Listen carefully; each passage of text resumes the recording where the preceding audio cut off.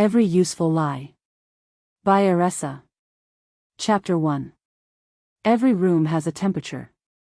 The fluorescent lights in the Meridian Hotel's third-floor conference room had been humming at a frequency designed, Maren was certain, to produce exactly the kind of low-grade anxiety that made people talk faster and think slower.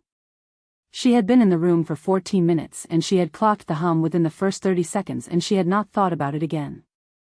She was thinking about David Aldridge's chief financial officer, who was seated across from her with the posture of a man who had recently swallowed something sharp.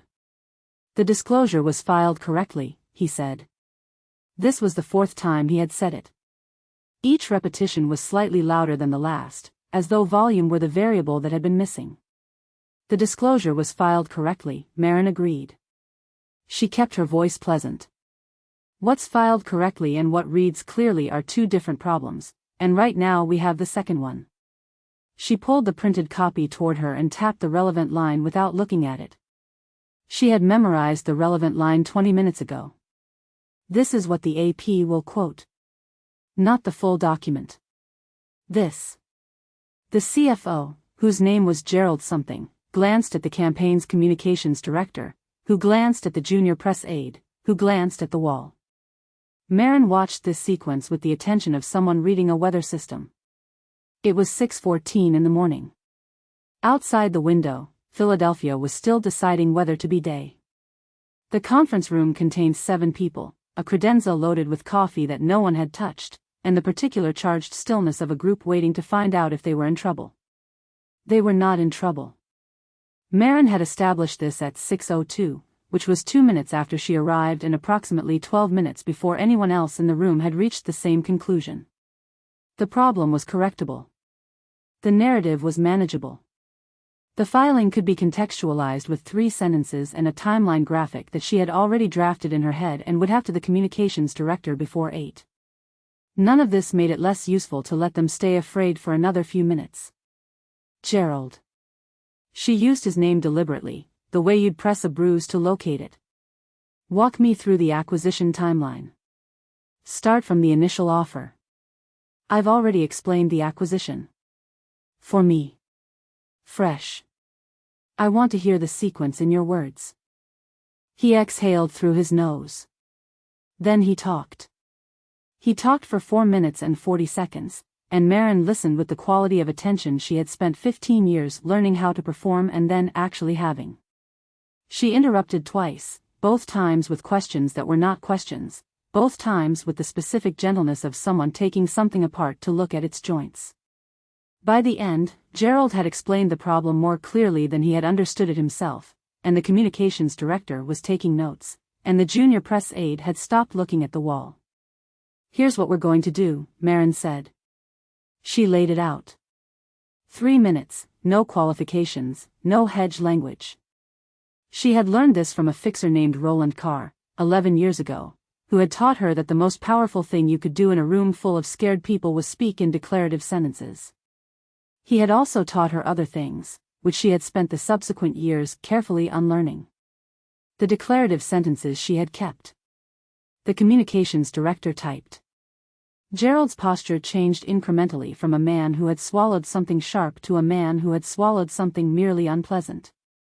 The junior press aide asked one question, which Maren answered without adjusting her tone, which was its own form of reassurance. By 6:52 the room was moving again. Not fast. It had not been a fast room. But purposefully, with the subdued efficiency of people who had a task and had been persuaded that the task was achievable. Maren stayed until the communications director had a draft she could approve. She approved it at 7:08 with 2 edits, one substantive and one purely aesthetic, and she did not explain which was which. The last person filed out at 7:19. Maren stood at the credenza and poured herself a coffee and did not sit down. She had been awake since 4:30. She was not tired in any way that mattered. This was a thing she had long since stopped questioning about herself, the way she had stopped questioning her preference for aisle seats and her inability to leave a room before a problem was fully closed. Some things were just the architecture. She drank the coffee. It was bad coffee, the kind that conference rooms perpetually produced regardless of hotel tier, and she drank it anyway because it was hot and she was holding it, which was sometimes what you needed from a thing. She checked her phone. 17 messages, the oldest from 11 p.m. the night before, the most recent from 4 minutes ago. She processed them in the time it took to finish the coffee, 3 from Garrett Fain's office that she would answer in the car, 2 from journalists she was managing against the current cycle, 1 from Tomas that was a photograph of an airport food court burrito with the caption "Your life choices and nothing else," and the rest from people and systems she had trained to need her at irregular intervals. She put the phone down on the table. Then she picked it up again, because there was a forwarded item she had skimmed past. An industry newsletter, the kind she had set to route to a secondary folder and occasionally read when she was on a plane with nothing more pressing. The forward had come from a contact in D.C. with no message attached, which was its own kind of message. She opened it. The item was 2 sentences.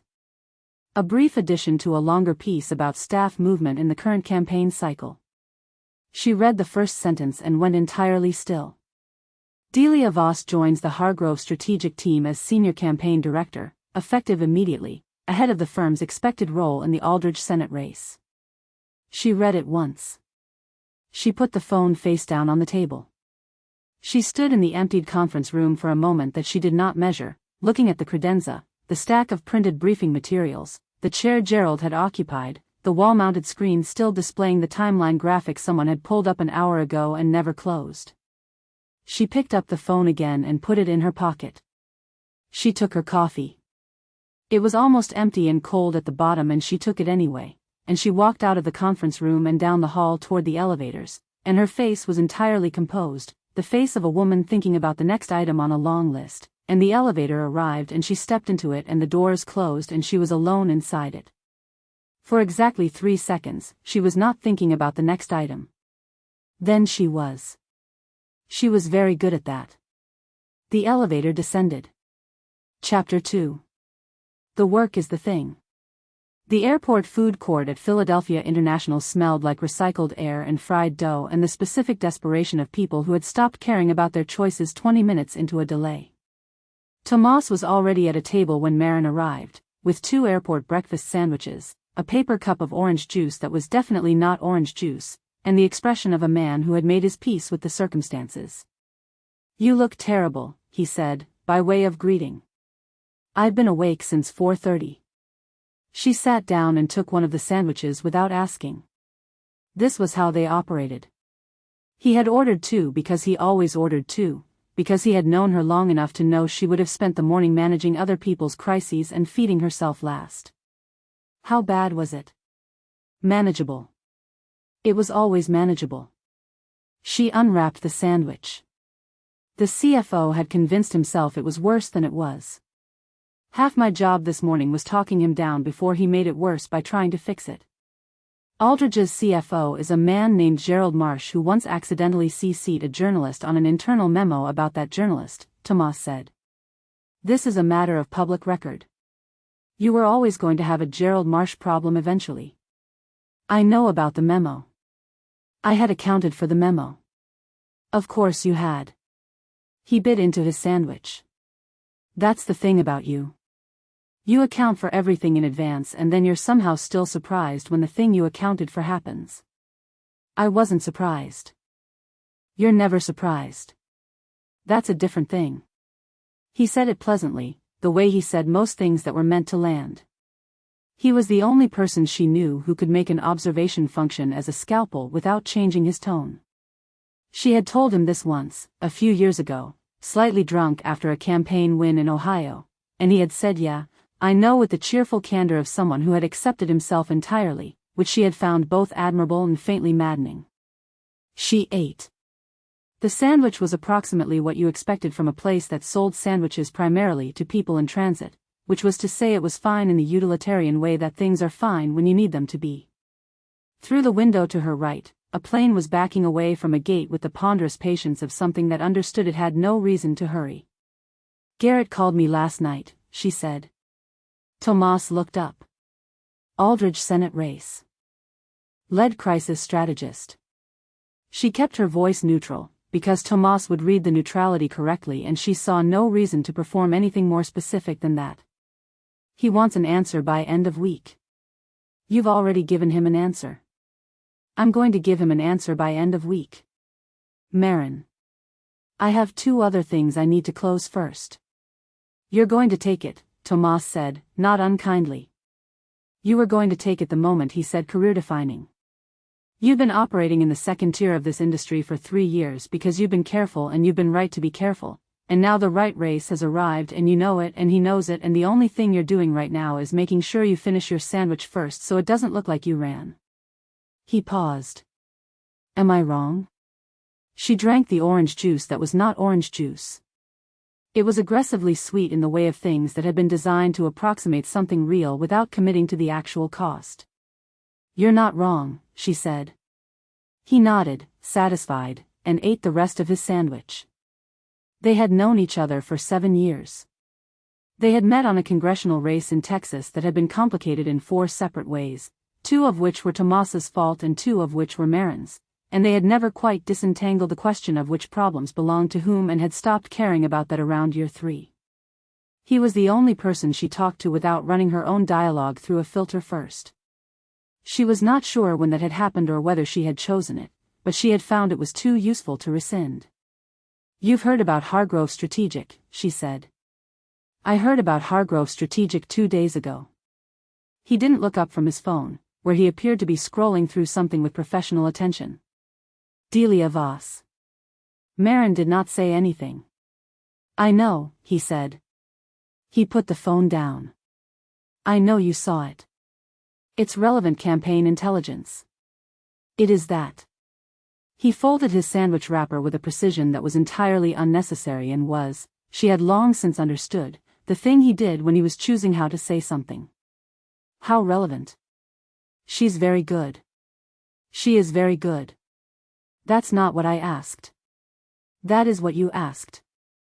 You asked how relevant, and the answer is professionally significant. She's the best opposition research director in the current cycle, and she's going to be heading up a team that is directly opposed to whatever I build for Aldridge. Maren kept her voice even. That's relevant. Tomas looked at her with the particular quality of attention he deployed when he had decided to let something rest without letting it go.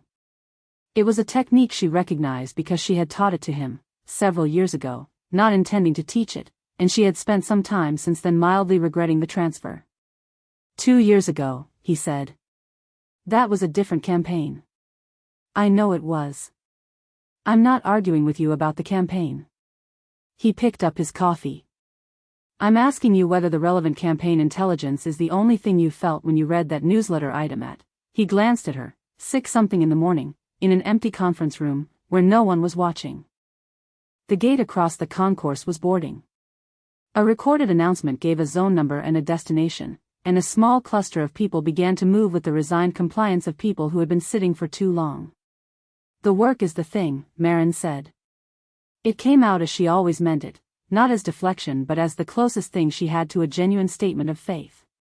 She had built her professional life on that principle the way other people built on partnership or geography or the belief that certain things were owed to them. The work was reliable. The work was knowable. You put a specific kind of intelligence into it and you got a specific kind of result, and the result did not change its mind at 2 in the morning or ask you what you meant by something you had said 6 weeks ago. Tomas was quiet for a moment. The problem with people like us, he said, pouring the last of his coffee into hers because she had finished first, which was also how they operated, is that we're so good at identifying what something is worth that we forget to ask what it costs. She received the coffee. She did not respond. That's the thing I keep coming back to, on this job. He said it like someone working something out, not like someone delivering a prepared point. We're in the business of value assessment. We know the worth of every piece of information, every relationship, every strategic advantage. We are, genuinely excellent at knowing what things are worth. He paused. And then we find out what we paid for them 2 years later in a bar somewhere, and we're always somehow surprised that the math didn't work in our favor. I'm not going to be surprised. You said that last time. She looked at him. He looked back at her with the expression of someone who had said the true thing and was prepared to be told it was not the true thing and was going to remain correct regardless. Her phone buzzed. She glanced at it, Garrett Fane's office number. She let it buzz once more, then answered. Maren Solis. Garrett's voice was the voice of a man who had learned, over 30 years of political work, that ease was a power move. He spoke the way people did when they were used to having entire rooms adjust their energy to match his. Maren. Tell me you're not still in Philadelphia. I'm in the airport. Good. I need you somewhere more interesting. A brief pause, the kind that was theatrical rather than hesitant. You've heard about the Hargrove hire. I heard this morning. Then you know why this just got more interesting. Another pause, this one slightly different in quality. The pause of a man who was about to offer something he already knew would be accepted. Lead strategist. Full authority. I will not tell you how to do your job, and I will give you everything you need to do it. What else do you want? Tomas was watching her over the rim of his coffee cup with an expression that was entirely blank in the specific way of someone who was entertained and being polite about it. I'll give you an answer by end of week, she said. You'll give me an answer before you board, Garrett said. I know how you work, Maren. She almost smiled. Yes. Yes, you'll give me an answer, or yes to the offer. Yes to the offer. Garrett made a sound that was halfway between satisfaction and relief, which told her something about how nervous he had been about this particular ask, which was itself useful information. He talked for another 2 minutes about logistics and the campaign timeline, which she absorbed and filed, and she said the appropriate things, and they agreed on a formal start date, and she ended the call. She put the phone on the table. Tomas picked up his coffee again. He was still watching her with the blank, entertained expression. Career-defining, he said.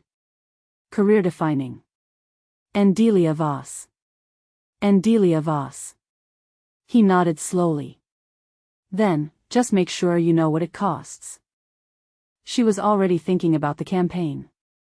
She was thinking about the eastern districts and the current polling architecture and 2 specific vulnerabilities in Aldridge's legislative record that she would need to get ahead of before Hargrove's research operation found them.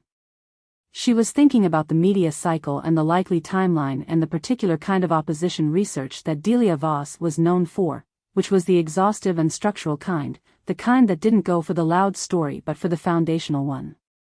She was thinking about that, and only that, in the way of someone who had practiced thinking about only one thing. I always know, she said. Tomas picked up both food wrappers and his empty cup and stood. He had a flight to catch, a campaign in Nevada, a candidate whose communications operation was apparently held together with goodwill and bad decisions. He was, she thought, the only person she knew who was as good at this as she was and had somehow managed to remain, in some essential and infuriating way, a person who still cared about it in the straightforward sense. She had never asked him how. That's not what I said, he told her. He dropped the wrappers in the trash on his way past. She sat at the table for another 3 minutes and finished the coffee and watched the planes outside the window and thought about the Aldridge race, which was going to be the most significant campaign of her career. She left a $20 bill on the table for the airport staff who would clear it, which was roughly twice what the situation required, though she didn't think about that. She was already thinking about the next thing. Chapter 3. Opposition Research. The Hargrove Strategic War Room occupied the entire east side of the 4th floor of a building on K Street that had been renovated 3 times in the past decade without ever quite committing to a final identity. The result was a space that looked like the architectural equivalent of a hedge, practical, without warmth, and designed to be looked at rather than lived in. Delia had worked in worse. She arrived at 7:45, which was early enough to have the coffee made before the rest of the senior team, and late enough that the overnight analytics staff had already pulled the morning numbers and left them in a neat stack on the left side of her desk. She read them standing up, her coat still on, in the specific quality of silence that a room has before it has been occupied by the people who will occupy it for the next 14 hours. The numbers were what she expected. Which was to say they were not good, and she had expected them not to be good, because she had understood the structural math of this race before she had formally joined the team. Senator Hargrove was 12 points down in a state he needed and 4 points up in a state where 4 points was not a comfortable margin. His favorables among suburban women in the eastern districts were soft in the particular way that suggested not opposition but indifference, which was in some ways harder to move than opposition because opposition at least had a body. Indifference was atmospheric. She put the numbers down. She took off her coat. She started the coffee.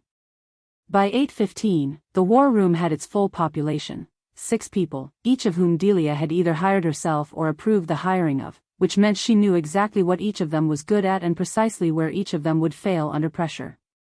She had built the team this way deliberately. Some managers preferred staff who surprised them. Delia found surprise exhausting, particularly the kind that arrived at 11 p.m. on the Friday before a debate. The morning briefing ran 50 minutes.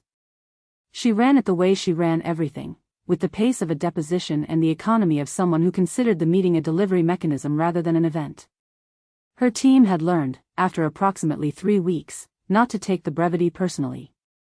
What she wanted from them was competence and precision, and she acknowledged both when she saw them, and this turned out to be sufficient. At 9:30, the campaign director, a man named Harris who was good at external relationships and had the specific limitation of people who were good at external relationships, which was that he thought everything was a relationship problem, briefed the room on the opposing campaign's new hire. Aldridge has brought on Maren Talbot, he said, with the tone of someone delivering significant news. Lead crisis strategist. She's been confirmed as of this morning. He glanced at Delia. Delia's hand was resting on the table. She moved it to the water glass in front of her, picked it up, and set it down without drinking. Timeline on her arrival, she said. The announcement is this week. She's presumably already operational. Delia nodded. Pull everything we have on Aldridge's current crisis framework and identify the pressure points she'll move to protect first. She's going to triage incoming threats in a specific order and I want to know that order before she acts on it. She looked at the analytics lead. I also want an updated breakdown of the Eastern District numbers segmented by media market. Specifically where the soft Hargrove favorables overlap with Aldridge's weakest messaging. That's going to take a few days. Tomorrow afternoon. The analytics lead wrote something down. Harris was still looking at her. She was aware of this, the same way she was aware of most things in a room that she wasn't looking directly at, which was a habit she had developed sometime in her late 20s and had never been able to turn off. Should I be worried? He said, meaning Maren. You should be prepared, Delia said. Those are different things. She moved the agenda forward. The meeting ended at 10:18. She went back to her office, which was not technically her office in the permanent sense. She had rented it for the campaign cycle, the way she rented everything, with the efficient temporariness of someone who understood that the work was the constant and the address was just logistics. And she sat down at her desk and opened the file she had started 2 days ago, before Maren's hire had been formally announced, before anyone on the Aldridge side had confirmed anything. The file was organized the way she organized everything, by load-bearing assumption. What did she know for certain? What did she know with high confidence? What was she inferring, and what was she guessing? The categories were color-coded not because she was the kind of person who color-coded things emotionally but because she was the kind of person who had found, over 15 years, that color-coding was the fastest way to locate her own uncertainty. In the certain column, Maren Talbot was exceptionally good at crisis containment and narrative management. She operated on a principle of controlled information release. She had a documented pattern, across 6 campaigns, of waiting for crisis pressure to peak before deploying a counter-narrative, which created a perception of inevitability that the counter-narrative was actually engineered. It was good work. Delia respected it in the impersonal way she respected most things that were well-made. In the high-confidence column, Maren would identify the Eastern District favorables problem immediately and build a narrative architecture designed to exploit the gap. The gap was real. Delia knew this. She had flagged it in her own briefing memo to Noel Achterberg last week, and the fact that she was sharing the diagnosis with her own client did not reduce the accuracy of it.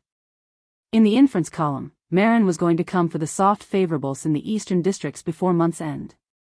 The timeline was Delia's estimate, based on the campaign calendar and the specific way Maren tended to front-load her first operational period with the highest risk containment work. She liked to know where the fire was before she decided not to fight it yet. In the guess column. And she wrote this in the guess column, which was the honest column, which she kept private and had never shown to anyone. Was a single line, "She will want to make contact." She looked at that line for a moment. Then she closed the file. She was thinking about the history. Her version of it, which she understood was not identical to Maren's version, because she had a trained awareness of how two people could live through the same sequence of events and file it differently. 2 years ago, a campaign in Virginia that had put them on opposing sides for the first time in a professional relationship that had existed for 6 years in various forms, always peripheral, always careful, until it wasn't. 6 months that had been a number of things, not all of them professional. An ending that neither of them had formally declared, the way some endings didn't need to be declared because the terms of the situation declared them. She had told herself, at the time, that it had been straightforward. A temporary arrangement between two adults who understood the professional context. She had believed this in approximately the way you believe things that require active maintenance. Her phone rang. She looked at the screen.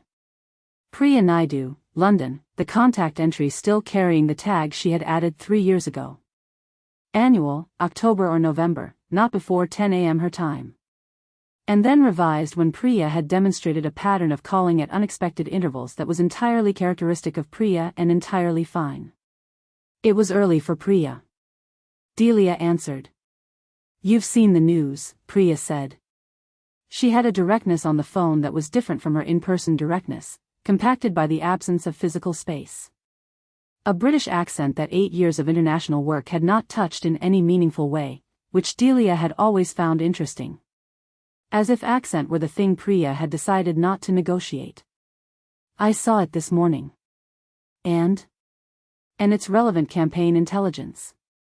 Delia heard herself say it and was briefly aware that she was using the same phrase she would have used in a briefing, which was either professional habit or something she did not want to examine directly, and she filed the question. Priya was quiet in the particular way she got quiet when she was letting something land. "It's a big race," Delia said.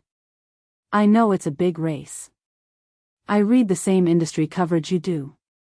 I'm not asking about the race." "I know you're not." "Delia. I'm aware of what it is," she said. "I'm aware of the geometry of it. I have full visibility into the situation and I am managing it the way I manage everything, which is with adequate information and a clear assessment of the risk vectors." Another quiet. "That's a lot of words," Priya said, "for someone who is entirely fine." Delia picked up her water glass and set it back down. "I'm entirely fine. You used the word geometry. You use geometry when you're doing the thing where you describe an emotional situation as a spatial problem. That's not a thing I do. Delia. I have known you for 11 years. The morning traffic was audible through the window, K Street doing what K Street did, steady, unremarkable, populated by people who were somewhere between where they'd been and where they were going. Delia watched a cab stop and discharge a woman carrying a briefcase with the purposeful quality of someone who was already 12 minutes into her workday in her head. "It's going to be a good campaign," she said. "I believe you," Priya said, which was the kind of thing Priya said when she believed you and also thought you were missing something. She did not push further. This was one of the things Delia valued about her, and also one of the things that occasionally made the annual dinners feel like a form of benign surveillance. They talked for 11 more minutes about other things. Priya's current project, a mutual friend who had recently moved to Edinburgh, a book Priya had read and was recommending with the mild insistence of someone who thought the recommendation was specifically useful for the person they were giving it to. Delia wrote down the title and meant to look it up. After she hung up, she pulled up Maren's professional file, which had been sitting in a secondary folder since 2 days before Hargrove Strategic had formally confirmed her as a potential Aldridge hire, because that was how Delia worked. She was thorough. She had always been thorough. She was thorough about everything. She read it for 20 minutes. She was not, she told herself, doing anything other than being thorough. She was very thorough. She closed the file at 11:40 and went to her first meeting of the afternoon, which was about the Eastern District favorables, and she was excellent in it, because she was excellent in all of her meetings, and she did not think about the file again until 11 that night when she was in her hotel room, the campaign schedule open on her laptop, and she found herself pulling it up again without having consciously decided to do so. She closed the laptop. She was prepared for this campaign. She was prepared for everything in it.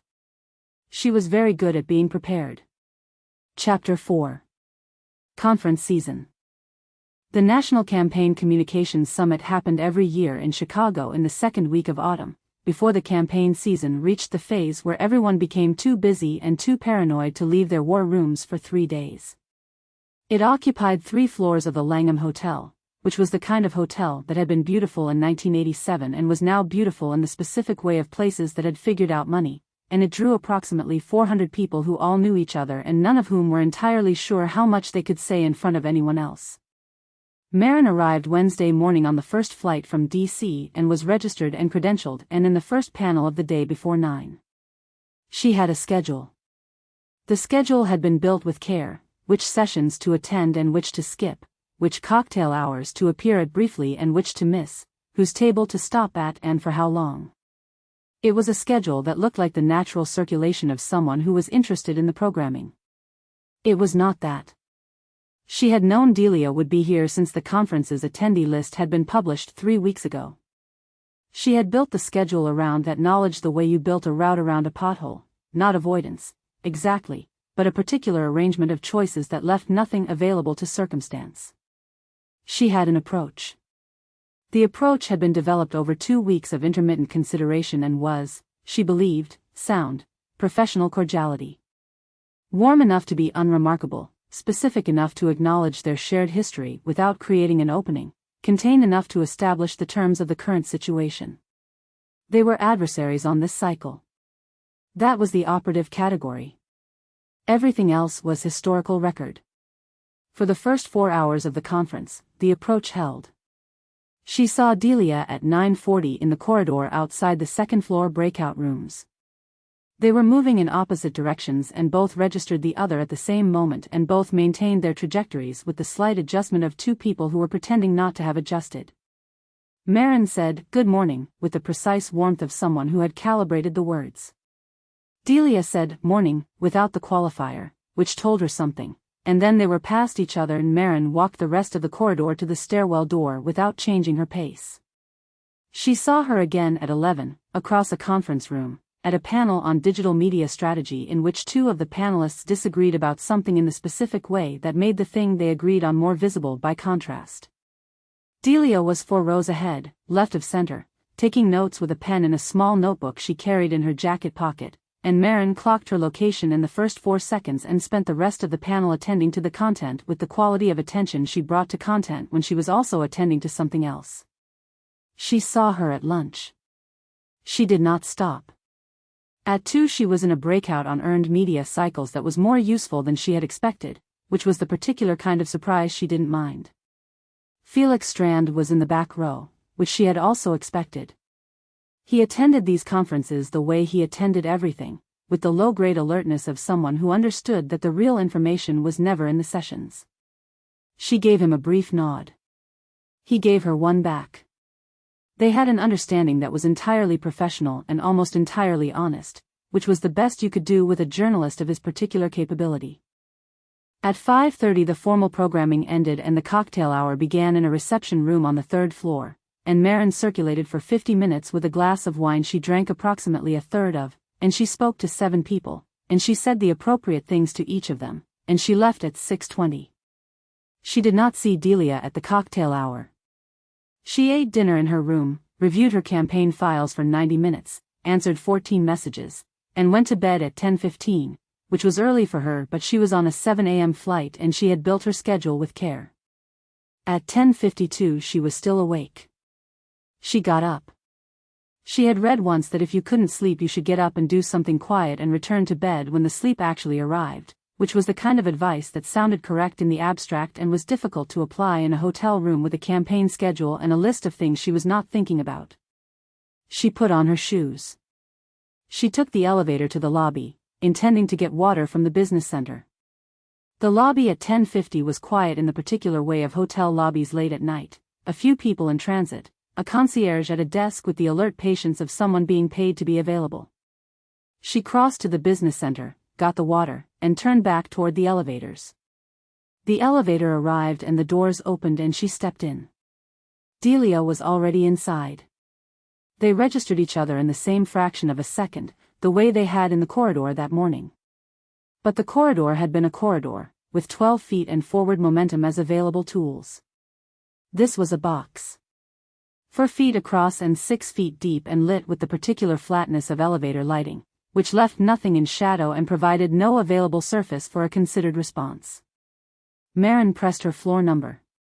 Delia's was already pressed. The doors closed. The silence lasted 2 seconds, which was a duration that did not exist in most social contexts but was entirely present here. Delia was in a white button-down, the sleeves rolled, no jacket, which meant she had also been unable to sleep or had been working, and her natural hair, usually maintained with what appeared to be zero effort but was, Maren suspected, precisely calculated effort, was slightly less contained than it had been during the conference panels, and her silver ring caught the elevator light, and Maren registered all of this in the approximately 3 seconds between the doors closing and the elevator beginning to rise, which was not a long time but was the specific duration of time that she had, so she used it. She stood with her water bottle and said nothing. Delia stood with the small notebook she was still carrying and said nothing.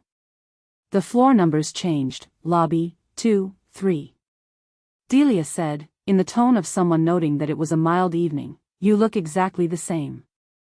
There was a beat in which Maren processed the sentence and identified that there was no correct category for it. It was not hostile. It was not warm. It was the specific register of an observation made by someone who had spent time thinking about the person they were observing and had arrived at a conclusion and was delivering it as data, not as feeling. "You had your hair cut," Maren said. The floor numbers, 4, 5, 6. Delia looked at her. Not at the floor display, not at the doors. At her. The amber eyes, which were dark in the elevator's flat light, and which had a quality Maren had spent 2 years not thinking about, which was that they were always slightly ahead of whatever Delia's face was performing. As if her intelligence ran a few seconds ahead of her expression and she had never quite managed to sync them. The elevator reached 7. The doors opened. Neither of them moved for the exact duration of the door's pause. Then they both moved, in different directions, because they were on different floors and this was the functional reality of their situation. Maren walked to her room. She found her key. She opened the door and went in and stood in the entry for a moment, and her right hand moved to her left wrist, pressing against the bone just below the watch she was not wearing. She stood like that for a beat she didn't count. Then she sat down on the edge of the bed in the dark, and she did not turn on the light, and she did not look at her phone. 40 seconds, she thought. She had prepared for 4 days in the same building and she had managed 340 minutes of precise professional management and she had managed it well. She had been correct that the approach would hold, she had not been wrong about any of it. The approach had held for 340 minutes. 40 seconds in an elevator at 10:53 at night, and she was sitting on the edge of a bed in the dark because she could not identify where to put the weight of it. "You look exactly the same." She was not going to think about what that meant. She was not going to spend the next 3 hours parsing the specific inflection of it or the fact that Delia had said it at all, which was a choice. Everything Delia said was a choice. Or the look she had given her when the doors opened and neither of them moved. She was going to think about the Eastern District favorables. She was going to think about the Hargrove opposition research operation and the specific vulnerabilities in Aldridge's legislative record that she needed to get ahead of before they became crises. She was going to think about the media cycle and the timeline and the campaign. She put her phone face up on the bedside table. The screen was dark. She sat on the edge of the bed and was very still for a long time and thought about the campaign. She was still thinking about it when she fell asleep, which was later than she had planned, which she noticed but did not record. Chapter 5. Entirely professional. The moderator of the campaign communications panel was a political science professor from Georgetown who had written 2 books Maren had read and found adequate, and he had the moderator's particular quality of being genuinely interested in the conversation while being privately certain that none of it would change anything. She had known 3 people like him. They made good moderators. The panel was called Strategic Communications in a Fractured Media Landscape, which was a title that told you everything about the panel's ambitions and nothing about what would actually be said, and it was held in the Langham's main ballroom on Thursday afternoon, which meant it was the prestige slot, which meant both campaigns had agreed to show up and show well. Maren was seated 3 chairs to the right of her candidate's communications director, which was correct. Far enough to signal that she was a separate operational entity, close enough to intervene if the communications director said something that required managing, which had a non-trivial probability. She had reviewed the anticipated questions with him the night before. She had also reviewed the questions he hadn't anticipated, and she had decided not to review those with him because knowing what was coming was her job and knowing what he didn't know was sometimes useful. For chairs to Maren's right, on the other side of an empty seat and the communications director from a smaller campaign that was nominally in the same primary, was Delia. Not directly beside her. For chairs and 2 people removed, which was the seating arrangement that had appeared in the conference program that morning and that Maren had read at 7 a.m. and processed in the flat, filing way she processed operational information. The panel ran 2 hours. The moderator asked good questions.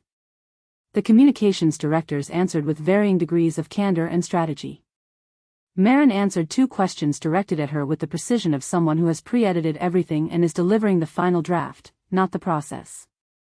The room was approximately 200 people, mostly campaign operatives and communications professionals, with a press row at the back that contained Felix Strand, who was, as she had expected, not taking notes about what people said. He was watching how they said it. Maren was aware of Delia for the full 2 hours in the specific, involuntary way of being aware of a sound that you can't stop hearing once you've registered it. Not distraction. She was not distracted, her attention to the room was complete and functioning. It was more like peripheral awareness, the kind that does not require direction and cannot be turned off by directing attention elsewhere. Delia answered 1 question. It was about earned media strategy in low-information races, and she gave an answer that was approximately 80% of what she actually thought, which Maren could tell because the answer had a particular quality of restraint. The words were correct and the argument was sound and there was a visible precision to it that, if you were paying the right kind of attention, had the shape of something from which things had been removed. Maren was paying the right kind of attention. She said nothing about what she observed. She filed it. They did not speak during the panel. They did not speak at the break. At the panel's end, there was the usual circulation. The moderator surrounded immediately by people with follow-up opinions, the panelists fielding brief conversations that were all slightly more purposeful than they appeared. Maren accepted a brief exchange with a communications consultant she had worked with twice before, who was charming in the professional way and said nothing she didn't already know. Across the room, Delia was having a conversation with someone from a super PAC that Maren recognized. The conversation was short and Delia was attentive in the way she was always attentive. Visibly present, clearly listening, carrying the slight forward lean of someone who was absorbing information and organizing it as it arrived. Maren did not observe this for longer than was operationally necessary. She left the ballroom at 5:12 and went upstairs to the temporary office she had arranged in a room 2 floors above her suite, which was where she kept the operational files and the secure laptop and where she had spent the conference's evenings after the public programming ended. She made coffee. She opened her laptop. She created a new document. She titled it Hargrove Intel in the same flat, functional way she titled all her operational documents, and she began notating. The note structure was her standard framework: observed behavior, likely inference, strategic implication. She noted the Hargrove Communications Director's pattern on press questions. He favored a specific hedging construction that suggested awareness of a vulnerability in the candidate's healthcare record that had not yet become public. She noted the digital media advisor's body language during the panel session on opposition research, which suggested he knew something about an incoming story and was managing the knowledge of it. She noted, at the bottom of the document, a line she almost deleted: DV, answer on earned media, approximate 80% of actual position. Removed the inference about Eastern District targeting from the answer. Aware of the gap. She looked at the line. She did not delete it. She saved the document and closed the laptop.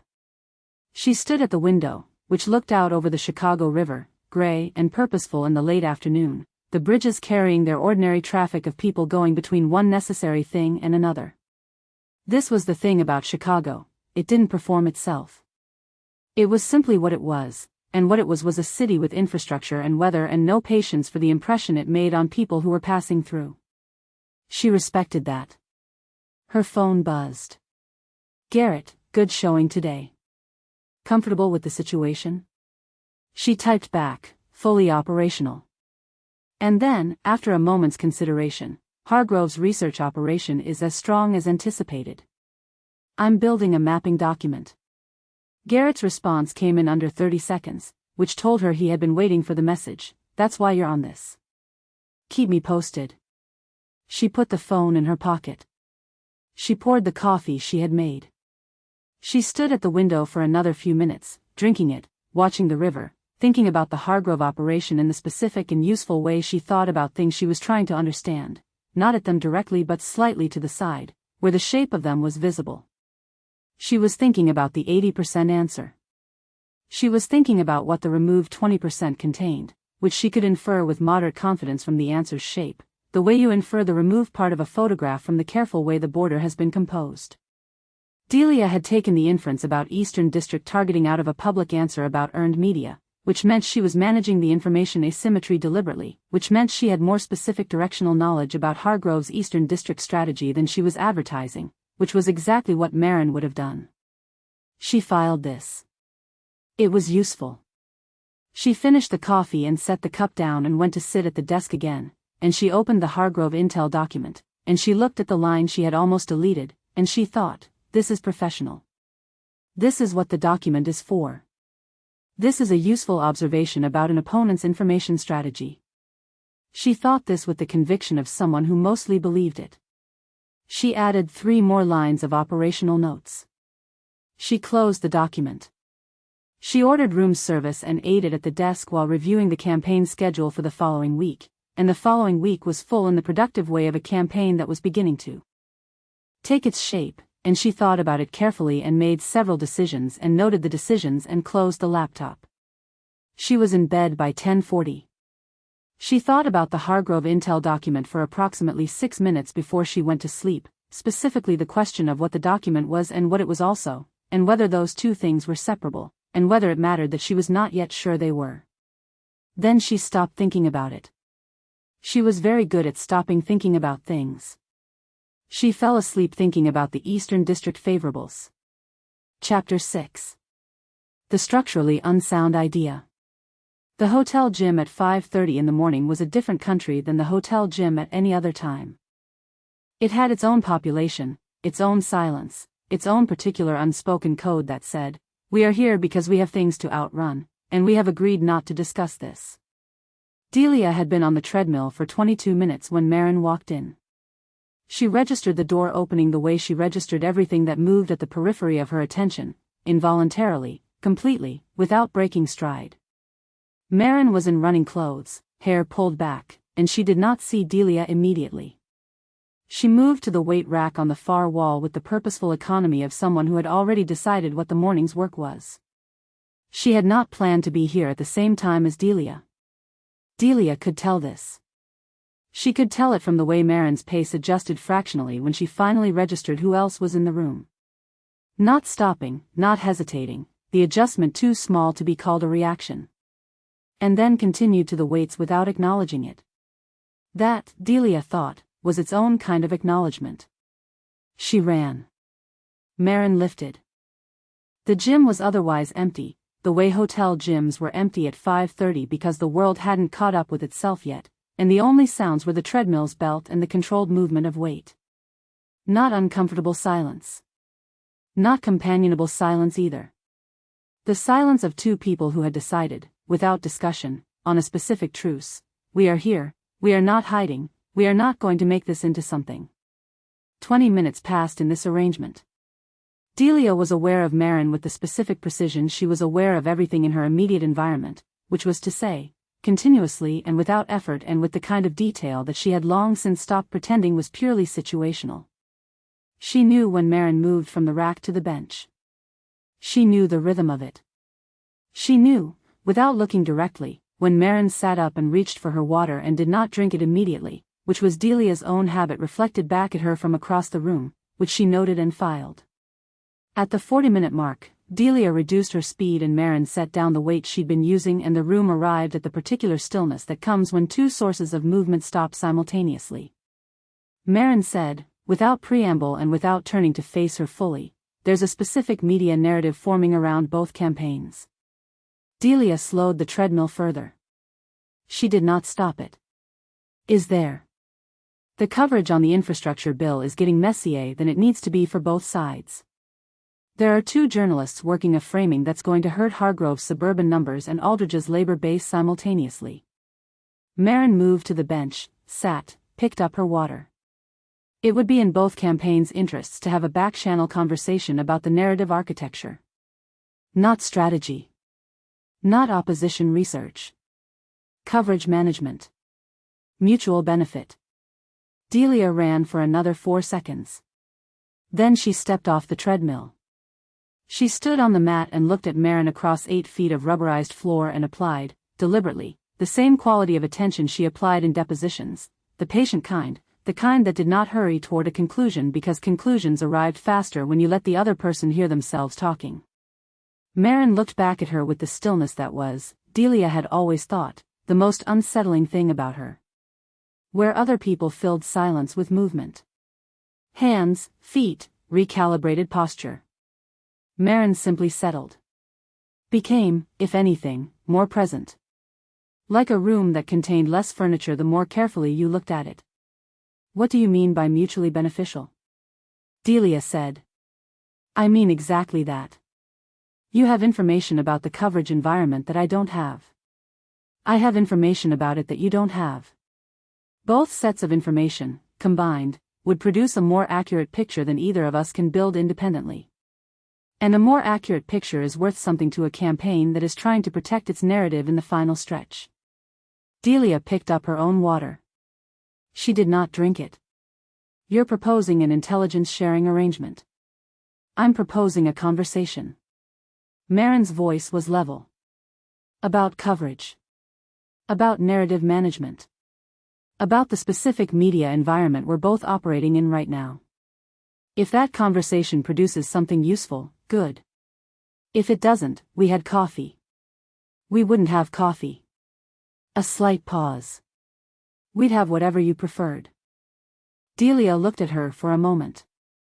At the specific quality of Maren's composure, which she had spent a fair amount of time over the past decade studying, first from a distance and then from a proximity that was, for a period of approximately 6 months, rather closer than professional. She knew some things about it. She knew, for instance, that it was real but not total. That there were specific conditions under which it developed what she privately thought of as weather, a change in the internal pressure that was not visible on the surface but that altered the room around it in ways you could feel if you were paying attention. She was paying attention. "I'll think about it," Delia said. "Of course. Don't take that as provisional agreement." "I'm not." Delia walked toward the gym door. At the threshold she paused, not because she had planned to. It was not her habit to pause at thresholds, she found it theatrical. But because a thought had arrived that she wanted to complete before she moved. She completed it. She did not share it. She walked out. In the elevator she stood with her water bottle and the thought she had not shared, which was this: she had run the geometry of the proposal in approximately 6 seconds and had identified its risk vectors in approximately 8, and none of this analysis had answered the question of why she was already constructing a version of the conversation in which she said yes. This was information she had about herself that she did not like. In her hotel room she showered and changed and sat on the edge of the bed with her phone and did not look at it. The campaign schedule for the day was full. She had a call with Noel at 9 and a media prep session at 11 and a briefing on the Western District polling that had come in overnight and was likely to require a strategic adjustment to the ground game. She had a full day of useful, purposeful work. She thought about the gym. She thought about coverage management and mutual benefit and back-channel conversations, and she thought about the specific careful construction of Maren's proposition, which had been a real proposition about a real operational situation. The infrastructure bill framing was genuinely problematic for both campaigns. She had flagged it herself in a memo 2 days ago. And had also, in its careful construction, been something else. Two things simultaneously, which was how Maren operated. She had always operated in twos. Delia thought, you know what this is. She thought, knowing what it is does not mean you have to do it. She thought, you are going to do it anyway, and you are going to call it intelligence gathering, and that will not be entirely wrong, and it will not be entirely right either. She had been in the shower long enough to get cold, which told her she had been standing there longer than she thought. She picked up the phone. She opened her messages. She did not send anything. She set the phone down face up on the bedside table, which was Maren's habit, she realized. Not hers. She always put her phone face down, the screen hidden, the way you put down a thing that had been looking at you. She turned it over. She got dressed. She went to her 9 o'clock call with Noel, which was excellent. She was always excellent at 9 o'clock calls. And she managed the media prep session with efficiency and care, and in the briefing on the Western District polling she identified the strategic adjustment that was needed before anyone else in the room had finished reading the numbers, and Harris looked at her with the slightly odd expression he had been wearing since week 2, which she found mildly entertaining and professionally inconvenient. At 6 o'clock she opened her laptop. She opened her assessment document.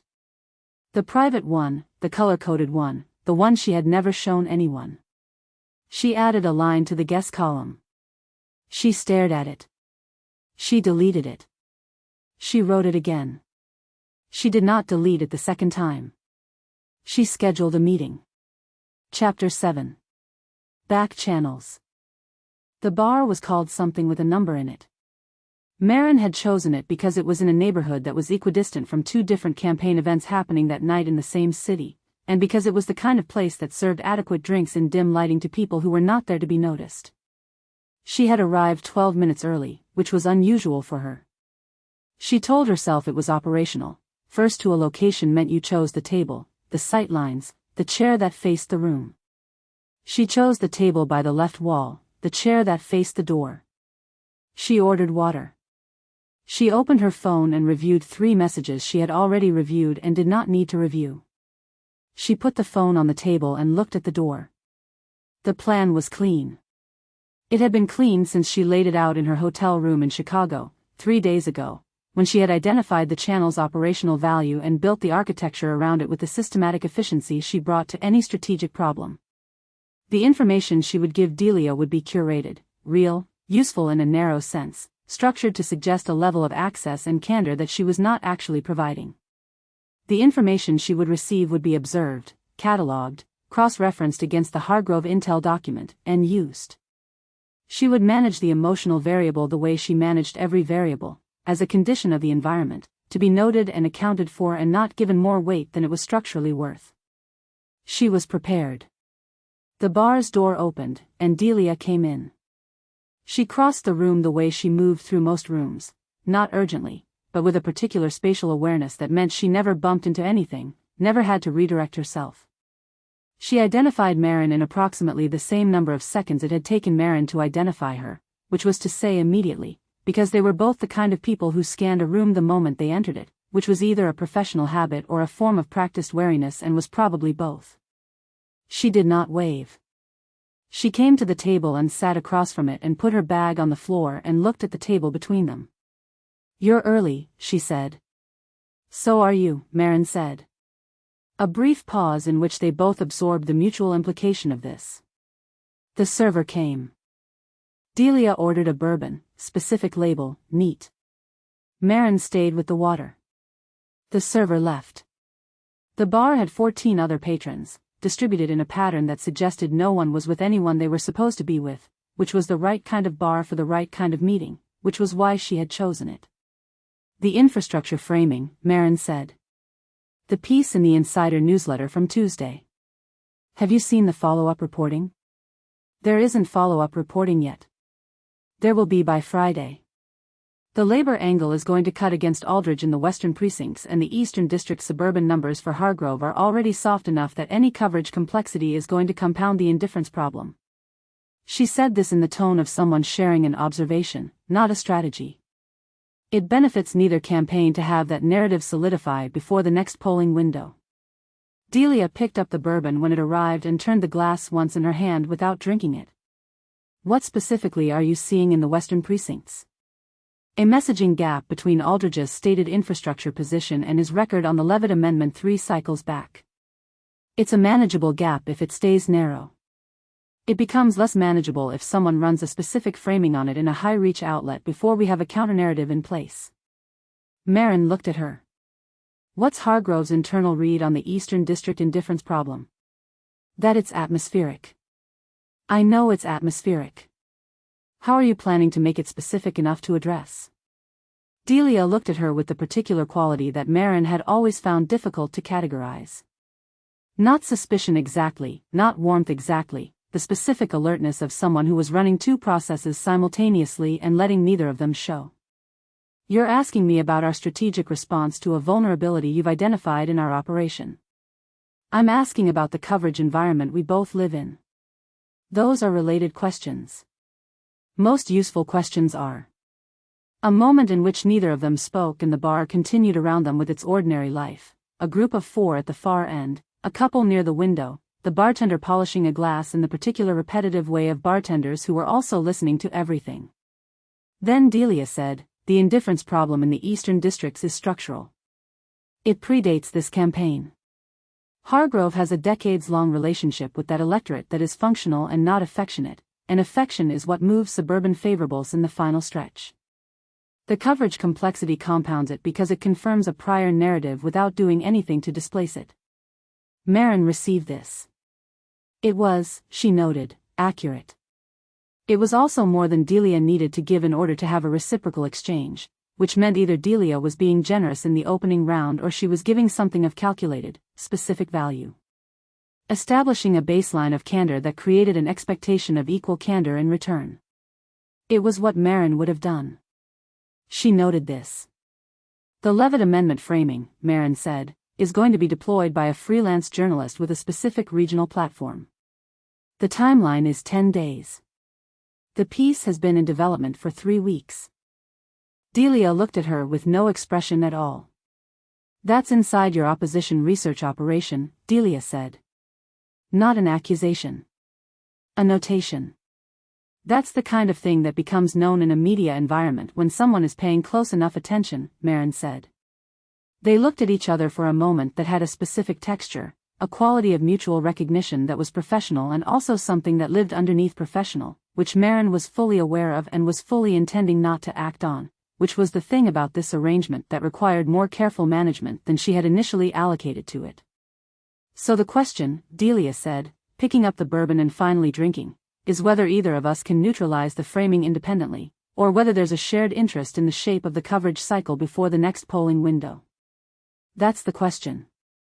And you think the answer is the latter.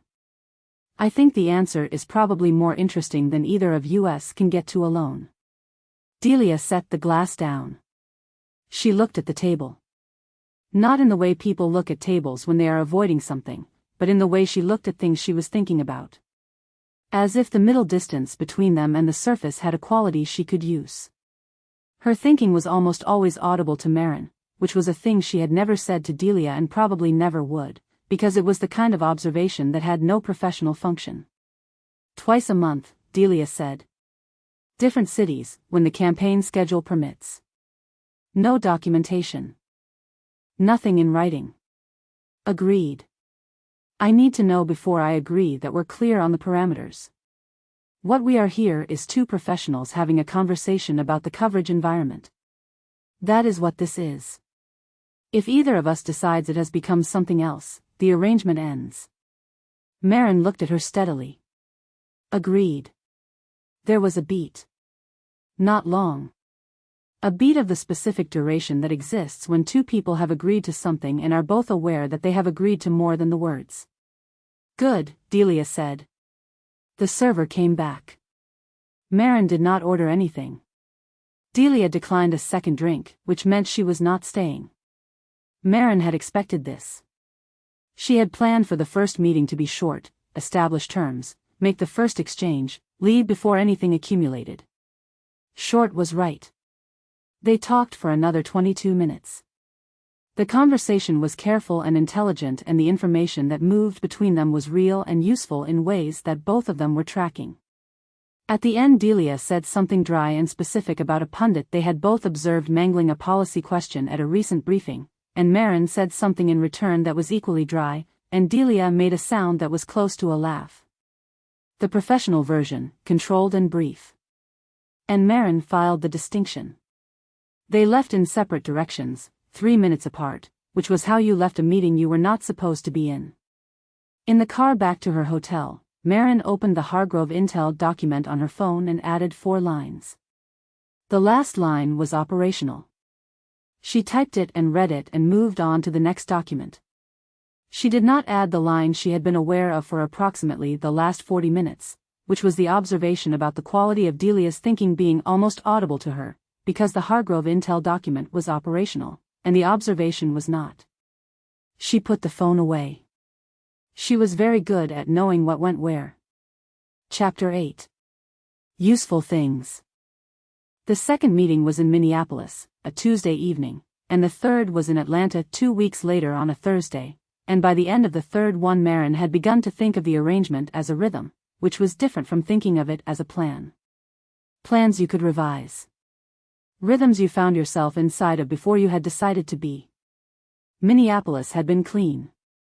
An airport hotel bar chosen by Delia this time, which Maren had noticed and not commented on, because commenting on it would have been naming something she had agreed not to name.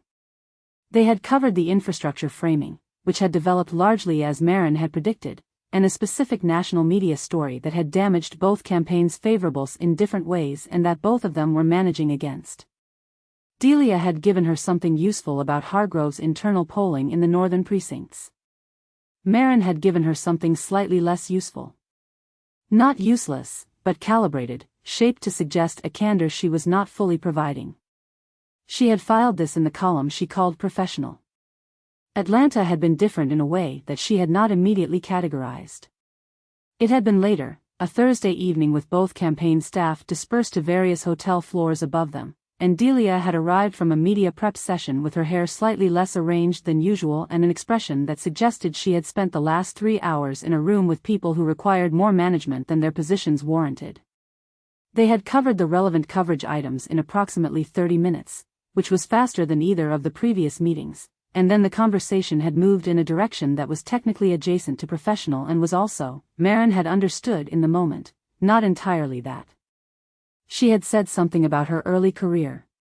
A specific race in New Mexico, her first lead position, which had gone badly in a way that she had spent a long time afterward reprocessing into a lesson rather than a loss. She had offered this, she told herself at the time, as context for a point about crisis management timelines. She had realized, approximately 40 minutes after the meeting ended, that the New Mexico race was not actually the most useful illustration of the point she had been making, and that she had offered it for a reason she had not fully examined, and that examining it now, in the back of a cab on the way to the airport, was not producing a conclusion she was comfortable with. She opened the Hargrove Intel document. She typed, third meeting. Coverage material covered in 30 minutes, extended conversation. New Mexico reference, personal. Filed under, monitoring. She looked at the word monitoring. She left it. The campaign was in its middle phase, the period when the structural math of a race clarifies enough to see what the final stretch will look like. The Aldridge numbers were holding. The Eastern District pressure on Hargrove was continuing, slow and compounding, the way pressure worked when it was structural rather than event-driven. In the war room, Garrett had taken to referring to Maren's work with the proprietary satisfaction of a man who had identified something valuable before the market did, which she found useful as a management dynamic and mildly grating as a human phenomenon. The Hargrove op is good, he said, in a call the Friday after Atlanta. We know it's good. But good operation, wrong read on the candidate. That's not Voss's fault, that's the candidate's limitation. A pause, the anecdotal kind. You know what the Eastern District problem is, fundamentally? It's that Hargrove has spent 20 years being efficient and no time being liked. Can't fix that in the final stretch. You can move it, Maren said. It's not fixed, but it's movable. She's trying to move it. The earned media push out of Hargrove in the past 3 weeks. That's Voss. That's a good move. It's not going to be enough. Maren listened to him characterize Delia's operation with the accurate but slightly abbreviated read of a man who respected the craft from the outside. She did not add to it. She did not say, I know this because I have been in 3 rooms with Delia Voss in the past 6 weeks and I have been watching the way her thinking works. She said, I'll have an updated structural assessment for you by Wednesday. She wrote the assessment on Tuesday. It was accurate. It was thorough. It used the back-channel intelligence with the care she used everything. Not explicitly, not in a way that could be mapped back to a source, but as a factor in her read of the structural picture. She filed this in the column she called professional.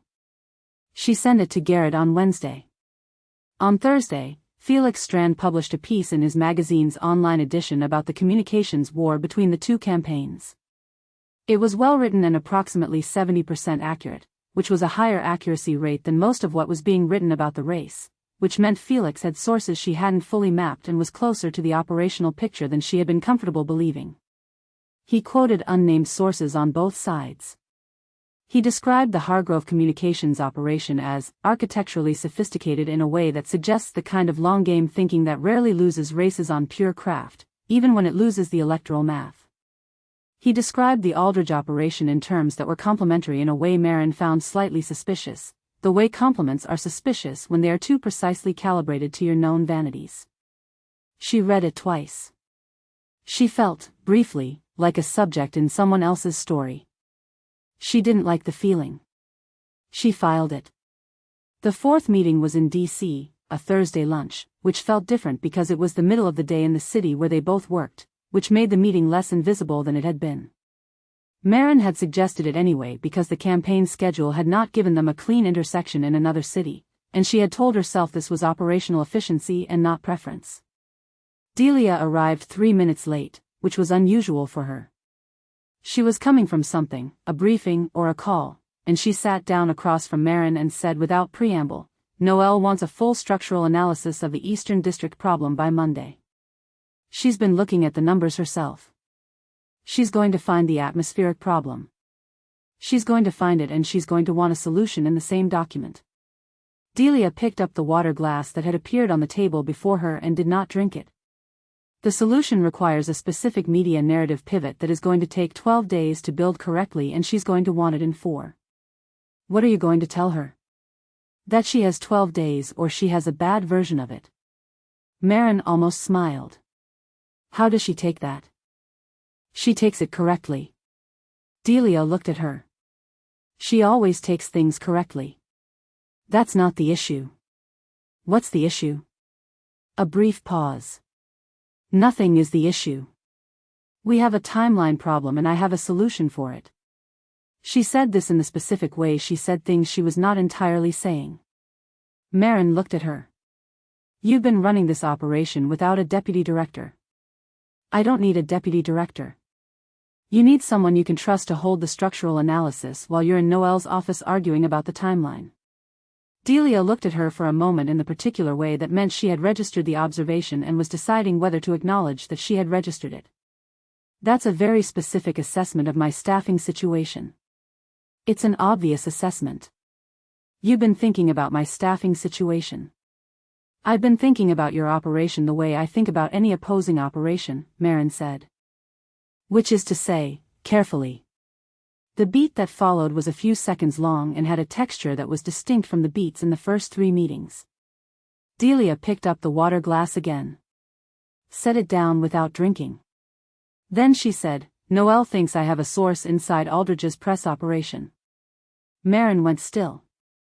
I have not confirmed or denied this, Delia said. Because I don't have a source inside Aldridge's press operation, and confirming that is more limiting than leaving it ambiguous. But I want you to know she thinks it because if she gets close enough to test it, you'll need to know where the test is coming from. Maren said nothing for a moment.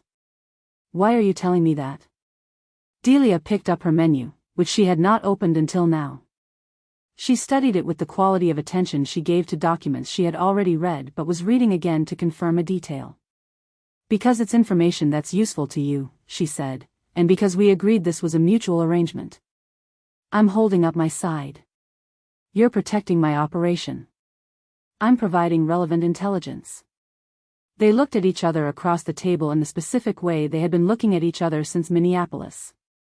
Which was to say, with the quality of attention that did not have a professional category and was operating in the arrangement anyway, present and unaddressed and very clearly mutual. "Order something," Delia said. Maren looked at the menu.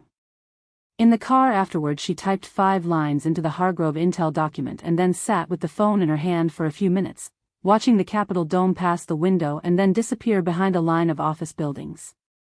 She thought about the word protecting. She typed a 6th line, then deleted it, then typed it again in different words, then deleted it again. She put the phone away. She was fine. The arrangement was operational. The information was useful and the channel was clean and she was managing it with exactly the discipline the situation required, and the situation was also, she acknowledged to herself in the approximately 3 seconds she permitted herself to acknowledge it, something that was becoming harder to manage than she had initially projected. She opened a different document. The Aldridge campaign schedule for the following month, 6 weeks of events and media cycles and strategic decision points. She found the week in October when both campaign schedules landed in Phoenix. She noted it. She told herself she was noting it for operational reasons. She was very good at telling herself things. Chapter 9. The version she tells Tomas. Tomas was in town for a congressional campaign in the Maryland suburbs that was apparently progressing in the specific manner of a thing held together with persistence and prayer rather than structural competence, and he had texted her at 11 that morning, "Dinner tonight if you're in the city. I need to be around someone who knows what they're doing." She was in the city. She met him at 7 at a restaurant in Adams Morgan that he had chosen and that turned out to be the kind of place that was excellent without performing its excellence, which was a type of restaurant she appreciated and Tomas had an unreasonable talent for finding. He looked tired in the productive way. Tired because he had been working, not because he had been losing sleep over it, which was a distinction she recognized from the inside. He ordered a bottle of red without consulting her, which was also how they operated. He had opinions about wine. She had no opinions about wine. This had been an efficient arrangement for 7 years. "Maryland is a disaster," he said, once the wine arrived. "I know. The candidate is personally charming and operationally unconscious. He does not understand why a fundraising dinner with 3 current lobbyists for the pharmaceutical industry 3 weeks before Election Day is a story. He genuinely does not understand this." He poured the wine. "I have explained it. In multiple registers." "What did he say?" "He said they were his friends." Tomas paused for effect. "They are his friends. That is the problem." Maren drank. The wine was good, which she noted without registering, and the restaurant was warm in the way of places that had managed the specific trick of warmth that wasn't performance. She was aware that she was tired in a way she had not been acknowledging, the way you become aware of a thing once you're in a context that makes it visible. "How's yours?" Tomas said. "Tracking well. That's the version for clients." She looked at him. "The campaign is in a strong position. The Eastern District pressure on Hargrove is holding. We're 12 points up in the state we need to carry and 4 points up in the secondary markets." She paused. "The position is strong." "Great." He put down his glass. "How is the other thing?" She was quiet for a moment. "The Delia situation," he clarified, pleasantly, as if he were asking about a project timeline. "It's a back-channel arrangement," she said. "Coverage intelligence sharing. Both campaigns benefit from having a clearer picture of the media environment in the final stretch, particularly around the infrastructure framing and the suburban favorables problem." Tomas listened to this with the quality of attention that she had spent 7 years learning was indistinguishable from patience but was actually something else. The specific attentiveness of someone who was not going to ask the direct question because the direct question was less useful than the space he was creating for her to fill. She did not fill it. "Coverage intelligence sharing," he said. Yes. With your direct professional adversary. With an opposing operative in the same media environment. The arrangement benefits both sides, which means it's not an act of generosity and it's not a vulnerability. It's an exchange that operates at a level above the campaign's competitive interests. The exchange being information about the coverage cycle, media framing, narrative risk. And how often are you having these coverage narrative media framing exchanges? She refilled her glass. 4 times in 6 weeks. Tomas was quiet for a moment. That's a lot of coverage, he said. She set the bottle down. The cycle has been active. It has been active. He said it without inflection. And these exchanges are happening in, where? Different cities. Wherever the campaign schedules intersect. And how are those intersections being identified? She looked at him. He looked at her. I see, he said. He did not say what he saw. He did not need to. She had taught him the technique of constructive silence the way he had taught himself to deploy it, and she was aware of both facts, and she was aware of what she had just told him without intending to tell him, and she was also aware that she had intended to tell him. That she had come to dinner knowing she would tell him, that telling Tomas was the thing she needed and could not get from any other source, because Tomas was the only person she trusted and trusting him meant letting him read what she didn't say. She ate. The food was good. Outside, Adams Morgan was doing what it did on a Wednesday evening, which was to function as the kind of neighborhood that had decided to be lively and meant it. What exactly are you getting from her? Tomas said. Coverage intelligence. Specific framing on the Eastern District story that aligns with what I was seeing independently. An early read on the Noel Achterberg operation's internal concerns. And what are you giving her? Information that's useful at a level that doesn't compromise the campaign. Is it actually that level, or is it the level you're telling yourself it's at? She considered this with the honesty she maintained when she was with Tomas, which was not the honesty she maintained everywhere but was more thorough. It's the level I'm managing it toward. Managing toward, he repeated. So there's a gap between where it is and where you want it to be. There's a process. There is. He filled her glass again, which was not necessary because she hadn't finished it. He did it anyway. And how are the personal parameters of this process? Since you're managing those two, presumably. They're clear. To who? To both of us. He said nothing. We discussed the terms explicitly, she said. This is a professional arrangement. We both know what it is. What did she say exactly? When you discussed the terms?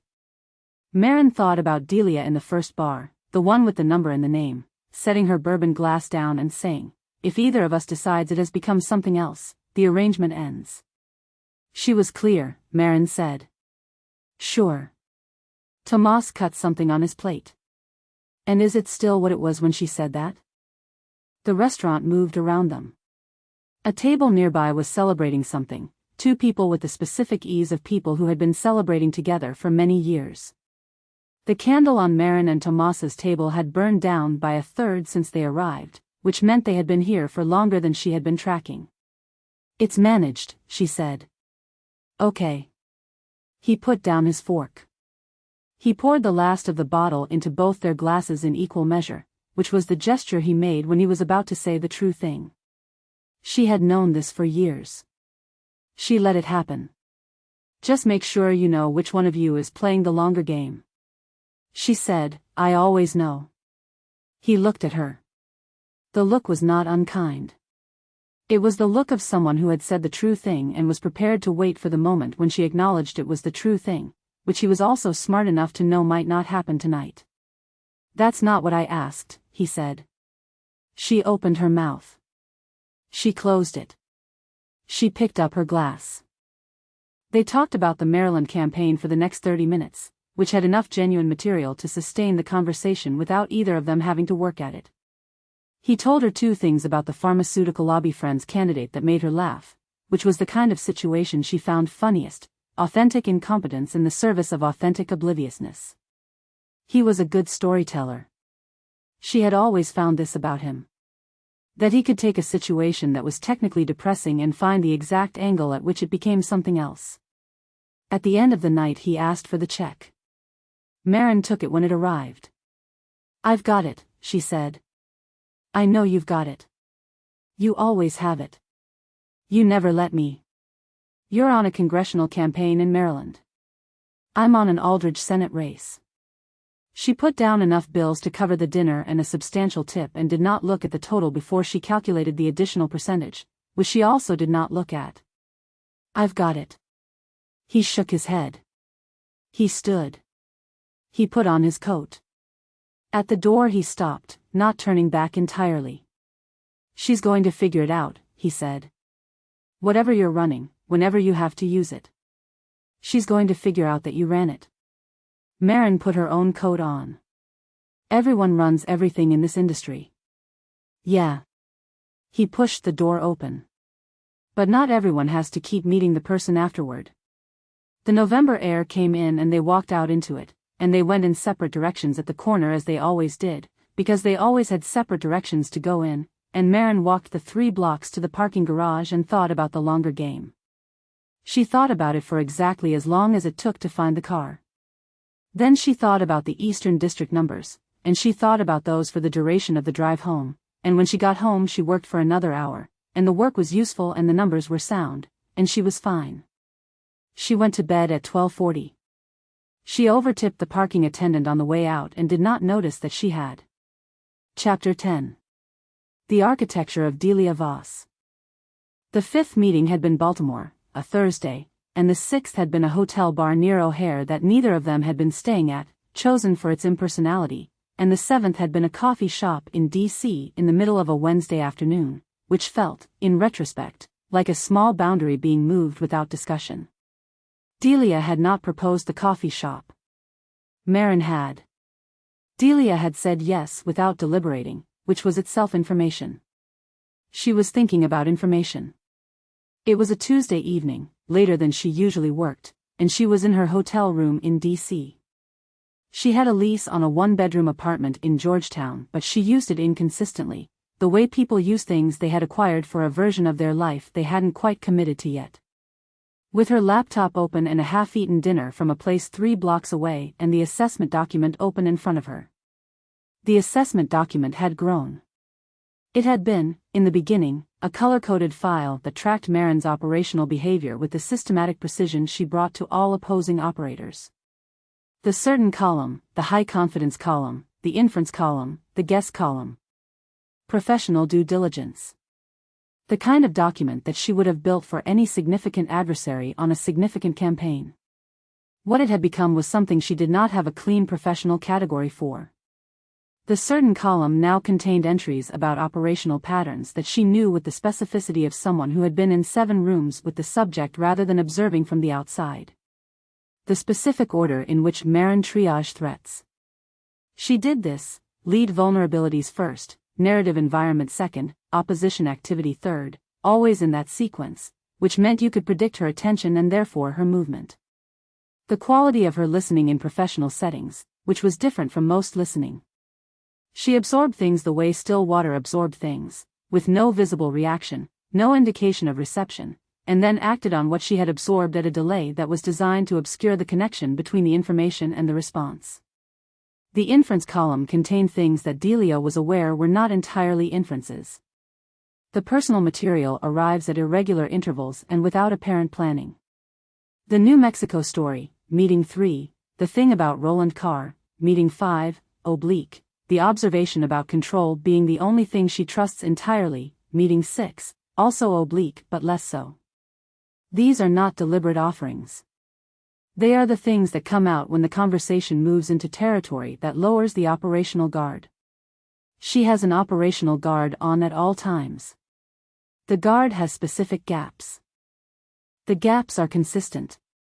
The gaps are emotional in origin. She had written this paragraph 2 weeks ago and had not revised it. The guess column, which was the honest column, which she had always kept private, had 3 entries she had written and rewritten and written again over the course of the past 6 weeks. She looked at the most recent version. The information asymmetry is real but not what she thinks it is. She is taking more than she's giving at the operational level. At the other level, the information exchange is even. Possibly I am giving more. This is a structural concern. She looked at this for a while. She thought about meeting 7, the coffee shop, a Wednesday afternoon, both of them with laptops open on the table that neither of them had looked at more than twice. The conversation had started with the coverage cycle and the latest polling and had moved, as their conversations moved now with a consistency she had stopped pretending was accidental, into something that ran beneath and alongside the operational content like a second current. Not declarative. Not named. But present with the specificity of things that have been present long enough to develop their own topology. Maren had said something about the way she'd ended up in this industry. Not the way she always told the story, the clean professional version, but an earlier version, something about a specific professor at Georgetown who had handed her an assignment in a seminar on political communication, and she had been, she said, genuinely furious that it was interesting. She had said this and then looked away as though she had said more than she meant, which Delia had noted, which Delia had not addressed. Delia thought about the way Maren had looked away. She picked up her phone. She had a text thread from Maren that was ostensibly about coverage cycle logistics and had been accumulating for 6 weeks. She scrolled to the end. The most recent exchange was from last Thursday, the day before the Baltimore meeting, technically about a media story that was developing around the infrastructure bill. New framing on the labor angle drops tomorrow morning. Worth reading before you see Noel. Already read it. It's the angle we mapped in September. You mapped it in September. A pause of several minutes between messages. Fair. And then, below that, because the conversation had kept going for a few more exchanges about the story itself, and then had drifted in the way their text conversations drifted, into something less strictly operational, the Georgetown question. How much of what you do now looks like what you thought you'd do when you were 22? 0%. Is that good or bad? Both. The thing you want at 22 is a different kind of thing from what's actually worth wanting. The problem is you don't know that until later. And now that you know it? A longer pause here. Delia had been in a briefing when this came in and had read it between sessions and had put her phone away and had come back to it at the end of the day. Now I'm good at something I didn't plan to want to be good at. Which is either peace or resignation, and I don't know which. And then, below that, because neither of them had closed the thread, one more line. For what it's worth, you make resignation look extremely intentional. Delia had looked at this message and then at the ceiling of her office and then back at the message, and she had started 3 different responses and deleted all of them, and she had finally typed, that might be the most accurate thing anyone has said to me this year. And then, because it was, she had typed, which is either a compliment or an indictment of the year. Maren had sent back only, laughing emoji. That was the message Delia had screenshotted. She had done this without deciding to, the way she did not decide to pick up the unfinished drinks at tables. It was a claiming gesture, she understood when she looked at it afterward. She was keeping something. She put the phone down. She was not going to think about what it meant that she had screenshotted it. She was absolutely going to think about what it meant that she had screenshotted it. She was aware that knowing something and being protected from it were not the same thing, which was a distinction she had made about other people many times and was now finding, with the specific displeasure of accurate self-knowledge, applied to her. She had known, somewhere around week 4. Not precisely, not in the way she would have preferred to know things. With documentation and a clear inference chain. But in the way the body knows things, which was the way she liked least because it was the way she trusted least and which was also, she had found, almost never wrong. The information asymmetry that she had written in the guest column was real. Maren was taking more at the operational level. But at the level she was less willing to name, the asymmetry ran the other direction. Delia had given more than she intended to give, in ways that were quieter and more durable than operational intelligence, and she had continued to give them after she had registered that she was giving them, which was the specific choice she was least able to explain to herself with the language she preferred to use. She opened the assessment document. She looked at the guest column. She added a line. I am aware that I am going to continue. She looked at this sentence. She did not delete it. She closed the laptop and lay back on the bed and looked at the ceiling of the hotel room, which was the ceiling of a temporary place, a place she was passing through on the way to the permanent structure she was always in the process of building, and she thought about Maren's message. Either peace or resignation, and I don't know which. And she thought about what it meant that she had kept it, and she thought about the coffee shop, and about the way their conversations had a topology now, a physical quality like a landscape they were both inhabiting, and she thought about the next meeting, which was in Phoenix, in a week and a half, on a hotel terrace where the evenings would still be warm. She had suggested the terrace meeting when Maren had texted about the Phoenix schedules intersecting. She had not examined why she'd suggested it specifically. She was going to examine it now, and she was going to examine it honestly, which was the only way she examined anything, and the answer, when she arrived at it, was not the answer she would have chosen to arrive at. She was choosing this. Not the operational arrangement, which had a clean enough justification, and not the professional exchange, which was genuinely mutual and genuinely useful. This. The topology. The screenshotted text. The way she already knew what Maren's laugh would be before it arrived and knew which version it was before it finished. She was choosing it the way she had chosen Priya, a long time ago, past the point when she knew what it was.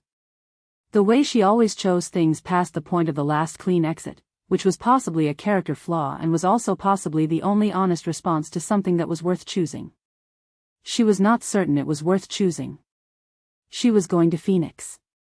She turned off the lamp. Chapter 11. Hotel terraces and other hazards. The Camelback Inn had a terrace on its eastern wing that was technically designated for private events and was, at 10 p.m. on a Thursday in October, entirely unoccupied except for the two of them. Maren had found it at 6 that evening while walking the property with the instinct she developed for locating spaces that were public enough to be unremarkable and private enough to be usable. She had texted Delia the location at 8:45 with the precision she used for all operational logistics: 3rd floor, east wing, the terrace with the olive trees.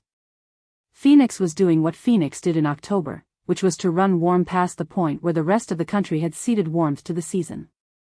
The nights here had a quality of retained heat, the day's temperature still present in the air like a conversation that hadn't quite ended.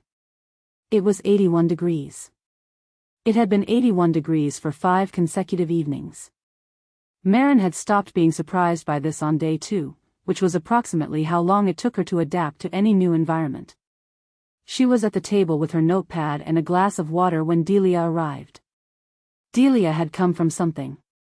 A media prep session that had run late, from the look of it, still in the blazer she had worn to the afternoon briefing but with the jacket collar open in the way of someone who had removed a tie they weren't wearing in the first place. Her notebook was in her hand. She was 3 minutes late, which was the 3rd time she had been late to a meeting in 7 sessions together, and each time it had been for an identifiable operational reason, which Maren had noted in the way she noted all patterns. She sat across from Maren and looked at the terrace and then out at the city, which was doing what cities in desert valleys did at night, asserting itself against the dark with the specific confidence of something that had no reason to be modest about its presence. "Good choice," she said. "The hotel is full of both campaign staff," Maren said. "This is the one space with a sightline problem if anyone's looking, which means it's the easiest to miss. I know why it's a good choice." Delia set her notebook on the table. "I said it was." There was a warmth in this that was not the temperature, and Maren let it land and did not move toward it, which was the discipline she had been maintaining for 7 sessions and which was, she acknowledged privately, becoming more effortful. She had been very thorough in Phoenix. She had reviewed her operational parameters 3 separate times on the flight from D.C. and she had arrived with the arrangement in clear focus: what she was here for, what she was managing, where the lines were. The lines had been clear since Chicago. They had remained clear through Minneapolis and Atlanta and D.C. and Baltimore and O'Hare and the coffee shop on the Wednesday afternoon that felt, in retrospect, like a boundary she had moved by degrees without having announced the move. She was not going to think about what the terrace was.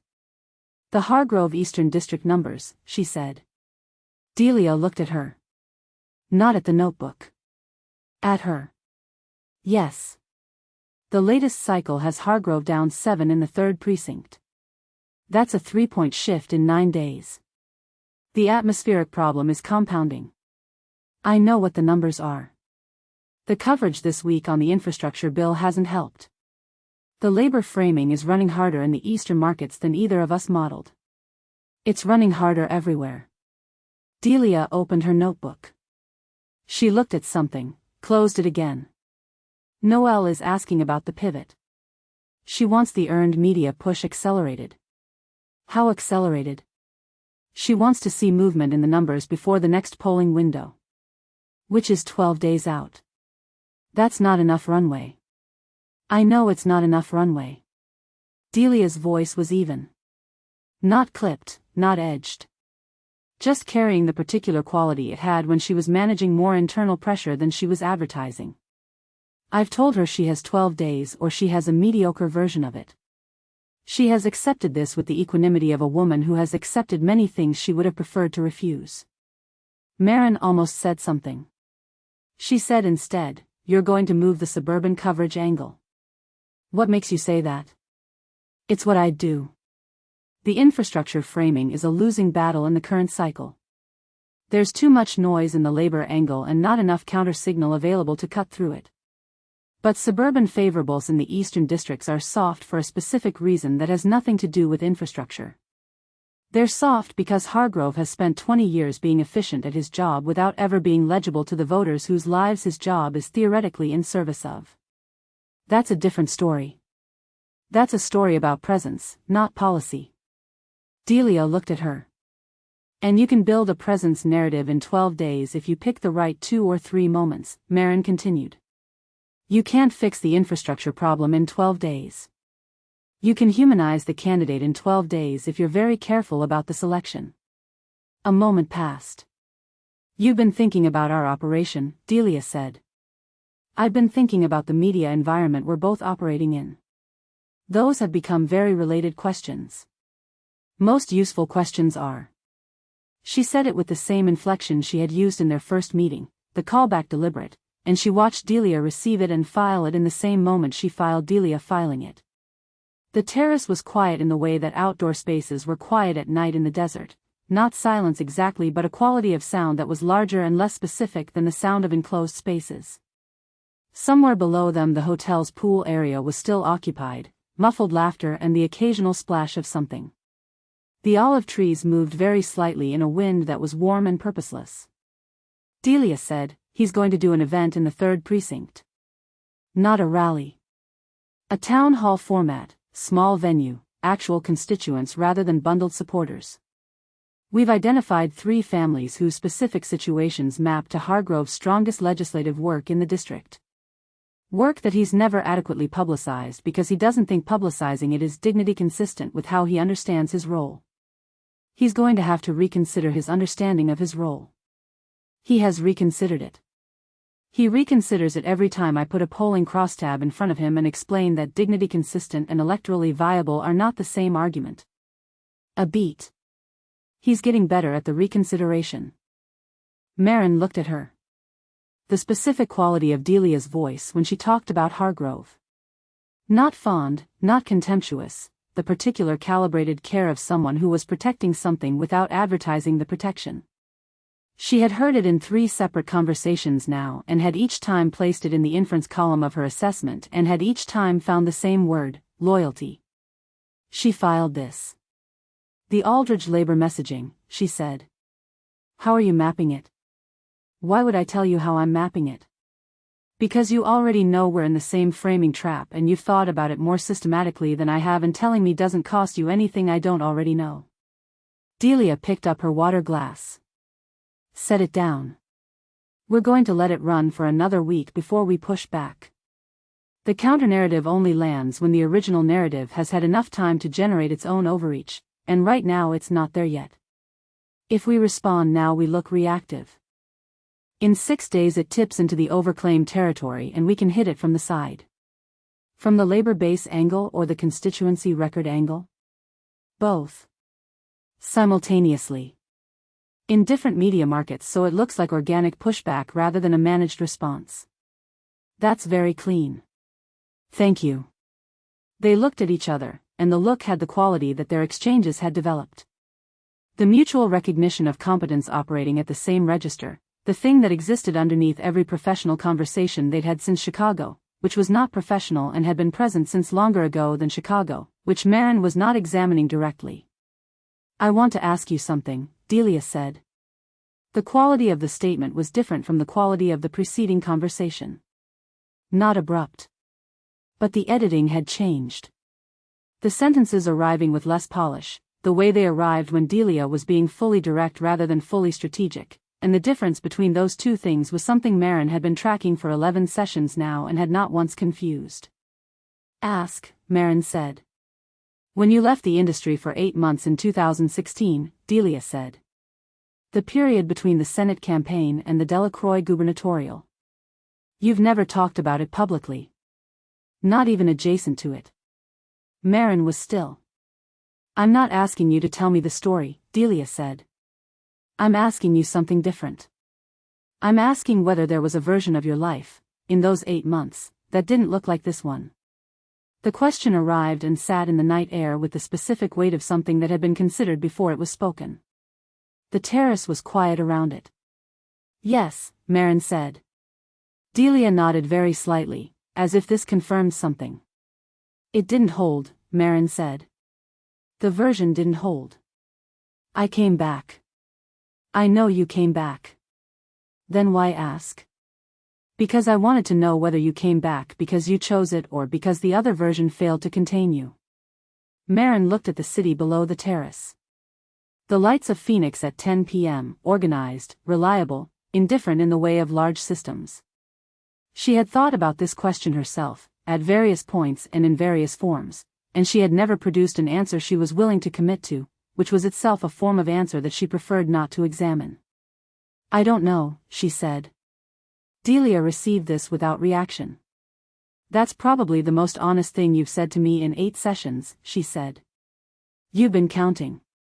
"I count everything." A pause. "It's not a judgment. It's just true."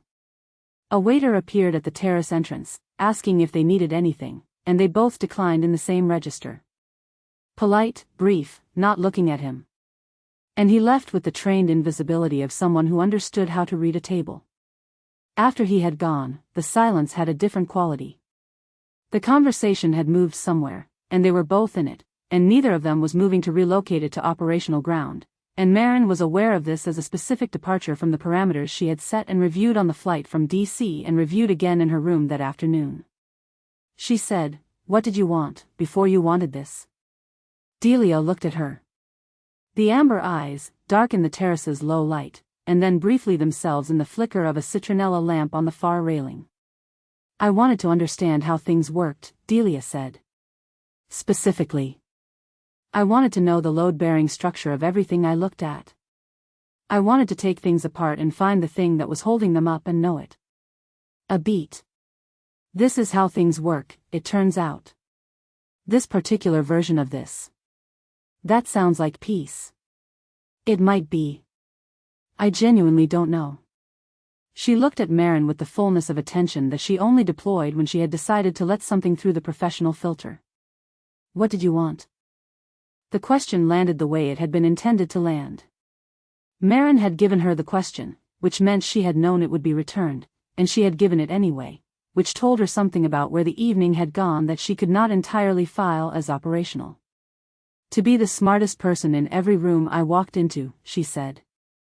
And then, because it was true and the night had moved somewhere that made the true thing available in a way it usually wasn't, and to have that be enough. The city moved below them in its ordinary way. "Is it?" Delia said. Maren looked at her. In the small space between the question and the answer something happened that Maren did not have a category for. It was not a decision, not a lapse, not a slide. It was a specific moment in which two people who had been in 11 rooms together over 2 months, who had been conducting an exchange in which professional and something else ran as parallel currents beneath the same surface, arrived simultaneously at the edge of the thing they had been managing around. Delia reached across the table and put her hand over Maren's. Not dramatically. Not as a gesture toward anything. Just the fact of it, her hand, warm from the night air, on the back of Maren's hand, which had been flat on the table the way Maren's hands were when she was in control. And Maren's hand, which turned over. They sat like that for a moment. The olive trees moved. The pool was quiet now below them. "This is the part," Delia said, quietly, "where one of us says something operational." "I know. Are we going to do that?" Maren looked at their hands on the table. "Not yet," she said. Delia went back to her room at 11:53.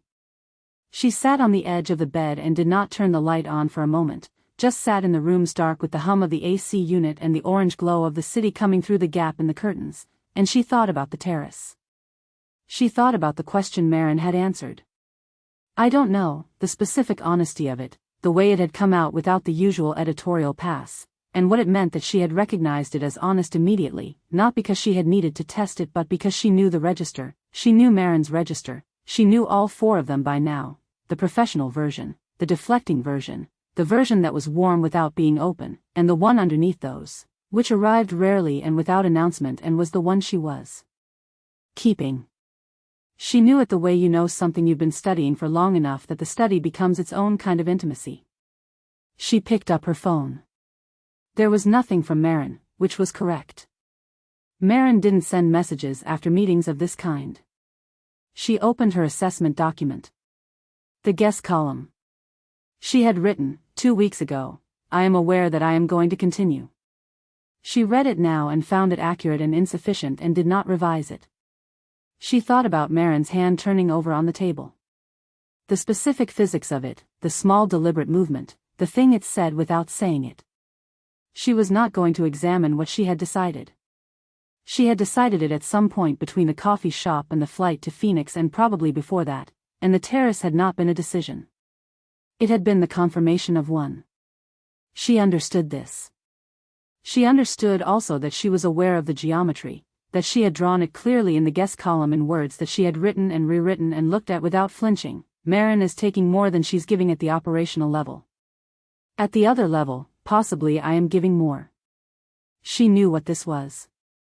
She knew what Maren was doing and she knew what she herself was doing and she had been choosing it anyway with the specific, clear-eyed stubbornness of someone who understood the risk architecture and was walking in anyway. She had done this before. She was doing it again. Priya had said, 8 years ago, sitting on the floor of their apartment in the specific aftermath of the particular conversation that ended them, "You always know. You always know exactly what you're doing and exactly what it costs and you do it anyway and then afterward you make it make sense." And Delia had said, "I know," and Priya had said, "I know you know," and that had been the whole argument, in the end. Not the work, not the choice, but the clarity of the choice. The part Priya couldn't live with was not the decision itself but the consciousness of it. Delia had thought, in the years since, that this was unfair. She was not sure she thought that now. She set the phone face down on the nightstand, which was not her habit, and lay back on the bed, and looked at the ceiling, and thought about what she was keeping and whether it was worth the shape of the container it was being kept in. She thought, "You know the answer to this." She thought, "You are going to continue anyway." She thought, "The only question now is whether the thing you're choosing is real enough to justify being chosen." The AC unit ran. The city glowed through the curtains. She thought about Maren's voice when she had said, "Not yet." The specific register of it. Not evasion. Not strategy. Something small and actual, offered without packaging. She fell asleep thinking about the terrace, and the olive trees, and the warmth of a hand turning over on a table in the heat of an October night. Chapter 12. What Maren Does with Information. The source was a man named Philip Adebayo who worked in Hargrove's Eastern District field operation and who had been, for 3 years before this campaign cycle, a contractor for a media analytics firm that Maren had worked with on 2 separate Senate races. He had not come to her. She had not gone to him. What had happened was the thing that happened in this industry when you had been operating at a certain level for a sufficient number of years. The information had found the channel, and the channel had been her. The intelligence arrived on a Monday morning in an email from the analytics firm's director, forwarded without comment except for a single line, "Thought this was in your wheelhouse." The email contained a summary of internal Hargrove field data. Not opposition research material, but something more specific and more damaging, a strategic memo from inside the campaign's Eastern District operation outlining the precise calculations behind their suburban favorables approach. The rationale for targeting certain precincts and deprioritizing others. The internal acknowledgement, in the campaign's own language, that the atmospheric indifference problem was structural and that their current strategy was a management effort, not a solution. It was, in the clean professional language of crisis strategy, a gift. Maren read it once on her laptop. She read it again on her phone. She put the phone face down on her desk and she sat in the temporary office she had arranged in the building off K Street and she looked at the wall for 3 minutes. Then she opened a new document and began analyzing its implications. The implications were clear. The memo, placed correctly through a regional outlet with established credibility in the eastern markets, attributed to sources within the campaign operation that could not be specifically traced, would hit the Hargrove numbers in the eastern districts at the precise moment when the earned media campaign Delia was building had not yet had time to develop its counter-narrative. It would confirm the very story that the suburban favorables problem was telling, that the campaign's relationship with the eastern electorate was instrumental rather than genuine, efficient rather than affectionate. It would not be fabricated. It would not need to be. The most damaging stories never did. She sat with it for 2 days. On Tuesday she had the 8th meeting with Delia, a quick breakfast in a hotel near Union Station, and the conversation was about the national polling that had come out Monday evening and was useful for both campaigns in different ways. Delia was sharp that morning and slightly tired and she had a coffee that she drank rather than performing with, and the conversation was efficient and warm and lasted 40 minutes. Maren did not mention the memo. She told herself this was timing. The right story needed the right moment. You didn't deploy opposition research before you had established the narrative infrastructure to absorb its impact. She told herself this and she was not wrong about any of it. On Wednesday she had the 9th meeting, a 40-minute call with Garrett about the campaign's final stretch media strategy. Garrett was pleased in the way he was always pleased when the numbers were moving correctly, which was to say he was pleased in the way that made her slightly wary, the way you were wary of anything that was satisfied with itself. He referenced Delia's operation twice with the admiring antagonism of a man who respected the opposition because it made his own victories more legible. "How are you tracking their earned media push?" he asked. "It's well constructed," she said. "The suburban angle is the right move for them. It's just late." "Late enough?" "Late enough," she said. She did not mention the memo. On Thursday she placed the story. The intermediary was a freelance journalist named Reese who covered state politics for 2 regional outlets and who had, in Maren's professional accounting, exactly the kind of credibility and reach to make the story land in the eastern market without the source trail pointing anywhere identifiable. She did not give him the memo directly. She gave him 3 observations about the campaign's Eastern District operation, framed as the analysis of someone with insider access, and she gave him 2 questions to ask of named sources within Hargrove's field operation, and she told him where to look and why the story was there. She did not fabricate anything. Everything she gave him was true. The story that resulted from it would be true. This was the work. This was what the work was. She sent Reese the observations at 11 a.m. By 2 p.m. he had confirmed with a named source. By 4 p.m. he had a draft. The piece ran Thursday evening online, with the regional print edition the following morning.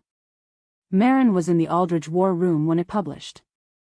She watched the piece circulate through the campaign's monitoring system with the clean, specific satisfaction of something that had been engineered correctly. The kind of satisfaction that was not pleasure exactly but the professional equivalent of it, the feeling of a machine running exactly as designed. Garrett saw it at 4:30 and called her at 4:42. "Eastern Districts," he said.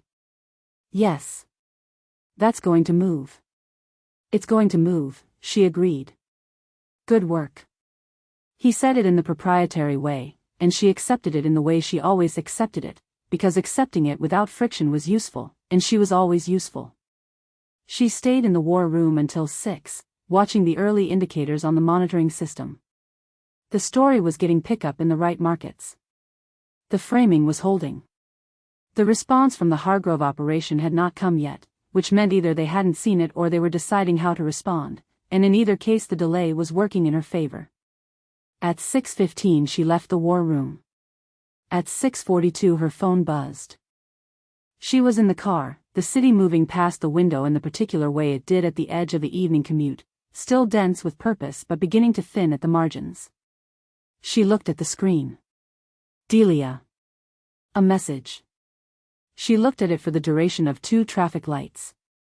The message was brief and professional and asked about a media story that had been developing around the Aldridge campaign's Western District operation, a coverage question that was entirely separate from the Eastern District piece that had just published, and its tone was the tone of their text exchanges, precise, forward-moving, the language of 2 people conducting a professional arrangement. Maren looked at it. She had been waiting, without acknowledging that she had been waiting, for some signal of what Delia knew or suspected. The message gave her nothing. The message was what it appeared to be. She typed a reply about the Western District story. She sent it.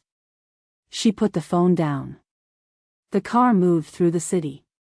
Outside the window, the light was doing what October light did in D.C. at evening, going golden at the edges and then going gray, and the buildings catching it and then not, and the people on the sidewalks in their coats moving with the speed of people who had places to be. She thought about the memo. She thought about the story that was running in the Eastern market right now, the narrative that would compound over the next 48 hours in the specific way that well-placed stories compounded, each cycle feeding the next, each repetition adding institutional weight to the original claim. She thought about the meeting on Tuesday morning. Delia with her coffee, tired and sharp, talking about the polling with the precision she brought to all analytical questions.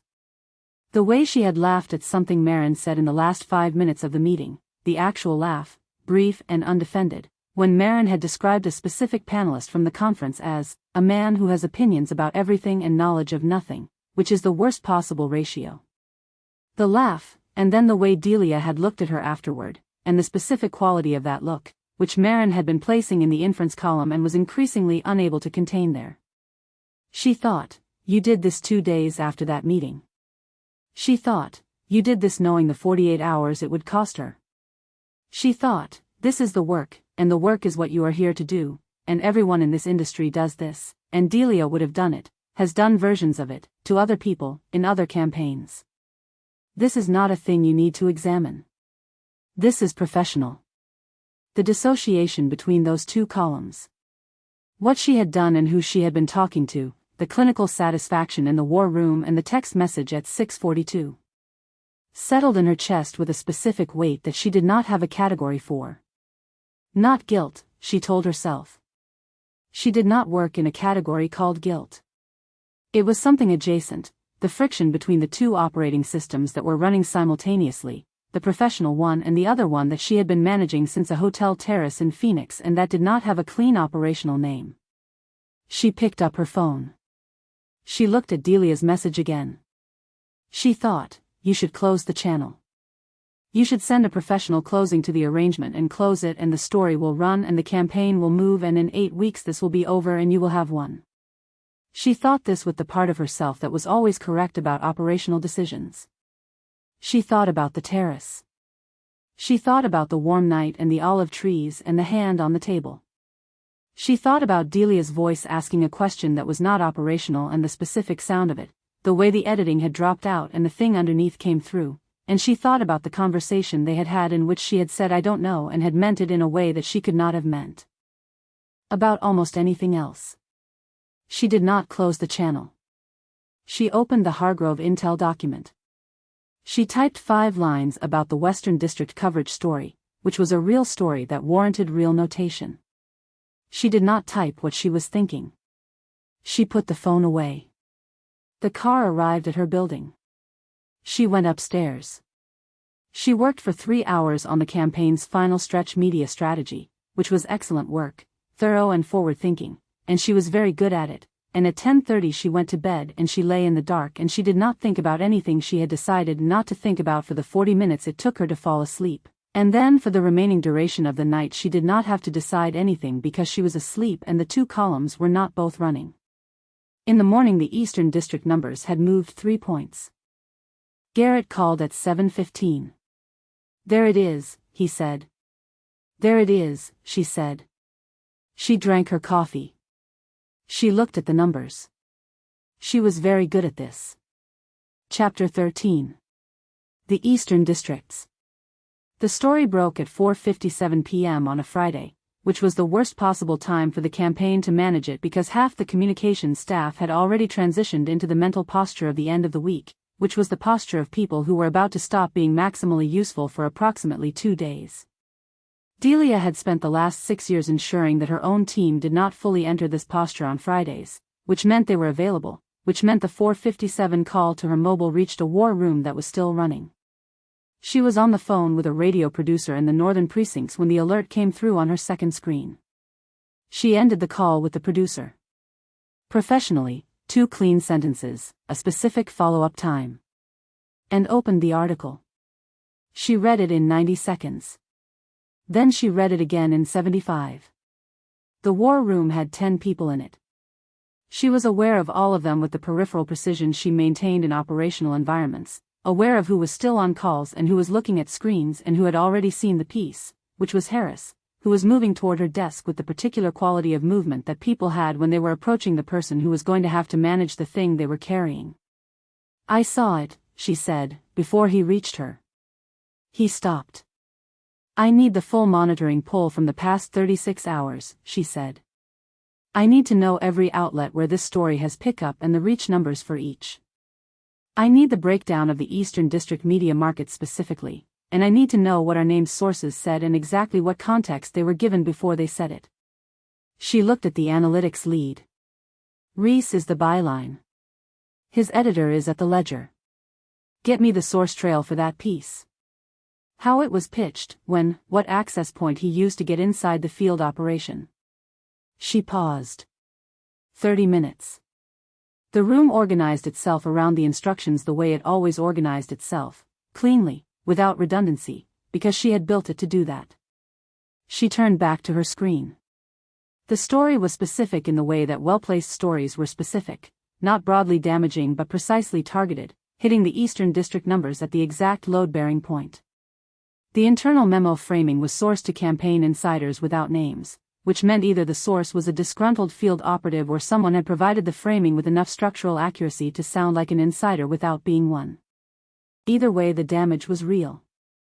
The suburban favorable story, the structural one, the atmospheric one that Delia had been managing against for 3 months.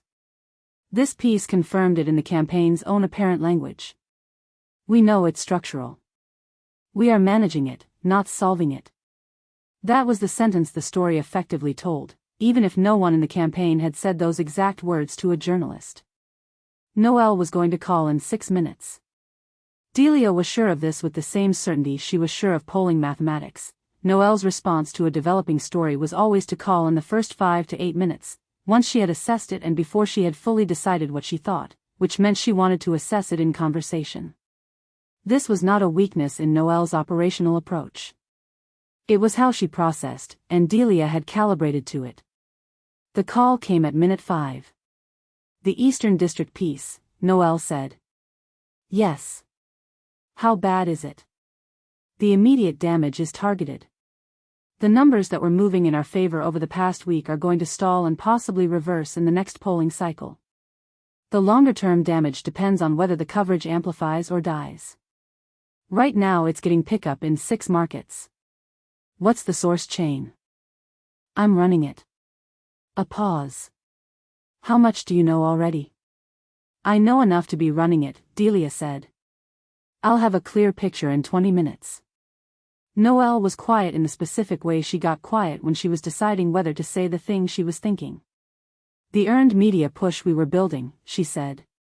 "The suburban angle. It's not dead. The timing is bad. We've lost some of the runway but the narrative is still viable. It just has to land harder now to cut through the counterstory. How much runway do we have?" 12 days to the next polling window. "It's manageable." "Is it?" "Yes," Delia said. And then, because Noel had known her long enough to hear the difference, "It's manageable. It's not where I wanted to be at this stage." "Agreed." A brief silence. "Keep me posted." The call ended. Delia put the phone down. She thought about the source chain. She had been running the geometry of it in the back of her mind for the 6 minutes since the article had published, with the systematic precision she brought to all analytical problems, and the geometry was not complicated. The memo's specific language.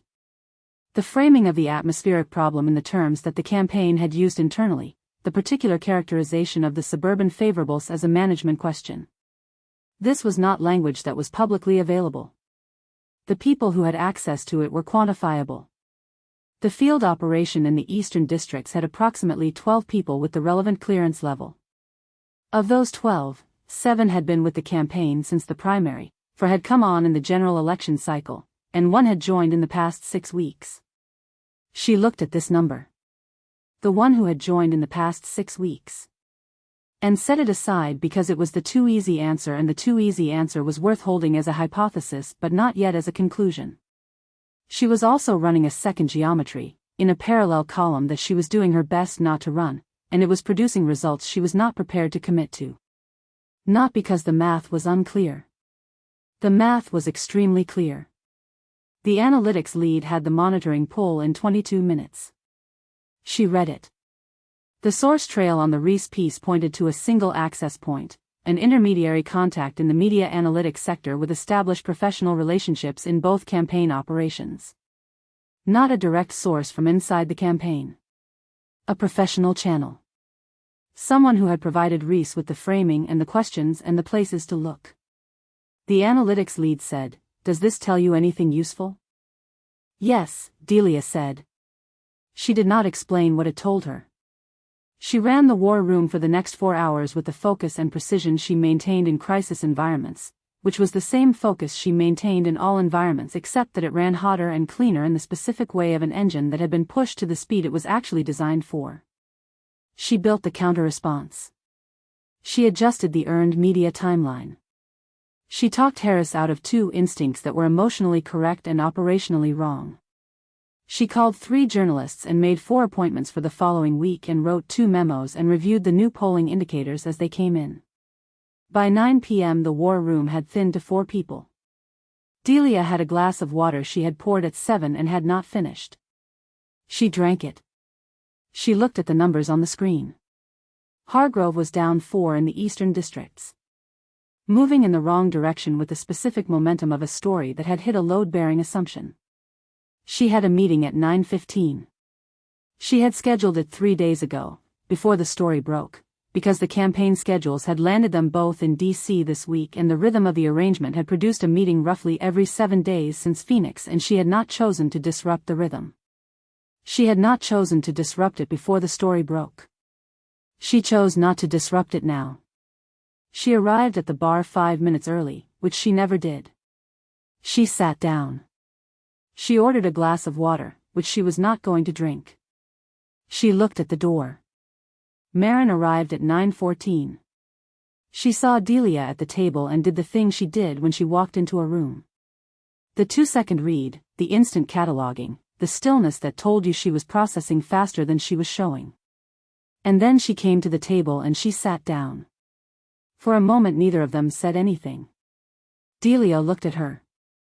At the specific quality of Maren's composure, which was real and total and which she had been studying since before this campaign and which she knew, with the intimacy of someone who had been in 11 rooms with the interior version, was not impenetrable. It had specific gaps. She had mapped them. She was reading them now, in the set of Maren's shoulders and the way her hands were flat on the table and the quality of her stillness, which was running hotter than usual in the way that Delia could tell without being able to explain how she could tell. The Eastern District story, Delia said. Maren looked at her. Said nothing. The piece that published today. Delia kept her voice level. Not flat. That would have told Maren something different. Level. Deposition voice. I've been running the access geometry since it went up. Maren's hand stayed flat on the table. Her face was composed in the way it was always composed, but the composition was doing more work than usual, and Delia could see the work. She had been running the geometry all evening, in the war room, in the cab here, in the 5 minutes she had sat alone at this table.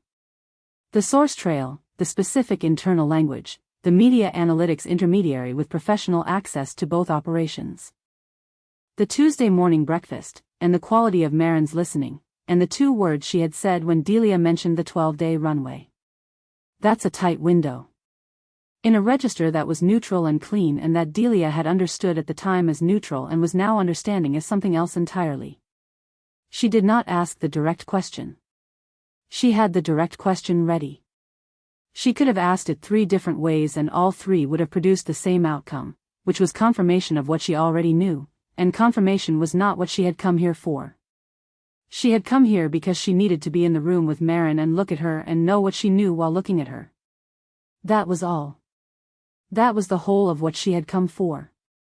I don't need you to tell me anything, she said. I've run the geometry. Maren looked at her. I ran it carefully, Delia said, the way I run everything, and the geometry points where it points, and I know how to read a geometry that points in one direction. She picked up the water glass and set it down. What I haven't decided yet is what to do with knowing. A beat. Delia, Maren said. I haven't decided, Delia said again, clearly, not as an interruption but as a precision. That's not a performance. I genuinely haven't decided. Which is information about where I am right now. She stood up. She did not pick up her coat yet. She stood at the table and looked at Maren one more time with all the geometry in it. The source trail and the Tuesday morning in Phoenix and the weight of all the things she had been choosing to keep choosing. What I have decided is that I know. And I want you to know that I know. Whatever you're running. Whatever this is on your side. I know. Maren said nothing. That was also information. The most information she'd had from Maren in months, possibly. Delia picked up her coat.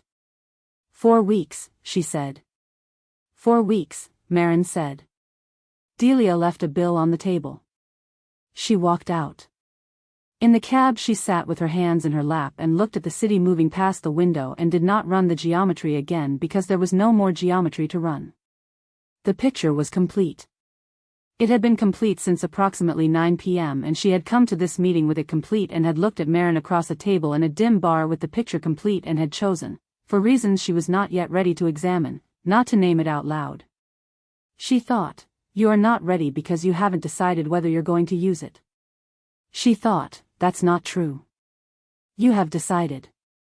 You've been deciding since Tuesday morning when you understood what the Tuesday morning had been and you kept the 9:15 on the calendar anyway. She thought, so what does that mean about you? She went back to the hotel. She did not sleep for a long time. She stared at the ceiling and thought about what she knew and what she had not said and what she was going to do, and the geometry of it was perfectly clear, and the clarity did not make it easier. She thought, you have made this choice before. The last time she had made this choice she had lost the person and kept the career. At least this time she could see the shape of it clearly. The city was quiet outside. The ceiling was the ceiling of a temporary place. 12 days to the next polling window. She was not going to close the file yet. She was not entirely sure why, and that was the thing she needed to look at directly, the thing that would tell her something true about herself that she was not certain she wanted to know. She would look at it tomorrow. She fell asleep before tomorrow arrived. Chapter 14. The False Victory. The Aldridge campaign hit its highest numbers of the cycle on a Thursday in late October, 14 points up in the state they needed to carry and 7 points up in the secondary markets that had been softer through the summer. The Eastern District damage to Hargrove had held through 2 news cycles and was now structural in the way that damage became structural when it confirmed a prior narrative. Not a wound but a confirmation, and confirmations were harder to recover from because they required not just a counterstory but a reversal of established belief. Garrett called at 8 a.m., when the overnight polling came in. He was in a good mood in the way of men who had been waiting for a specific kind of vindication and were now receiving it in a form they could cite. 14, he said. 14, she agreed. Maren. This is the number. This is what we've been building toward. It's a good number. She was at her desk with her coffee and the monitoring poll from the overnight period, which was also good. We're not going to celebrate a poll number. We're going to use it to build the final stretch narrative and close the race. Of course, of course. He said this in the way he said things that he heard and immediately relocated to a category he privately considered administrative rather than strategic. But just between us. This is the one. It looks like the one, she said. We have 4 weeks of work left. After she hung up, she sat with the numbers for another 15 minutes. They were good numbers. They were the numbers she had been engineering towards since September, when she had identified the structural math of the race and built the plan around it, and the plan had held, and the numbers were reflecting the plan, and this was the thing she was supposed to feel satisfied about and did feel satisfied about, with the clean, functional quality of professional satisfaction. The machine had run correctly. She had a message from Tomas. Saw the Aldridge poll. Told you it was career-defining. He had sent it at 7:31 a.m., which meant he had been awake at 7:31, which meant the Maryland race was in its final phase and he was in the mode she recognized as his terminal campaign posture. Slightly too much coffee, not enough sleep, the specific acuity that came with both. She typed back, 4 weeks left. She added, after a moment, how's Maryland? His response came in 4 minutes, Maryland is Maryland. What are you not telling me? She put the phone down. She picked it up. She typed, everything's managed, and sent it before she examined whether that was true. The meeting with Delia was scheduled for the following Wednesday.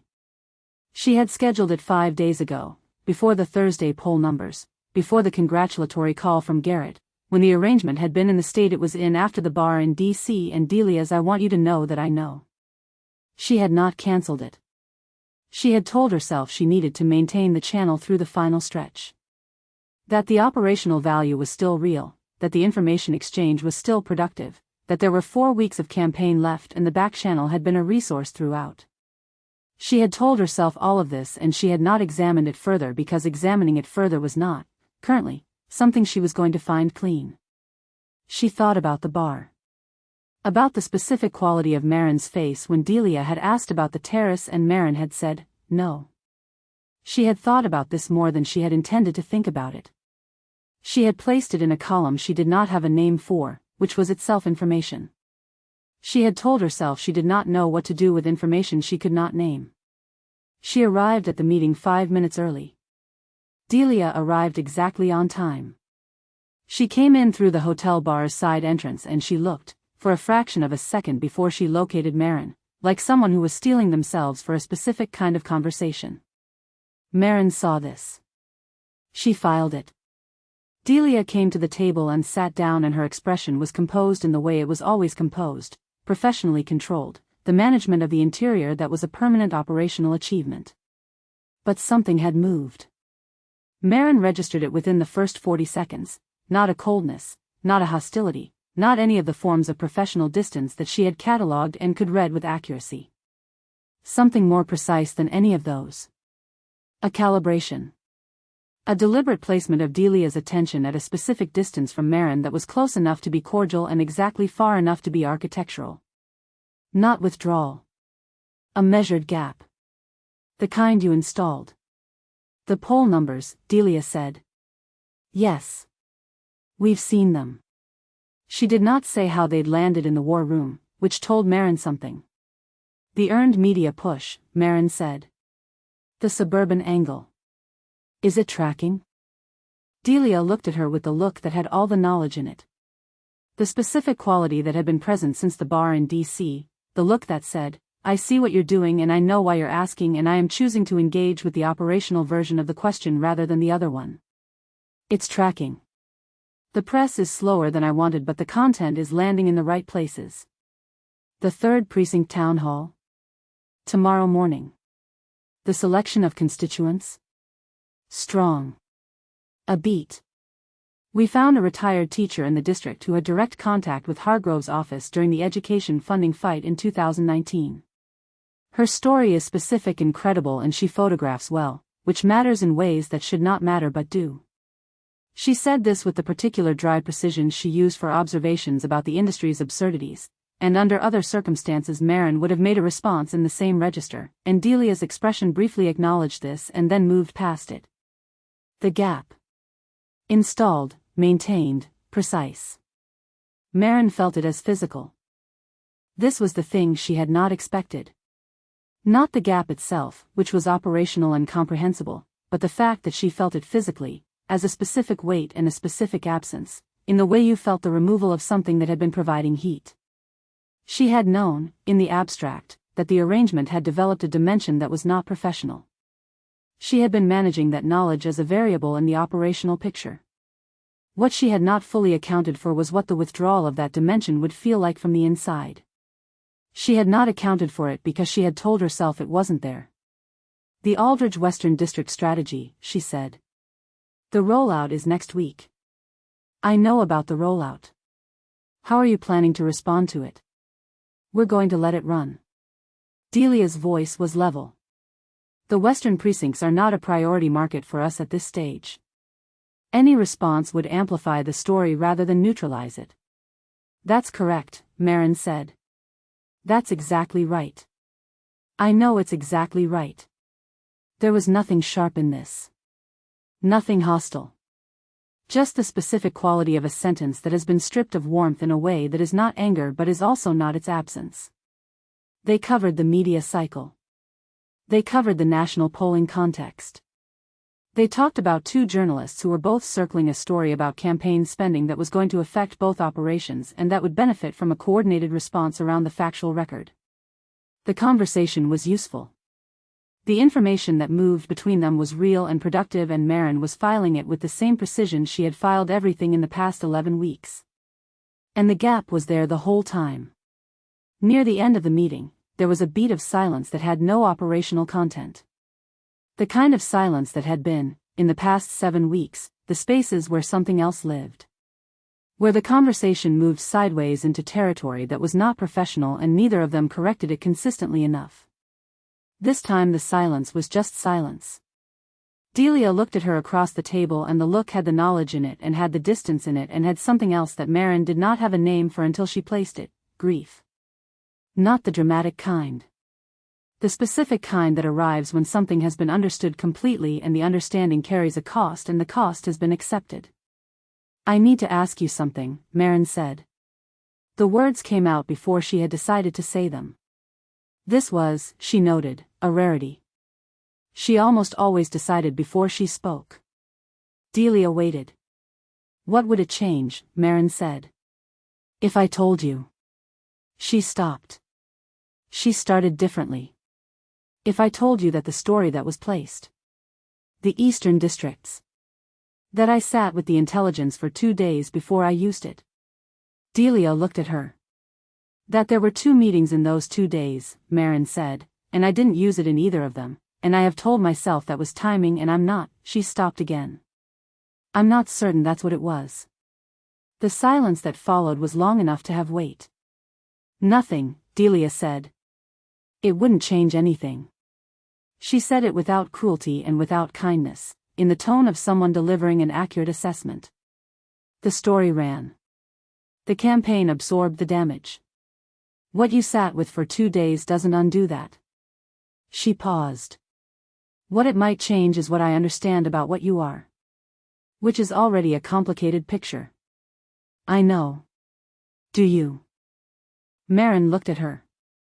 At the installed gap, which she was watching from the wrong side of, and the grief that was in Delia's expression, and the knowledge that was in it, and the thing beneath both of those, which was the same thing that had been present on a terrace in Phoenix and that neither of them had named, and that was still there, present and unchanged and currently doing no work because there was no available mechanism for the work it could do.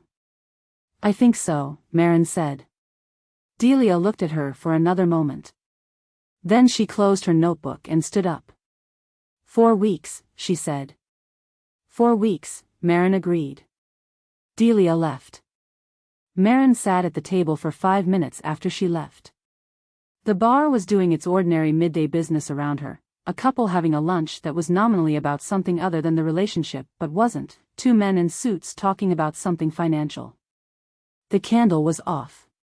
It was the middle of the afternoon and they had not lit it. The table was very ordinary. She thought about the gap.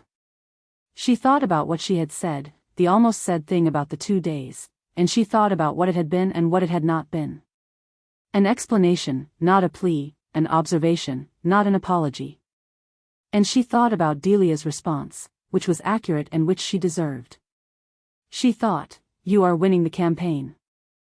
She thought, "You are winning it exactly as engineered, cleanly, in the specific way that was always going to be the shape of this." She thought about the installed gap and felt its specific weight and catalogued it in the way she catalogued things she did not have categories for, as a fact, not a feeling. A condition of the environment. She left the bar. She was in the car when she thought. She said, "What it might change is what I understand about what you are." She thought about the word are. Present tense. She thought about that for the remainder of the drive, and then she stopped thinking about it, and she opened her campaign files, and she had 4 weeks of work left, and the machine was running correctly, and she was very good at this. Chapter 15. What Felix Strand Knows. Felix Strand called on a Tuesday morning in the 3rd week of October, which was the kind of timing that told her he had been building something and had reached the point where he needed a named comment to complete it. He had a piece coming. That was the first thing she knew. The second thing she knew was that it was about the communications war between the two campaigns, because that was the frame Felix had been working since September, and because the congratulatory calls from Garrett's network over the weekend had been audible enough that the victory narrative was forming in the press, and Felix was too good a journalist to miss the opportunity to interrogate a narrative that was forming. Maren. His voice on the phone was warm in the way of journalists who were genuinely friendly and therefore slightly more dangerous than the ones who weren't. "Do you have 5 minutes, or should I call back at a time when you're pretending to have time?" "I have 5 minutes," she said. "I'm in a car." "What are you working on?" "Piece on the Aldridge Hargrove communications dynamic." He said it with the casual ease of someone who had rehearsed the casual ease. Specifically the strategic communications decisions in the final stretch. How both operations are managing the media cycle, what the tactical choices look like from the outside, that kind of coverage. On record? Mix, I've got background from both sides. I'm looking for a few on-record comments to anchor the analysis. Send me the specific questions in writing and I'll have an answer to you by end of day. That works. A brief pause of the kind that Felix used to create the impression that the next sentence was spontaneous when it wasn't. "I did want to flag one thing while I had you." She waited. "There's been some chatter," he said. "In the industry, specifically in the communications sector. About the nature of the interaction between the two campaign operations." Another pause. "You and Voss, specifically." She registered the sentence. She did not change her posture, her voice, the quality of her breathing. The car was moving through mid-morning traffic on Constitution Avenue, and a cyclist was navigating the bike lane with the particular focused determination of someone who had decided not to be afraid of traffic, and Maren watched this for the duration of 2 full seconds. "I'm not sure what chatter you mean," she said. "Off the record," he said. "Everything I say to you is on the record unless I specify otherwise. You know that." "Fair. On the record, then, I've heard from a source I trust that there have been direct communications between the two campaign operations at the strategic level. Not through official channels. The kind of conversation that wouldn't typically happen between opposing campaigns." "That sounds like an inference from someone who observed two professionals at the same industry conference," she said. "It might be," Felix said. He said it with the specific quality of a man who knew something and was content to wait for you to make the mistake of underestimating how much.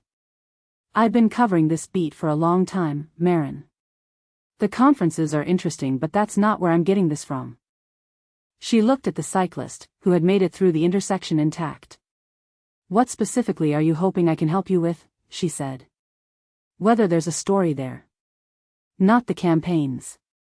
I'm not trying to damage either operation in the final stretch, that's not my job. But the strategy of it. Two very skilled people, opposing sides, direct contact. That's an interesting story about how this industry actually works, if there's something to it." "My professional communications are professional communications," she said. "If I've spoken to anyone affiliated with either campaign, including opposing campaigns, about the media environment we're all operating in, that's an unremarkable fact about how practitioners in a shared media space interact." "Of course. He said it pleasantly. And if I were to write a piece about the specific strategic decisions that shaped the Eastern District coverage story, the one that ran 3 weeks ago, would you be comfortable with how that piece described the source of the information it was built on? 5 seconds. Send me your questions in writing, she said. Absolutely. His voice remained warm. I appreciate your time, as always.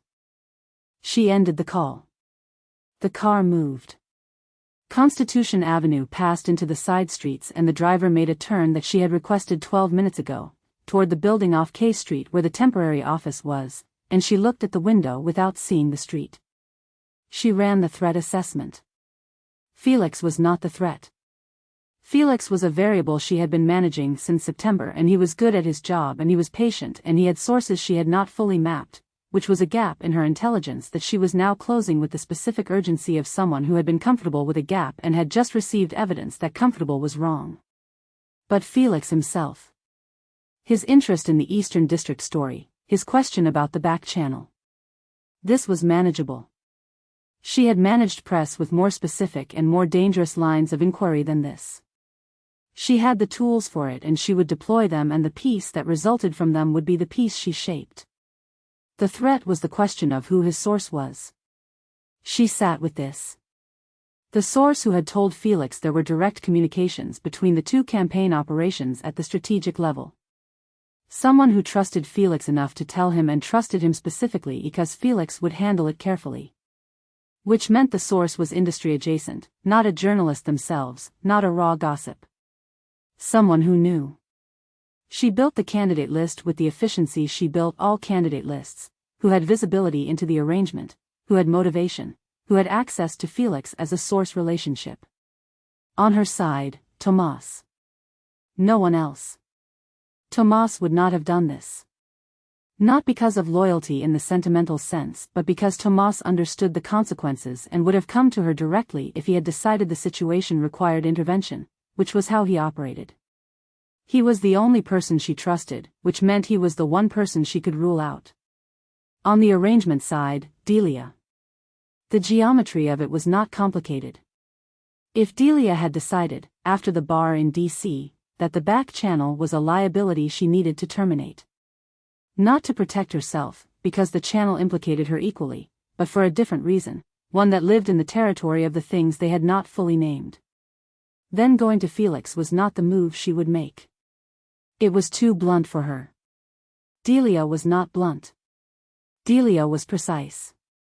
If Delia wanted to end the arrangement, she would end it directly, because directness was the one tool she had that couldn't be used against her, and she had said this explicitly in the bar. I want you to know that I know. She crossed Delia off the candidate list. That left the edge cases, someone in the Hargrove operation who had observed something and connected it, someone at one of the venues they had used who was more attentive than she had assessed. Possible. Less probable than the specific phrasing of Felix's language suggested. He had said a source I trust, which indicated relationship depth, not peripheral observation. She did not have a clean answer. She did not need a clean answer today. She needed a clean answer before Felix's piece ran, which she estimated was 7 to 10 days out given his typical production cycle. The car arrived. She went upstairs. She sat at her desk and she opened the Hargrove Intel document and she looked at it. She had looked at it before. Once, a few days before the Felix call. But she had looked at it as strategy. Now she looked at it as something else. She scrolled through the months of entries, the observations about Delia's operational patterns, the inference column, the items that had started as professional notation and had accumulated into something that was professional in its form and not entirely professional in its content. The lines she had written and rewritten and written again in the guest column. The note about the coffee shop, and the terrace, and the Tuesday morning after the story ran when Delia had been sharp and warm and she had listened to the 12-day runway without saying anything she was not supposed to say. She read it as evidence. Not as evidence against Delia. That was not the calculation. She read it as evidence of what she had been building, a document that was half operational intelligence and half something that had no operational category, a record that would read, to someone who found it, not only as an intelligence operation but as a 6-month study of a specific person that went considerably further into the interior than professional due diligence required. She thought about what it looked like from the outside. She thought about what Felix would do with it. She thought about what Delia would do with it, if Delia ever found it, which was a scenario she had not allowed herself to think about directly and which she was thinking about now with the specific alertness of someone who had just found a gap in their own perimeter. She closed the document. She sat at the desk for a long time. The office was quiet. The building had its ordinary sounds, the HVAC cycling, someone in the hall with a cart, a phone ringing 2 doors down and stopping. The campaign schedule for the final 3 weeks was open on her second screen, color-coded in Garrett's communications director's coding system that she had found somewhat excessive but had not revised because revising it would have required a conversation about operational preferences that was not worth the time. 4 weeks. She thought, you have 4 weeks of work left and the numbers are good and the machine is running and the thing Felix Strand thinks he knows is a thread that you can manage if you are careful and strategic about the management, which you are, which you have always been. She thought, you should close the channel. She thought this with the part of herself that was always correct about operational decisions and that was currently operating with the specific, cold clarity of someone who had just reviewed their own intelligence document as a liability. She picked up her phone. She looked at the text thread with Delia. The last message was from yesterday morning, a brief exchange about the national polling coverage, professional and register, the distance in it audible even in text. She did not send a message. She put the phone face down on the desk, which was not her habit. She opened a separate document. The campaign's final stretch media strategy, which she had been building for 2 weeks and which was detailed and thorough and reflected the best of what she was professionally capable of, and she worked on it for 3 hours with the focus she brought to work when she needed the work to be large enough to fill the available space. At 2 p.m. she called Garrett's communications director and they talked through the final stretch timeline. At 4 p.m. she emailed Felix the on-record comments she had promised him, which were carefully constructed and told him exactly what she wanted him to know. At 6 p.m. she went back to the Hargrove Intel document. She read it one more time. She made a decision. She did not delete it. Deleting it would have been a choice that carried its own implications, the specific implications of destroying evidence, which was both a legal category and a psychological one. She archived it instead, moved it to a nested folder within a nested folder, protected by credentials that only she used, in the place where she put things that were finished and had no further operational function but that she was not yet certain she wanted to make permanent decisions about. She titled the folder the way she titled all archived folders, by date and project code. She did not look at the title after she typed it. She closed her laptop. She thought about the Felix call. She thought, you can manage Felix. She thought about the question that Felix had not quite asked but that had been present in the specific way that Felix's unasked questions were always present. In the shape of what he had said rather than in its content. Not the story. He had said he wasn't trying to damage the operations. Not the campaign. The strategy of it. 2 very skilled people, opposing sides. That's an interesting story about how this industry actually works. He had been telling her, she understood now, that he already knew the shape of the story. That the question was not whether but what angle. That the thing he was building was not about the Eastern District piece or the back channel. It was about something underneath those, the specific human question of what happens when 2 people conduct an operation and the operation becomes something else, and whether the something else changes the operation, and what the industry looked like when you told that story honestly. That was the story Felix wanted to write. She could not let him write it. Not because of the campaign. Not because of the numbers, which were good, which would likely hold, which were not going to be significantly affected by a piece in Felix's magazine about campaign communications dynamics. The campaign was not the thing she was protecting. She sat with this understanding for 3 minutes, which was 2 minutes and 50 seconds longer than she usually allowed herself to sit with uncomfortable understandings. Then she closed the laptop and went to get dinner and came back and worked until midnight, and she was very good at it, and she did not think about what the thing was that she had been protecting. She told herself this was because she already knew. She was probably right. Chapter 16. The geometry of it. The file had 61 entries. Delia had not set out to build 61 entries. She had set out to understand a source chain, and the source chain had produced entries, and the entries had produced a picture, and the picture had been complete since approximately the second week of November, and she had continued adding entries because she was thorough and because thoroughness was, at this stage, the only container she had that was holding its shape. It was a Thursday evening, 3 weeks after the bar in D.C., 11 days before the election. She was in her hotel room. Not the Georgetown apartment, not this late in the campaign. The apartment was the place she went when the campaign allowed her to be a person with an address rather than a function with a schedule. With the campaign's final stretch modeling open on one screen and the private file open on the other, and she was looking at both with the quality of attention that she gave to things she had already decided about and was reviewing for structural completeness rather than new information. The source chain was complete. She had built it from the Reese byline backward through the media analytics intermediary, and she had cross-referenced the intermediary's professional network with the access points to the Hargrove Eastern District Operations internal research files, and the cross-reference produced a single convergence point that she had now documented from 4 independent angles. The geometry was not ambiguous. She had built geometries that were ambiguous and she knew what ambiguity looked like in an evidence structure, and this was not it. What she had in 61 entries was a documented record of how an opposing campaign's crisis fixer had maintained a back-channel arrangement with her over a period of 11 weeks, extracted operational intelligence from that arrangement at a calibrated rate, and used a specific piece of that intelligence. The Eastern District Memo framing. To place a targeted story through a freelance journalist that had cost the Hargrove campaign 4 points in the critical market and disrupted the earned media campaign that had been the operation's primary recovery strategy. This was what she had. It was also not the complete picture, and she knew it was not the complete picture, and the part of the picture it was missing was the part that lived in the entries she had written at the bottom of the file under no heading, in the margin of the document the way you wrote things when you didn't want to give them a column. She scrolled to those entries. The coffee shop. Wednesday afternoon, laptop on the table, neither of them looking at it more than twice.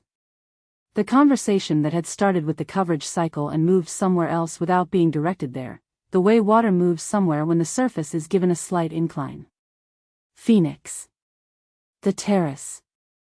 The olive trees and the retained heat of a desert October and the quality of a conversation in which both women had allowed themselves to be less curated than was operationally appropriate, and the specific moment at the end of it that Delia had been filing and refiling for 3 weeks without arriving at a category that fit. The Tuesday morning. Union Station Hotel. The 12-day runway. The quality of Maren's listening. She scrolled back to the top. She thought about what she was going to do with 61 entries. The option she had identified first, in the hours after the story broke, was the obvious one: take the file to Noel. Document the back channel, document the intelligence extraction, document the Eastern District placement. It was a complete and well-sourced record. Noel would use it. Noel would use it in the specific, measured way that she used everything. Not for spectacle, not for retaliation, but with the considered precision of someone who collected information the way some people collected grievances and knew exactly when each piece was worth deploying. The campaign had 4 points to recover in the Eastern Districts. A documented account of opposition malfeasance, placed correctly in the final 2 weeks, was the kind of story that moved 4 points. She had not taken the file to Noel. She told herself this was because the calculus was imperfect. Deploying it publicly would require disclosing the back channel, which implicated her own judgment, and Noel's knowledge of the back channel's existence was the specific thing Delia had been managing around for 11 weeks. The disclosure would be damaging to her position in a way she was not yet prepared to manage. This was a legitimate calculation. It was also not the only reason. She sat with the other reason for approximately 4 minutes, which was the amount of time she was willing to give it directly. The other reason was in the margin entries, in the file she had built that was 61 entries of operational intelligence, and also something else, in the specific weight of a conversation she was not willing to reduce to evidence and was equally not willing to dismiss, and in the fact that she had now been in the same room with the person who had built the source chain and had looked at her with the complete picture in her head and had chosen, twice, not to name it. She was aware of what this said about her. She was going to be aware of it, she thought, for a long time. Noel called at 9:15. Not about the file. Noel did not know about the file.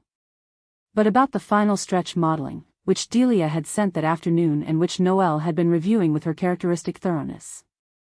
The 3rd precinct numbers, Noel said. You're projecting a 6-point recovery in the final 2 weeks. That's the upper range of the model. The earned media push is tracking and the town hall coverage has been better than we projected. 6 points is achievable if the final week's press holds. And if it doesn't hold? 3 to 4. Which puts us within the margin. A pause. The kind that Noel used when she was processing something she had already processed and was confirming the processing. The Eastern District leak, she said. Not the first time she had said it. The 3rd or 4th, always in the same tone, not an accusation, not a request, the specific pressure of a question that has been left open. I haven't closed the file, Delia said. I know you haven't closed the file. Noel's voice was measured. I'm asking whether there's something in it that would be useful before the 11th. Delia was quiet for 4 seconds. Not at this stage, she said. Another pause. Shorter. All right. The sound of Noel deciding, as she always decided, exactly how much she wanted to know. The suburban coverage angle. Where are we on the distribution? They talked for 20 minutes about the final stretch. The conversation was specific and productive and Delia was, as always, excellent in it. When the call ended she sat for a moment with the phone in her hand. Not at this stage. She thought about the truth of that sentence. It was technically accurate. There was no stage at which the information would be useful now in the way she had originally identified it as useful, because the calculus had shifted in ways she could track but could not fully explain to Noel without explaining more than she intended to explain. She opened her personal messages. The text thread with Priya. The last message was 3 weeks old, a photograph Priya had sent of something they had both owned at one point. A coffee table book on architectural photography that had ended up in Priya's possession in the division of things at the end of their time together and that Priya had apparently found in a box while reorganizing. Below the photograph, Priya had sent a single line, found this. Still looks like you chose it. Delia had looked at the message 3 times when it arrived and had not responded because she had been in the middle of something operational and had then not responded because each subsequent time she looked at it the thing that arrived with it was not the thing she wanted to send in a text message. She typed now, I think I did it again. She looked at the sentence. She deleted it. She typed, I'm in the final stretch. 11 days. She sent this. It was true and it was not the thing she had meant to say and it was also all she had the shape for right now. Priya responded in 6 minutes. London was 5 hours ahead, which meant she was up early or had not slept, which was its own form of answer. The response was a single line, I know. Call me when you're out. Delia set the phone down. She looked at the file. She thought about 61 entries, and the margins, and the things she had built over 11 weeks without fully intending to build them, and she thought about what she was going to do. She was not going to use the file. She had arrived at this conclusion in the bar in D.C. when she had looked at Maren across the table with the complete picture in her head and had decided. Not in the way of mercy, not in the way of softness, but in the way of someone who had identified the one tool she had left that hadn't been used against her. That the thing she was going to do with what she knew was wait until she was in a room where it could be said truthfully and meant precisely and carry no consequence except the consequence of having said it. No campaign utility. No strategic function. Just the fact of it. She was going to wait for that room. She was not certain when that room would arrive. She saved the file. She archived it under the same date-coded structure she used for everything. She looked at the title for a moment, then closed the folder. She opened the final stretch modeling. 11 days. 6 points in the upper range. The suburban coverage landing where she needed it to land. She worked until midnight with the focus she had maintained for 3 months, and the work was good, and the numbers were what the numbers were, and she was very good at this. She thought about the meeting she had not scheduled. She thought about it for approximately 4 minutes, which was less time than she usually spent on operational decisions of this kind, and she thought about the 11 days and the final stretch modeling and the information she still needed about the Aldridge operations endgame press strategy, and she thought about all of these things, and she also thought about the other thing, the margin column, the 61 entries, and the specific information she had decided not to give to Noel. She thought, you are going to need to be in one more room with her. Not for the campaign. For the other thing, the thing she had decided was going to have its room when the room arrived, the room where there would be no consequence and no utility and only the fact of saying what was true. She was not certain that room existed yet. She opened her calendar. She scheduled a meeting for the following Tuesday. She looked at the calendar entry for a moment, then closed the screen. She turned off the lamp. Chapter 17. The last useful meeting. The meeting had been Maren's idea. She had sent the message on a Monday morning, 8 days before the election, with the operational framing she had used for all of them: specific coverage question, mutual interest, 40 minutes. The message had been clean and professional, which was the register she had been maintaining since the Wednesday in D.C. when Delia had stood at the table and said, "I want you to know that I know." Maren had maintained the register with the consistency of someone who understood that the register was doing structural work. That it was the container keeping everything else in its shape. And she had not examined too closely whether the operational framing was still the true one or whether the operational framing was the thing she was using to keep herself from having to name what the meeting was actually for. Delia had agreed in 3 words. The time and the location. A hotel bar in Midtown, neutral territory, the kind of place that neither of them used for anything else. Were Maren's choices, because she had sent the message and had chosen them. She arrived 12 minutes early. She told herself this was operational. She chose the table, the sight lines, the chair that faced the room. She ordered water. She opened her phone and reviewed 2 messages she had already reviewed and then put it face down on the table and looked at the door. 8 days before the election. The Aldridge numbers had held at 14 and the final stretch was running cleanly, and there was, she had acknowledged to herself with the specific honesty she kept for the narrow internal register she did not perform for anyone, no strictly operational reason for this meeting. The coverage questions she had identified in the message were real, but she could have managed them without a face-to-face. She had managed harder questions on a text thread.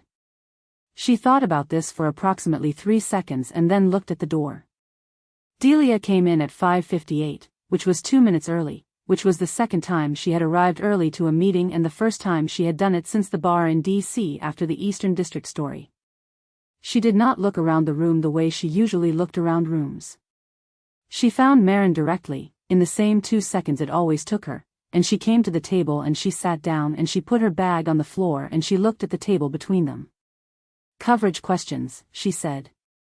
"Yes." Maren kept her voice level. "You said in the message there were 2. There are 2. Then let's cover them." They covered them. The first was a national media story developing around campaign spending disclosures that had the potential to hit both operations in the final week before the election, and that both of them would benefit from having a consistent factual record around.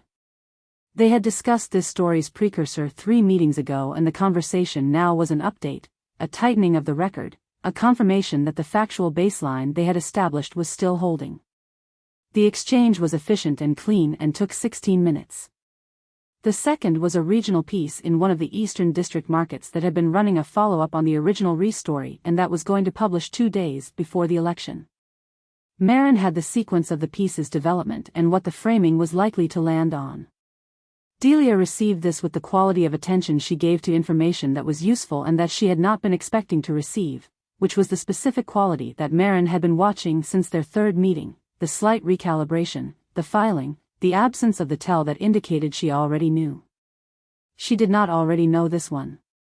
Maren had given her something real. She had not planned to give her something real. She had planned to give her the curated version, the calibrated version, the information shaped to suggest candor without providing it. She had been planning that since Monday morning when she sent the meeting request with the operational framing. In the moment she had given her something real, and she noticed the giving, and she did not retrieve it. "That's useful," Delia said. "I know it's useful." A beat. You didn't have to give me that, Delia said. She said it with the neutrality she used for observations that were not intended as gratitude and were not intended as accusation, in the register of someone noting a fact about the weather. No, Maren said. They looked at each other. This was the particular quality of the final stretch meetings, the exchange compressed into a smaller container, less room to navigate around the thing neither of them was saying, the professional framing doing less and less structural work as the time ran out. 8 days. The coverage questions had taken 28 minutes. There was nothing left to cover. And they were both still at the table. Delia picked up her water glass. She held it. She did not drink. She set it down with the particular deliberateness that Maren had been reading since the war room in the first chapter Delia had had in her, when the analytics lead had confirmed Maren's name and Delia had reached for the glass and placed it down without drinking, and Maren understood that the gesture meant something and had understood it for months and had filed it and was still filing it now, in this specific moment, watching Delia hold the glass and set it down in the same motion she had seen across 11 sessions and a campaign's worth of rooms.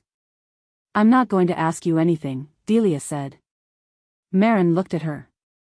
I want to be clear about that. I'm not. There's nothing I need you to tell me that I don't already have. She paused. I'm saying this so you know the conversation we're not having. I understand, Maren said. Good. Delia looked at the table. Then at Maren. The amber eyes, dark in the bar's low lighting, slightly ahead of whatever her face was performing, in the way Maren had been watching all year. I want to ask you something that isn't operational. All right. Have you decided what you're going to do after the campaign? The question arrived and Maren processed it with the flat, rapid triage she gave to unexpected questions, running the range of what it could mean and what responding to each meaning would cost. But Delia's face was carrying the expression she had when she was fully present and not managing the expression. The one Maren had seen on a hotel terrace in Phoenix and in 3 of the 11 meetings before tonight and that she had been placing in the column with no name for months. She was asking a real question. I have 3 inquiries, Maren said. 1 presidential primary cycle, 2 Senate cycles. I'll make the decisions in the spring. That's the professional answer. That's the answer. Delia looked at her. Right. She turned the water glass once in her hand, the silver ring catching the bar's light. I'm founding a consultancy. Post-campaign. The decision is already made. I know. I've seen the infrastructure going up. Of course you have. The ghost of something at the corner of Delia's mouth that was not quite amusement but shared the address. I want it to be mine. The next thing. Not attached to any campaign or any candidate. Just the work, the kind of work I can choose, on the terms I set. That's the right move. I think so. She set the glass down. I'm telling you because I wanted to. She said it simply, without packaging. Not because it changes anything. Not because I'm asking you to. I don't know. Register it in some particular way.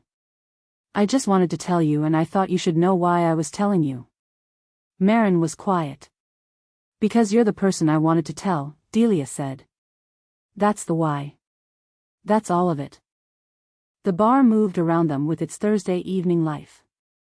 A couple near the window, a group at the far end, the bartender rotating through the ordinary business of keeping things running. The candle on their table was lit, a small thing, and its light fell between them in a way that was not remarkable and that Maren was not going to think about after she left. A silence settled between them. It lasted longer than the conversation required. This was Delia's interior in that silence. She was watching Maren not say something. She had been watching Maren not say something for 3 weeks, since the bar in D.C. where Maren's silence had been the most information she'd received from her in months, and the not saying had a shape she could read the same way she read all shapes. By the space around it, by what the surrounding evidence implied about the absent center. She knew what Maren was not saying. She had known it since at least Phoenix, and knowing it had not protected her, which was the specific thing about Maren that Delia understood most clearly and that she had been living with most expensively. Knowing and being safe from it were not the same thing, and they had never been the same thing, and she had believed. Had continued to believe, past every reasonable point for the belief. That knowing would eventually be enough. She had scheduled this meeting. She had come to this meeting with the 61 entries behind her and the campaign's final week in front of her and the question she was not going to ask in her chest, and she had come because she needed to be in one more room with Maren before the room she had been building, the one where there were no consequences and no utility, arrived. She needed to confirm, in person, in the specific way that presence confirmed things that evidence only implied, that the thing she had decided to do on election night was the right thing. She was confirming it now. Maren was not going to say it. Delia could see this with the clarity she could see all inevitable things, not because Maren didn't mean it. She did, Delia believed this, which was its own kind of devastation.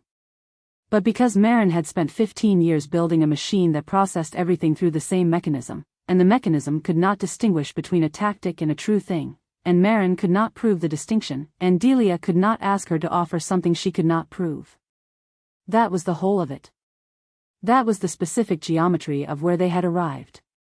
She thought, this is the last meeting. She thought it without drama, in the flat, clear register she used for conclusions she had already reached. She thought, you knew it would be the last one when you scheduled it. Across the table, Maren was still. She wanted to say, some of it was real. The sentence was in her chest, had been in her chest since the bar in D.C. when Delia had stood at the table and said I know and Maren had said nothing, which had been its own kind of answer. She had built the sentence in the way she built all important sentences, thought it first, revised it, arrived at the version that was both true and precise and the smallest possible change from silence while still being a departure from it. She wanted to say it. She thought about Roland Carr, who had sat across from her at a table not unlike this one 11 years ago and had used something she had given him to remove her from a room she had needed to be in, and she thought about what she had decided in the aftermath of that, which was that information is only safe when it has no emotional value, and she thought about how long she had been building the walls that followed from that decision and what it had cost to build them and whether the cost was paid or ongoing. She thought about what Delia would do with the sentence. Not operationally. Delia was not going to use it operationally. Delia had had 61 entries and had chosen not to use them operationally, and Maren knew this with the precision of someone who understood exactly what Delia had and had done with it, which was nothing. Not nothing in the sense of inaction. Nothing in the sense of a specific, chosen refusal to reduce something to its use. She did not say it. She sat with the weight of the unsaid sentence and looked at Delia and understood, with the clarity that arrived sometimes when you were not looking for it, that saying it would look like a tactic. That she could not prove otherwise. Not to Delia. Not to herself, which was the part that she was finding hardest to look at directly. The work and the feeling had run together for so long that she could no longer find the seam, and if she said some of it was real, she could not guarantee. Could not offer anything close to a guarantee. That the saying was real rather than the last move in a game she had been playing too long to see clearly from the inside. Delia was watching her. Not with expectation. With the look that was past expectation, the look of someone who had arrived at a conclusion and was giving it the space to be confirmed or not confirmed by whatever Maren did next. Maren said, I hope it goes well. The consultancy. Delia received this. For a moment neither of them moved.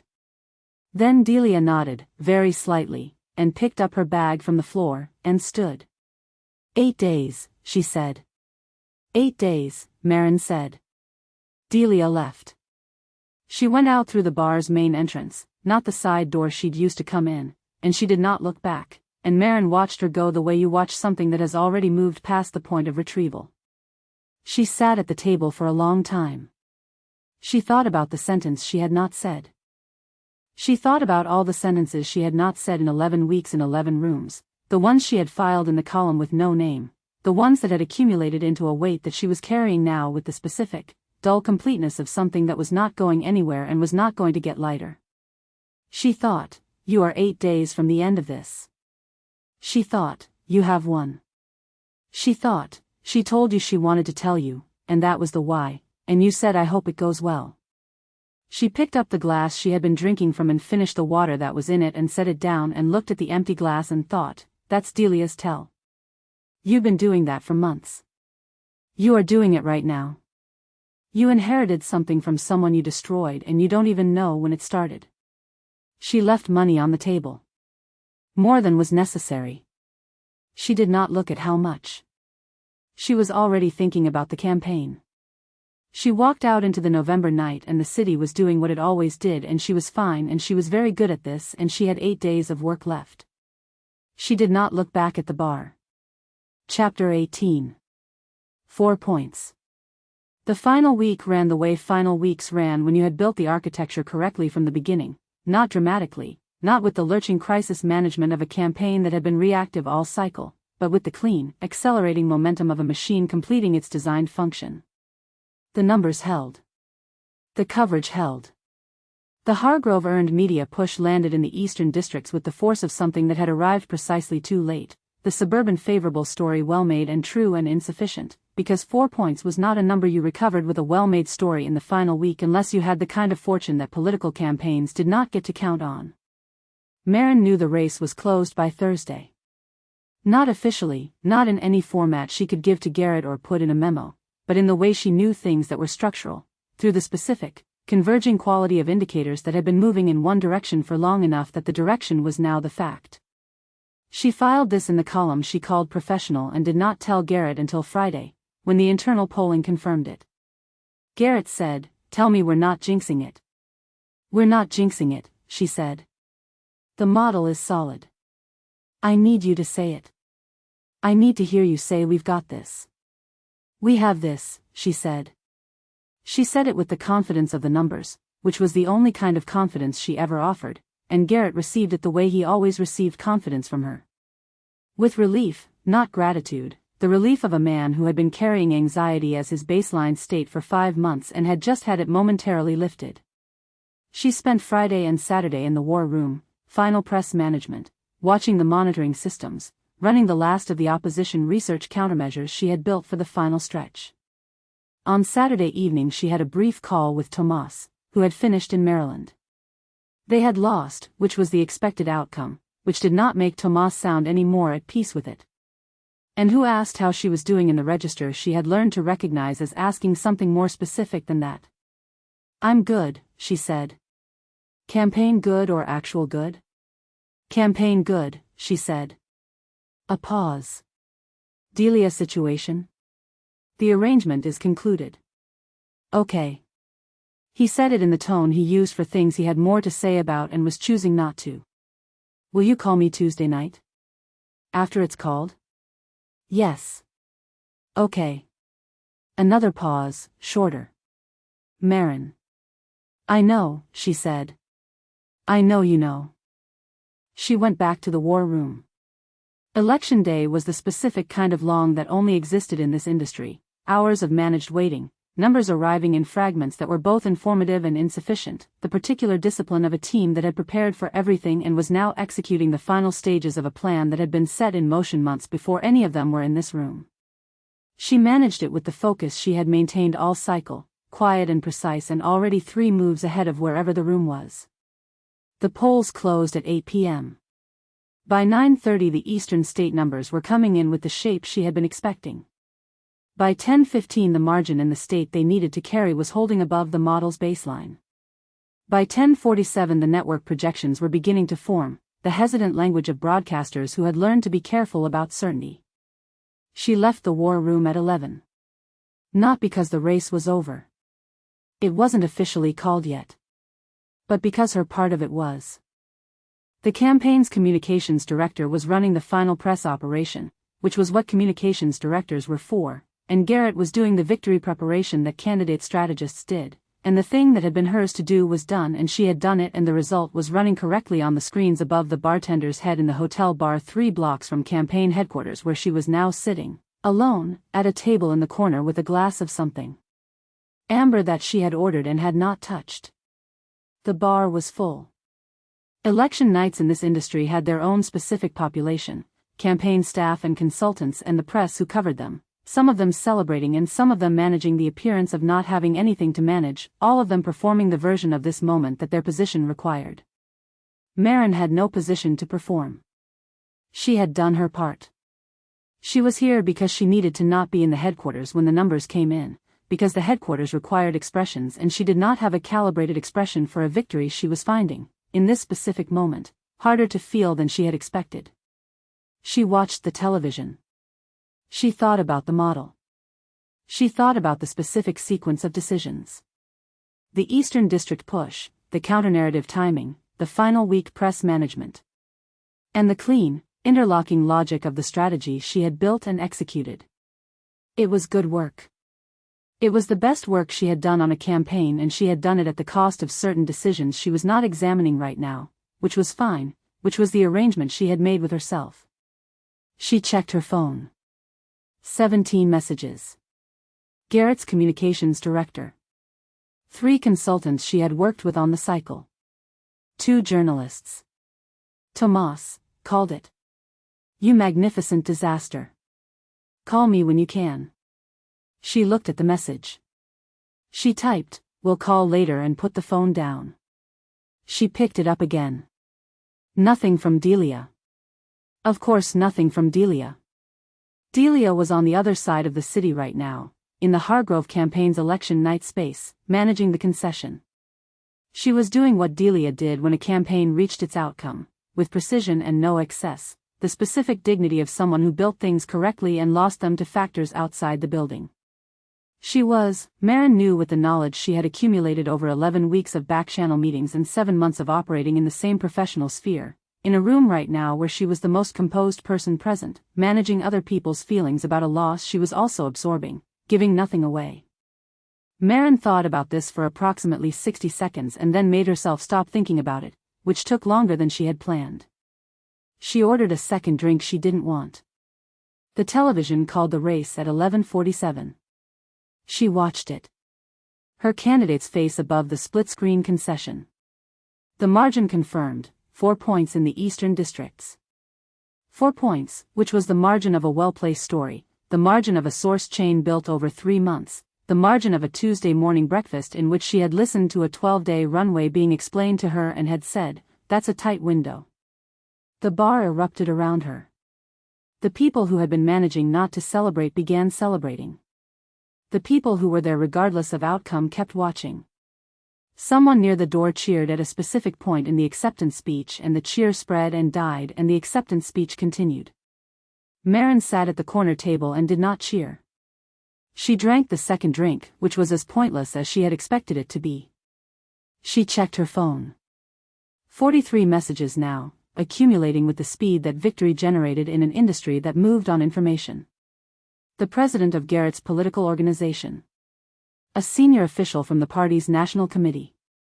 A journalist from a major outlet asking for a comment on the campaign strategy. 2 former colleagues. The woman who ran the consultancy she had worked with before the Aldridge cycle. Nothing from Delia. She was not waiting for something from Delia. She told herself this clearly, in the internal register she used for the things she was most tempted to be unclear about. She was not waiting. Delia would not send a message and Maren would not send a message, and in the morning the campaign would be over and the work she had been doing for 5 months would be complete, and she would move to the next thing in the way she always moved to the next thing. She left a tip that was too large and paid her tab and walked out into the November night. The city was doing what cities did after elections, moving on, already, with the specific indifference of systems that were much larger than any individual outcome. People on the sidewalks in coats, heading toward or away from wherever they were going, carrying the ambient information of the night in the way that city people carried ambient information, as texture rather than data. Cabs moving. A group emerging from a bar 2 blocks north, loud in the specific way of people who had been waiting to be loud. She stood on the sidewalk outside the bar for a moment. Her phone buzzed. She looked at it. The screen showed a number she did not have saved but recognized. A hotel landline, which was unusual for texts, but Delia had always been slightly irregular about the devices she used for things that were not official, which was something Maren had noted and not commented on because it was one of the small inconsistencies that she had collected over 11 weeks. One line. No greeting, no name, no punctuation at the end. My hotel. Room 1408. Come alone. She stood on the sidewalk and looked at the message for a long time. The November air was cold in the way it was cold in this city at this time of year, not dramatically, not with the force of a real northern winter, but with the settled cold of something that had arrived and was not leaving. She thought about not going. She thought about going in the sense of knowing she would go, which was different from deciding to go, which was different from wanting to go in any clean sense, and she thought about what the going meant and what it was and whether she was ready for what was in that room. She was not ready. She walked north anyway. The hotel was 9 blocks. She walked them with the pace she always walked, steady, not slow, the pace of someone who was going somewhere and had decided to go there. The city moved around her and she let it move, and she did not look at her phone, and she did not think about the speech that was probably still running on the television in the bar, and she did not think about the margin, and she did not think about what she was going to say when she got there. She did not have anything to say. That was the part she had not figured out yet. The hotel entrance was bright in the way of hotels at night, the lobby lights spilling out onto the wet pavement where a cab had just discharged someone, and the doorman held the door, and she walked through it and crossed the lobby to the elevators and pressed 14, and the elevator rose and the doors opened and the hallway was quiet in the specific, carpeted quiet of hotel hallways at 11:53 p.m. and she walked to room 1408 and she raised her hand to knock. The door opened before she knocked. Delia had been watching through the peephole. Maren stood in the hallway and looked at her and thought, she was waiting at the door, and Delia does not wait for people, and this is the first sign. Chapter 19. The stairwell. Delia opened the door before Maren knocked. That was the first sign. Delia had been watching the peephole, which meant Delia had been standing at the door, which meant Delia had been waiting, and Delia did not wait for people. People waited for Delia. That was one of the foundational axioms of their industry, and it had been true for the 11 years they had orbited each other and the 6 months they had done something else entirely. She looked exhausted. Not destroyed. Not broken. Exhausted in the way that soldiers looked exhausted after a campaign, stripped down to the essential thing, whatever that was in her. The blazer she had worn to the election night event was still on, the collar open, the silver ring on her right index finger catching the light of the hallway behind Maren's back. Her eyes were what they always were, the amber that looked brown in most lights and gold in direct sun, and that was, always, slightly ahead of whatever expression the rest of her face was performing. You came, Delia said. You texted. I wasn't sure you would. I wasn't sure either. Delia stepped back. Maren walked in. The room was impersonal in the way that all hotel rooms were impersonal, but Delia had been here long enough to leave traces: a jacket over the desk chair, a half-empty water glass, a legal pad covered in handwriting that Maren didn't let herself read. The television was off. The curtains were open, and the city below was doing what cities did the night after elections. Moving on, already, with the indifference of something much larger than any individual outcome.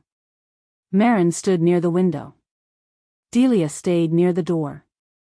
Neither of them sat down. The Hargrove source, Delia said. Not a question. Maren looked at her. The leak in the 3rd week of October, Delia continued. The one that killed the momentum we'd built in the eastern districts. The one that came from inside our opposition research file. She paused. I've been running the geometry of it since about 2 in the morning last night. Who had access? Who had motive? Who was positioned correctly? Another pause. Shorter. Who I had been talking to. Delia. I'm not asking you to confirm it. Her voice was level. I already know. I'm telling you what I know so that you understand what this conversation is. Silence. The city moved outside the window. Maren said, What is this conversation? Delia crossed her arms. Not defensively, Maren thought, but like someone bracing against weather. I wanted to look at you, she said. I wanted to be in the same room with you and look at you and say it out loud and watch you hear it. Say what out loud? That it was you. That it was always going to be you.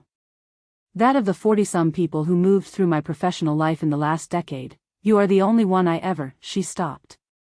Started again differently. I made an error in judgment. I want to understand it. You're the only person who can help me understand it, because you're the only person who was inside it. That's not why you called me here. A beat. No, Delia said. It's not. She uncrossed her arms. She moved to the desk, picked up the water glass, set it down without drinking. I called you here because I needed to tell you something and I needed to say it to your face. Not because it changes anything. Not because I want anything from you. Not because, a short exhale, almost a laugh. Not because I'm naive enough, after everything, to think there's a version of this that ends differently than its ending. Maren waited. Delia turned to face her. I knew, she said. Somewhere around week 4. Something felt wrong about the cadence of what you were giving me. Too useful. Too clean. The angles were slightly too advantageous. She held Maren's gaze. I knew, and I kept meeting you anyway. I kept, she paused on the word, then chose it deliberately, choosing you anyway. Because I told myself I was managing it. I told myself I was handling it. I told myself that I was in control of what was happening between us and it was. She stopped. It wasn't, Maren said. No. It wasn't. The room held the silence for a moment. I wanted you to know, Delia said finally, that I understand what you did. Not in the sense of forgiving it. Not in the sense of absolution. I wanted you to know that I see it clearly. All of it. The first meeting, the first time you redirected a conversation, the night you asked me about the Eastern District modeling and I answered you because she stopped again. I wanted you to have to stand here and know that I know. That's all. That's the whole of it. Maren said nothing. This was the moment, she thought. This was the moment where you said something. Where you offered the explanation, the context, the careful framing that made it make sense. Where you said this industry does this to people or you would have done the same or. And this was the one she had been carrying since the last meeting, since the Thursday bar 8 days ago when she had sat with the sentence in her chest and had not said it. Some of it was real. She said nothing. Not because she had chosen to say nothing in the way she usually chose things, with the clean operational precision of a decision made in advance. Because the sentence would have looked like a tactic. She could not prove otherwise. The work and the feeling had been so long entangled that she could no longer find where one ended and the other began. Not to Delia, not to herself. And the sentence, said in this room, said now, with 11 weeks of documented intelligence extraction behind it, would arrive wearing the face of a tactic even if it was not one, and she could not ask Delia to receive it as anything else, which meant she could not say it. This was the understanding that had been arriving for months and had arrived completely in this room, on this night, standing near a window with the city moving indifferently below. She could not prove that any of it had been separate from the work. She could not prove it to herself. Delia nodded, very slightly, as if Maren's silence had confirmed something she already suspected. Okay, she said. She went to the door. Opened it. Not dramatically.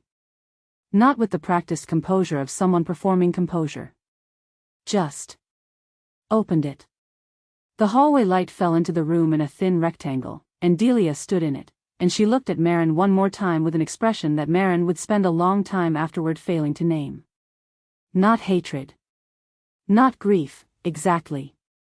Something that lived past both of those things, in the territory where feeling had been used up and what remained was simply knowledge. You should go, Delia said. Maren went. She took the stairs. 11 floors down, her hand on a metal railing, her footsteps echoing in the concrete stairwell. She counted them without meaning to. She was breathing too carefully, the way you breathe when you are trying not to notice that you are having a feeling. On the 4th floor landing she stopped. She sat down on the stairs. The stairwell was ugly and fluorescent and smelled like cleaning solution, and she sat in it for what might have been 4 minutes or 14, her elbows on her knees, and thought about the expression on Delia's face. Some of it was real. She hadn't said it. She had stood there and she had not said it, because saying it would have been. What? A plea. A negotiation. A last attempt at leverage disguised as honesty. She was too good at her job not to know that every true thing she might have said in that room would have looked like another tactic, and the worst part, the part that sat in her chest like something with edges, was that she could not have proven otherwise. Not to Delia. Not to herself. The work and the feeling had been so long entangled that she could no longer find where one ended and the other began. That was what Delia had actually come to understand, she realized. Not just the what but the how. The specific way that Maren had become someone who couldn't tell the difference anymore. She stood up. She continued down the stairs. She walked out into the city and her phone buzzed with 3 messages from her candidate's communications director and a congratulatory text from someone she barely knew, and she answered none of them. She walked for a long time. She thought about the Eastern District numbers. She thought about a conversation in October on a hotel terrace 2 time zones west of here, when the nights were still warm and Delia had laughed. Actually laughed, not the professional version. At something Maren had said, and Maren had thought, with the part of herself she tried hardest to keep quiet, there it is. There's the thing you've been trying not to want. She had gone home that night and she had written up her notes. She had been very thorough. She thought about Delia opening the door before she knocked, and the look that was not hatred and not grief but something that lived past both of those in the territory where feeling had been used up, and she thought about the sentence she had not said and could not say and would carry for a long time in the column with no name. She walked until the city thinned out and started to repeat itself, and then she turned around and walked back. She did not cry. She was not a person who cried. She had decided this about herself at some point and the decision had held. She walked and she breathed too carefully and she thought about the things she was not supposed to be thinking about and she let them be thought and she did not stop moving. Around the 3rd mile she took out her phone. She typed Tomas's name. She held the phone for a moment. She put it back in her pocket. She kept walking. The night was quiet in the way cities were quiet at midnight after something large had happened, not empty, not still, but carrying the aftermath of the day in the way that air carried the smell of a storm that had already passed. She had been in cities after elections before. She had never found the quiet as empty as she did tonight, and she thought about the hotel bar and the second drink and the number 47 on her phone screen and nothing from Delia, and she thought, you built this very carefully and it ran exactly as engineered and you are standing in the specific result of what you built, and this is it. A taxi slowed near the corner. She didn't take it. She had been walking for. She checked the time and found it was 20 to 1, which meant she had been walking for over an hour, which was longer than she'd thought, which was the thing that happened when you were trying not to think. She stopped at a corner she didn't recognize. She stood there. She thought, say it. Say it to yourself. You can say it here. There's no one to look like a tactic for.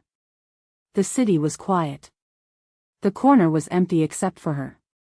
Some of it was real, she thought. Most of it, she thought. Almost all of it, she thought, toward the end. The corner gave her nothing back.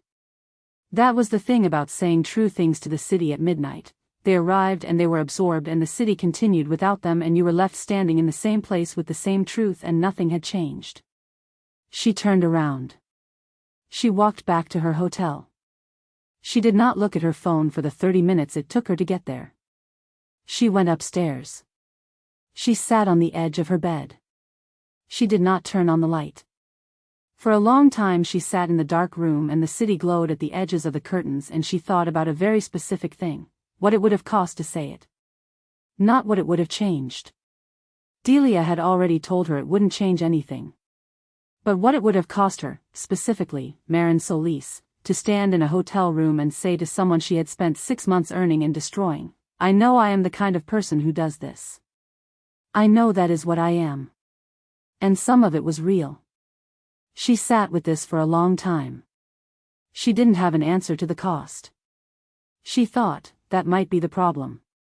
That you have never been able to price yourself clearly on that particular item. Eventually she lay down without changing her clothes and looked at the ceiling, and the ceiling was the ceiling of a temporary place, and she was very tired in the way that she had not let herself be tired for 5 months, and it had all come to settle here, in this room, in this dark, in this absence that was specific and shaped and had a name. She fell asleep. The work was the work. It had always been enough. She was very good at it. She dreamed of a hotel terrace in October, and warm air, and olive trees, and a laugh she had written up notes about. Chapter 20. The work. She was checked out of the hotel by 7. This was not unusual. She had always been an early checkout, the way she had always been an early arriver. Not urgency, not anxiety, but the specific preference for being in motion before the day had accumulated the weight of other people's schedules around it. She had been this way since her 20s, and she had long since stopped examining it as a trait. She had packed the night before. Not before the election, not in the hours when the war room was running and the numbers were coming in.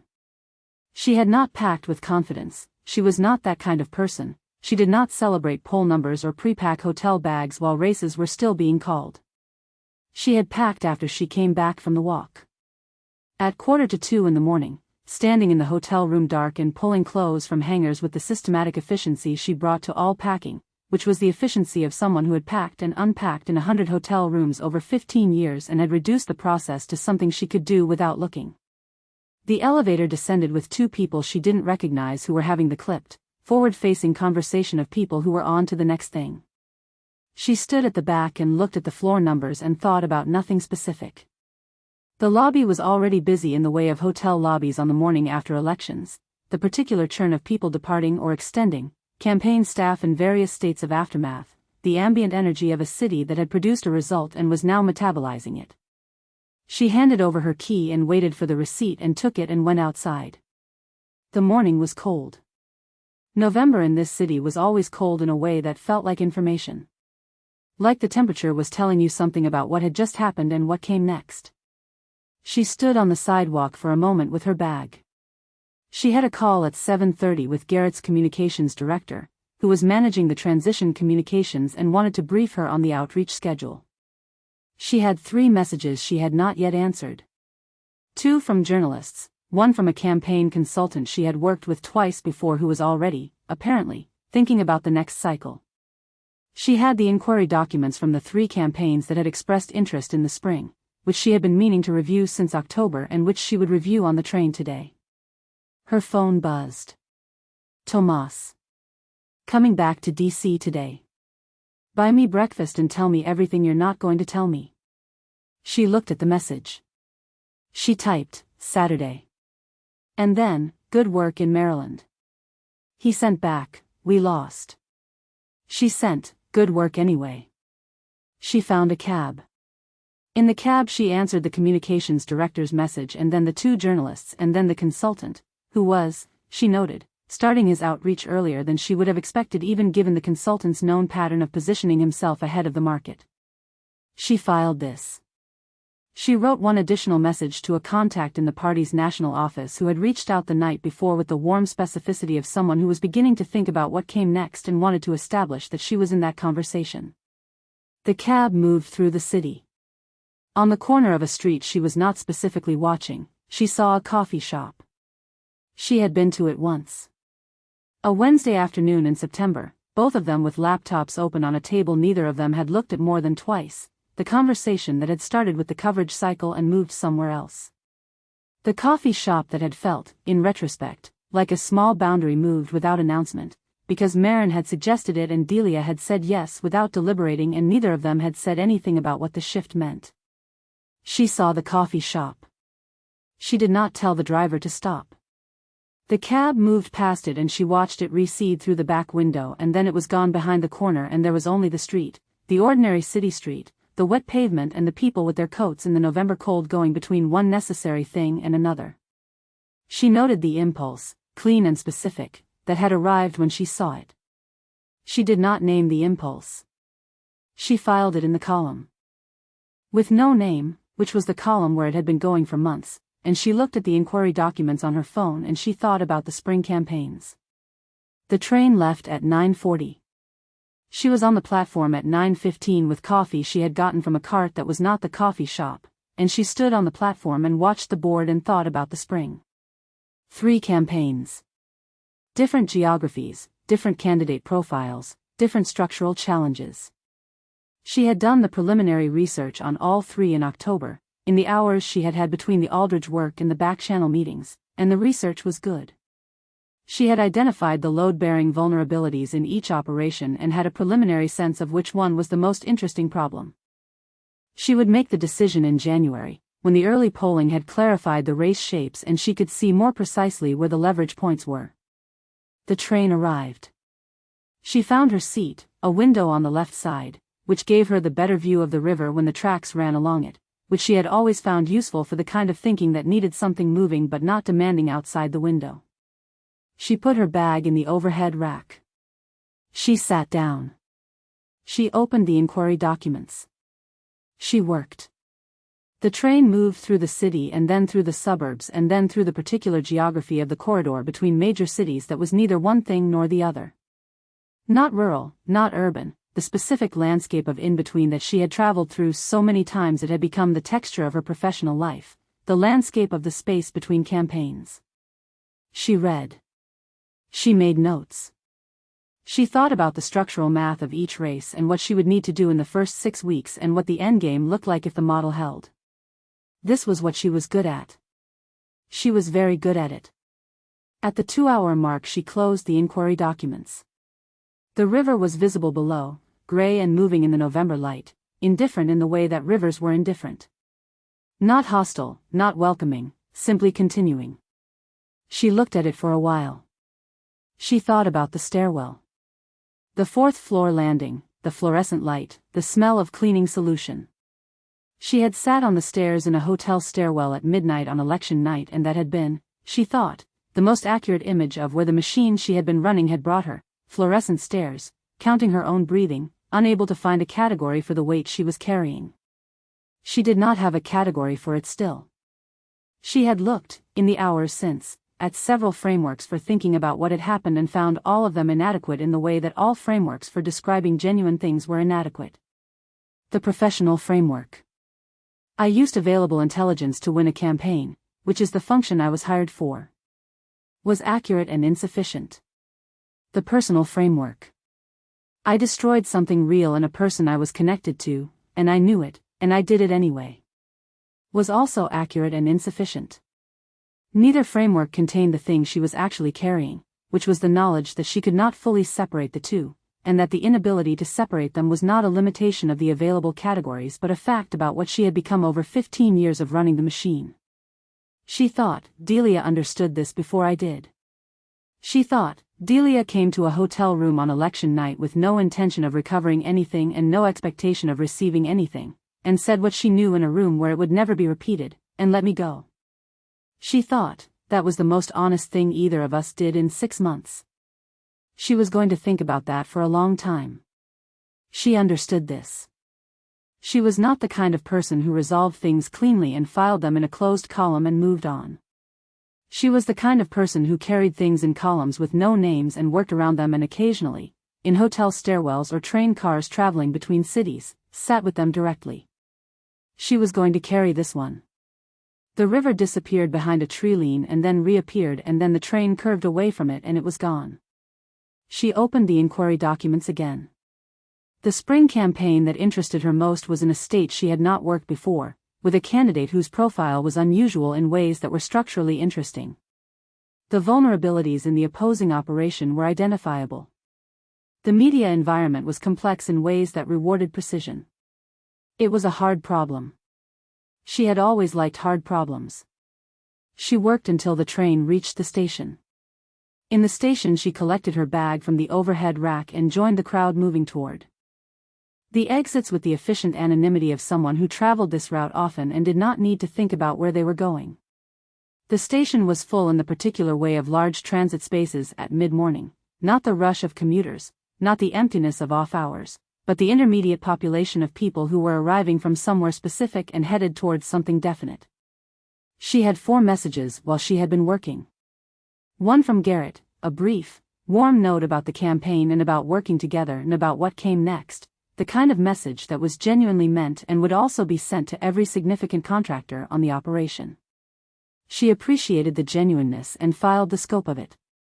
One from a colleague in the industry she had not spoken to in 18 months, congratulating her and asking for a coffee when schedules permitted. She would schedule it. One from Tomas, I lied about Maryland. It was fine. We built something that held until it didn't. I am choosing to be at peace with this. Also, I want that Saturday breakfast. She almost smiled. She typed, Saturday. Nothing from Delia. She put the phone in her pocket.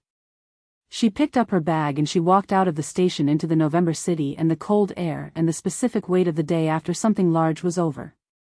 The street received her the way streets received everyone, without acknowledgement and without indifference, just the ordinary fact of a surface to walk on.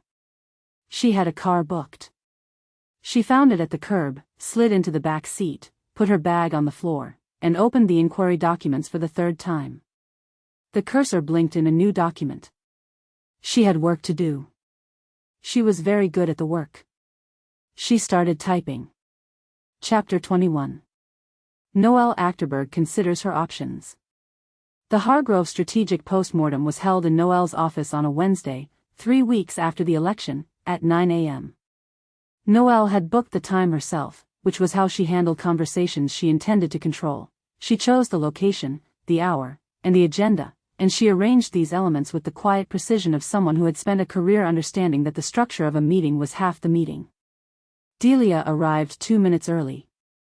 She had the postmortem materials in a folder she had prepared over the preceding week, the final polling breakdowns, the earned media analysis, the precinct-by-precinct modeling with the variance data, and a 12-page structural assessment of the campaign's operational decisions from the primary through the concession. It was thorough. It was the most thorough thing she had ever written about a campaign she had lost, which she attributed to the specific discipline of needing to be useful rather than reflective. She had not attributed it to anything else. Noelle was at her desk when Delia came in, reading something on a tablet with the focus quality she brought to all reading, complete, unhurried, present in the way of someone who had decided that the document in front of her was the only thing that existed until she put it down. She did not look up for 4 seconds, which was not rudeness and was not theater but was simply Noelle finishing the sentence she had been in the middle of. Sit, she said. Delia sat. The office was the kind that had been built for significance and had been occupied long enough to absorb it.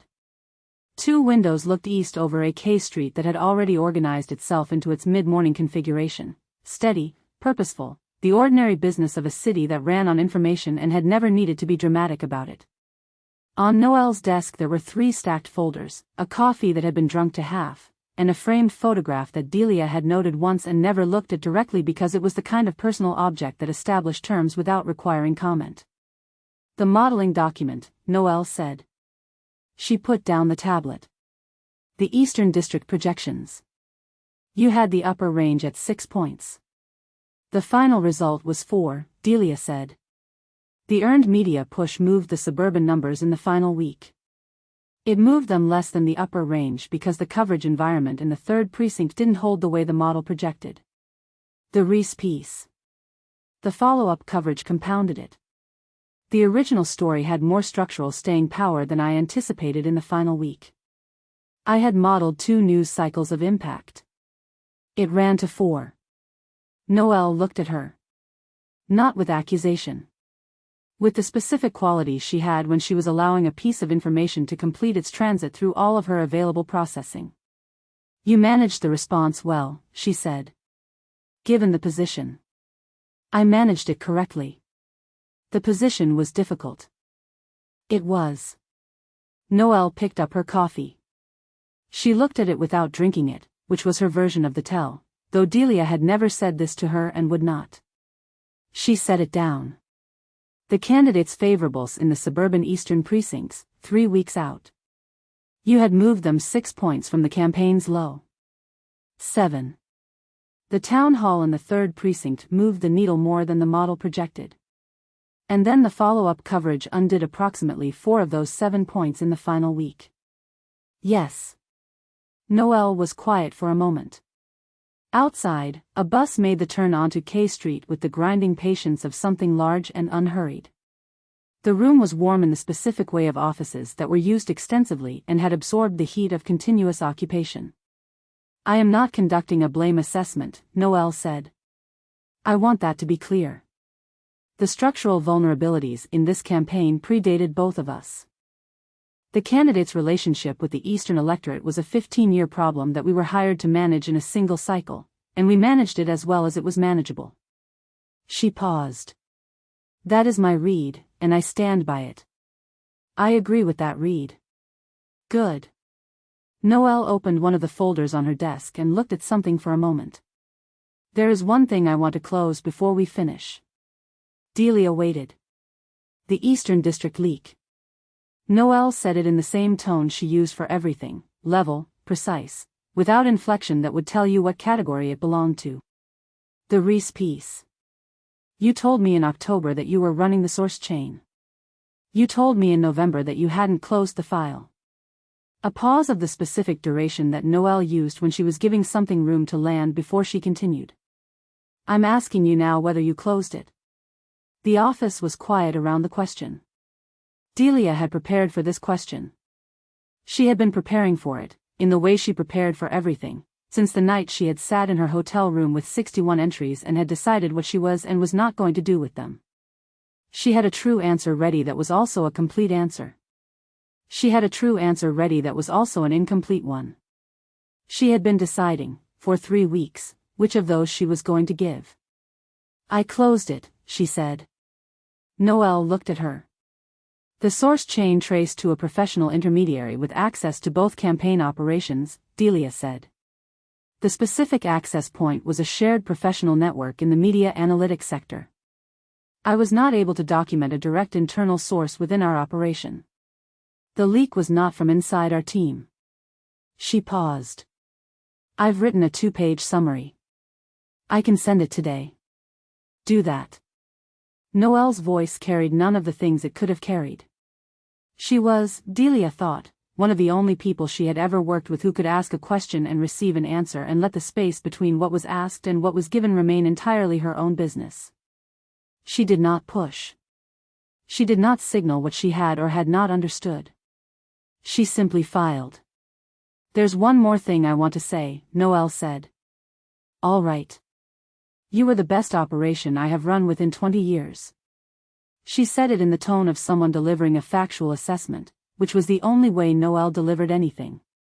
Whatever comes next for you, I would like to be in that conversation. As a client or a reference or simply as someone who knows what you're worth and would like the industry to know I know it. She paused. That's a standing offer. No conditions attached. Delia received this. It arrived in the part of her that she did not typically let receive things during working hours, because that part of her was not built for the working hours register, and she had kept it separated for long enough that the separation was structural. But it arrived. She let it. Thank you, she said. It was the plainest thing she had said to Noelle in 5 months of working together, which was its own form of honesty. The meeting ended at 10:40. She went home. Not to the hotel. To the Georgetown apartment, which she had been using with increasing frequency since the campaign ended and which was, she was allowing herself to acknowledge, actually her home, even if it had the specific quality of impermanence she had never fully resolved. The place she returned to between campaigns that had not yet decided whether it was a base or a destination. She had been asking this question about it for 2 years. She was not certain the question was the right one. The apartment was quiet in the particular way it was always quiet when she returned to it after an extended absence, the specific silence of a space that had been waiting without expectation, that registered her return with the neutral fact of occupied air rather than any implication of feeling. She found this useful. She had chosen the apartment, at some level she did not fully examine, because it did not expect anything from her. She had lived in places that expected things and found them exhausting. She put her bag down. She took off her coat. She put the kettle on because the kettle was one of the few objects she had carried through every apartment she had occupied in the past decade, a specific Italian thing with a particular whistle that she had always found, for reasons she had never traced, settling rather than startling. She sat at the kitchen table while the water heated. She had a call to make. She had been meaning to make it since election night, since Priya's single message. "I know. Call me when you're out." Which had arrived at 2 a.m. London time and had been sitting in her messages for 3 weeks like a task she had been unable to open because opening it required a version of herself she hadn't been ready to be yet. She picked up the phone. She dialed London. Priya answered on the second ring, which meant she had been expecting the call. "There she is," Priya said. Her voice was warm and dry in the register that was specifically hers, the one that contained both affection and clarity in the same measure and did not ask you to choose between them. "Here I am," Delia said. "How are you?" She stopped. She started differently. "I'm not fine in the way I usually mean fine. I'm fine in the other way. The actual way. Those are different things." "I know." Priya was quiet for a moment. Through the phone, the sounds of Priya's London, a background that was characteristically organized, contained the home of someone who had decided what she wanted her environment to feel like and had built it accordingly. Delia had been to Priya's flat twice since the end of their relationship, both times for the annual dinner, and it was the kind of place that made her feel, in a way she found both useful and uncomfortable, like she was looking at an answer to a question she had not yet asked herself clearly. "Tell me," Priya said. So Delia told her. Not everything. She did not tell Priya about the 61 entries, not because she was protecting Maren but because that level of operational specificity would have required context that the phone call didn't have room for, and that was, in any case, not the part of the story that needed to be said. She told her the shape of it.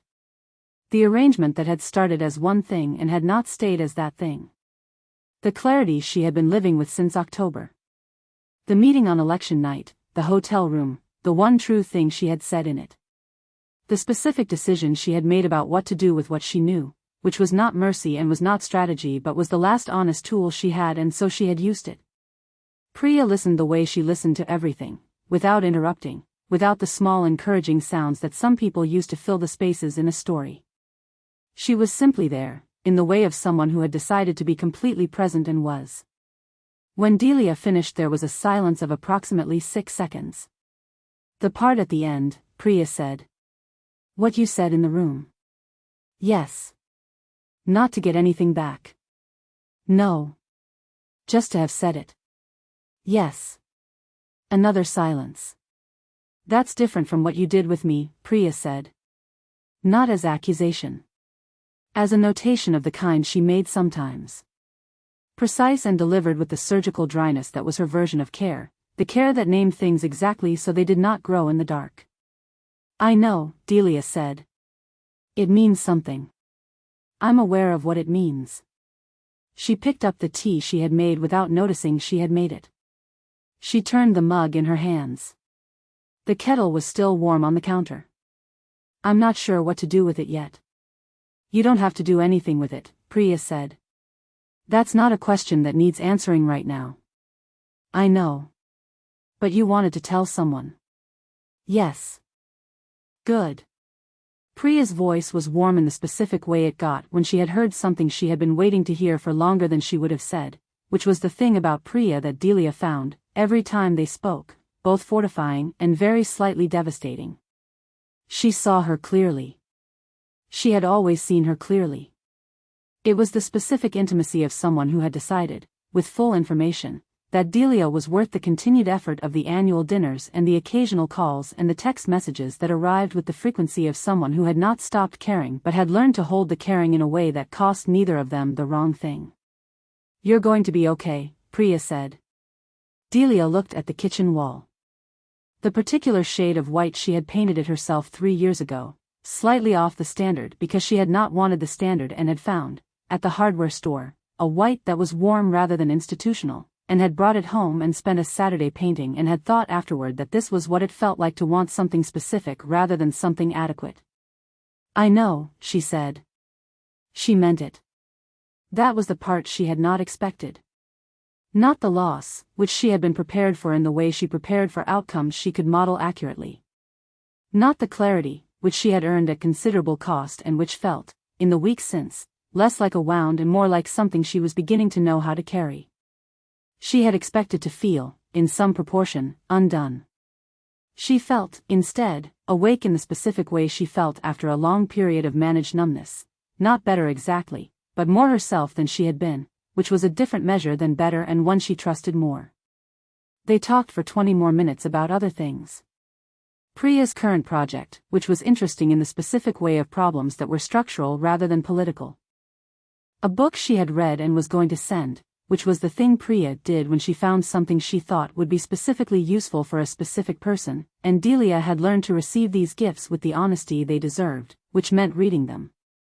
At the end of the call Priya said, "When are you in London next?" "February, probably. The consultancy is going to require a few international conversations." "Dinner," Priya said. "Not the annual one. A different one." Delia thought about this for a moment. "Yes," she said. "I'd like that." After she hung up she sat at the kitchen table for a while longer. The apartment was quiet in its waiting way. The silver ring on her right index finger was warm from where she had been holding the mug, a small specific weight she had worn for 8 years, found at a market in Amsterdam the year she had decided to stop treating her personal life as a problem to be managed and start treating it as a thing that was allowed to matter. She had, she thought, been more or less successful at this. In proportion to the difficulty of the target, which was considerable. She had more to build. She picked up her laptop and opened the document she had been working on for 3 weeks. The consultancy brief. The specific architecture of a thing that would be entirely hers, no campaign affiliation, no candidate dependency, the kind of work she could choose on the terms she set. She had a name for it already, had had a name for it since October when she had written it in a margin she had never shown anyone. Meridian Advisory. The word that meant the highest point in a trajectory, the specific moment of arrival before the descent, which she had chosen not because it was optimistic but because it was honest. She knew where she was in the arc of things, and she was not pretending otherwise, and she was building from here. She opened the draft. She worked until evening. She was very good at building things. Chapter 22. Meridian. The lawyer's name was Catherine Chu and she had the specific quality of very good lawyers, which was that she made the complicated appear ordinary without making it appear simple, and she asked her questions in the precise order that produced the most useful sequence of answers, and she did not perform the importance of her own expertise. Delia had worked with 3 lawyers in her professional life and she had liked one of them and respected all 3, and she liked and respected Catherine Chu. They met on a Thursday morning in early December, 5 weeks after the election, at Catherine's office in DuPont Circle. The office was the kind that had been designed to communicate competence without communicating wealth, which was the correct calibration for a lawyer who worked primarily with political and communications professionals. People who were sensitive to both signals and would have been suspicious of either excess. The meeting covered the consultancy's structure. The LLC filing, the operating agreement, the tax architecture for a single-member entity that was likely to take on one partner within the first 12 months and needed the structure to accommodate that possibility without being built around it. They talked about liability, about contracts, about the specific provisions that Delia had identified from her experience running operations for other people's organizations and had determined were non-negotiable in her own. Catherine took notes and asked clarifying questions and made 2 recommendations that Delia had not considered and that were, she acknowledged, correct. She revised her positions on both without ceremony. By noon the structural framework was established. The filing would take 3 weeks. The operating agreement would be ready for review in 10 days. The name, Catherine said. "You have one?" "Meridian Advisory." Catherine wrote it down.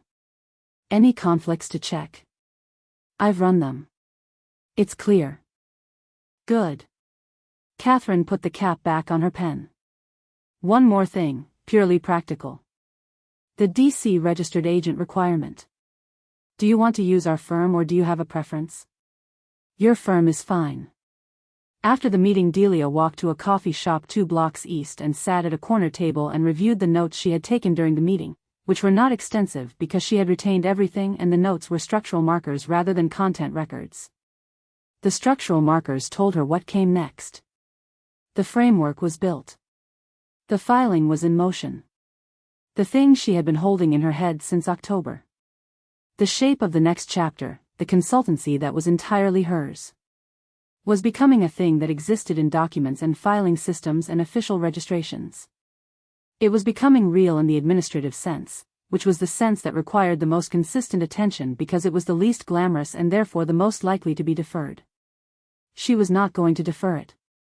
She ordered a second coffee she hadn't planned to order and opened her laptop and began the draft of the first client pitch email from the new address she had set up that morning.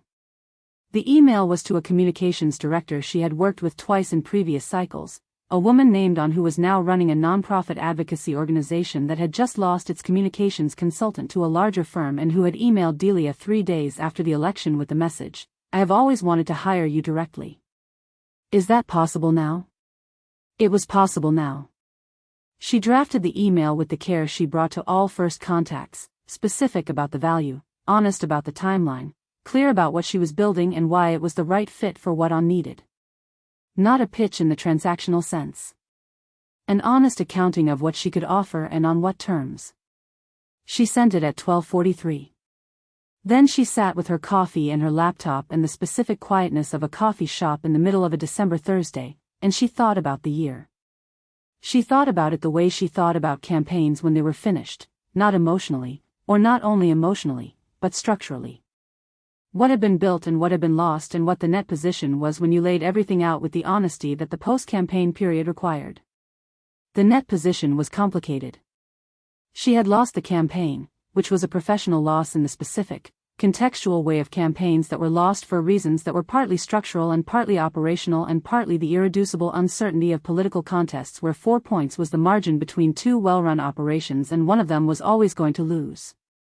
She was at peace with the loss in the way that she was at peace with outcomes she had managed correctly but could not control entirely. The peace was genuine and was not the same as indifference. She had lost other things that were harder to categorize. She was still in the process of categorizing them, which was the honest thing she could say about where she was. The specific weight of the hotel room on election night, the conversation she had gone there to have and had had, the clarity it had produced and the question the clarity left open. Which was not what Maren had done, she understood that clearly, though what was documented and known and had been known for weeks. The question the clarity left open was what she had learned about herself. What she had learned was not entirely comfortable. She had chosen Maren the way she had chosen Priya, past the point of the last clean exit, with full knowledge of the geometry. She had done this consciously. She had called it honesty. The honest response to something that was worth choosing. And she stood by that framing even now, even in the aftermath, because the alternative framing was that she had been naive and she had not been naive. She had been clear-eyed and she had chosen anyway and the choice had cost her what it had cost her, which was not nothing. What she was less certain about was whether she had made the choice for herself or whether she had made it for the person who wanted to be in a situation, at the end, where the only tool she had left was the truth. Whether the honesty on election night had been something she had moved toward from the beginning. Whether the 61 entries were not only a case built in self-protection but a case built toward a specific conclusion, the room where there were no consequences and only the fact of saying what was true. She had been thinking about this for 5 weeks and she had not arrived at a clean answer. She was not certain a clean answer existed. She was beginning to accept that this uncertainty was not a problem to be solved but a condition to be carried, and that carrying it was different from being weighed down by it, and that the difference was in whether you could still do the work.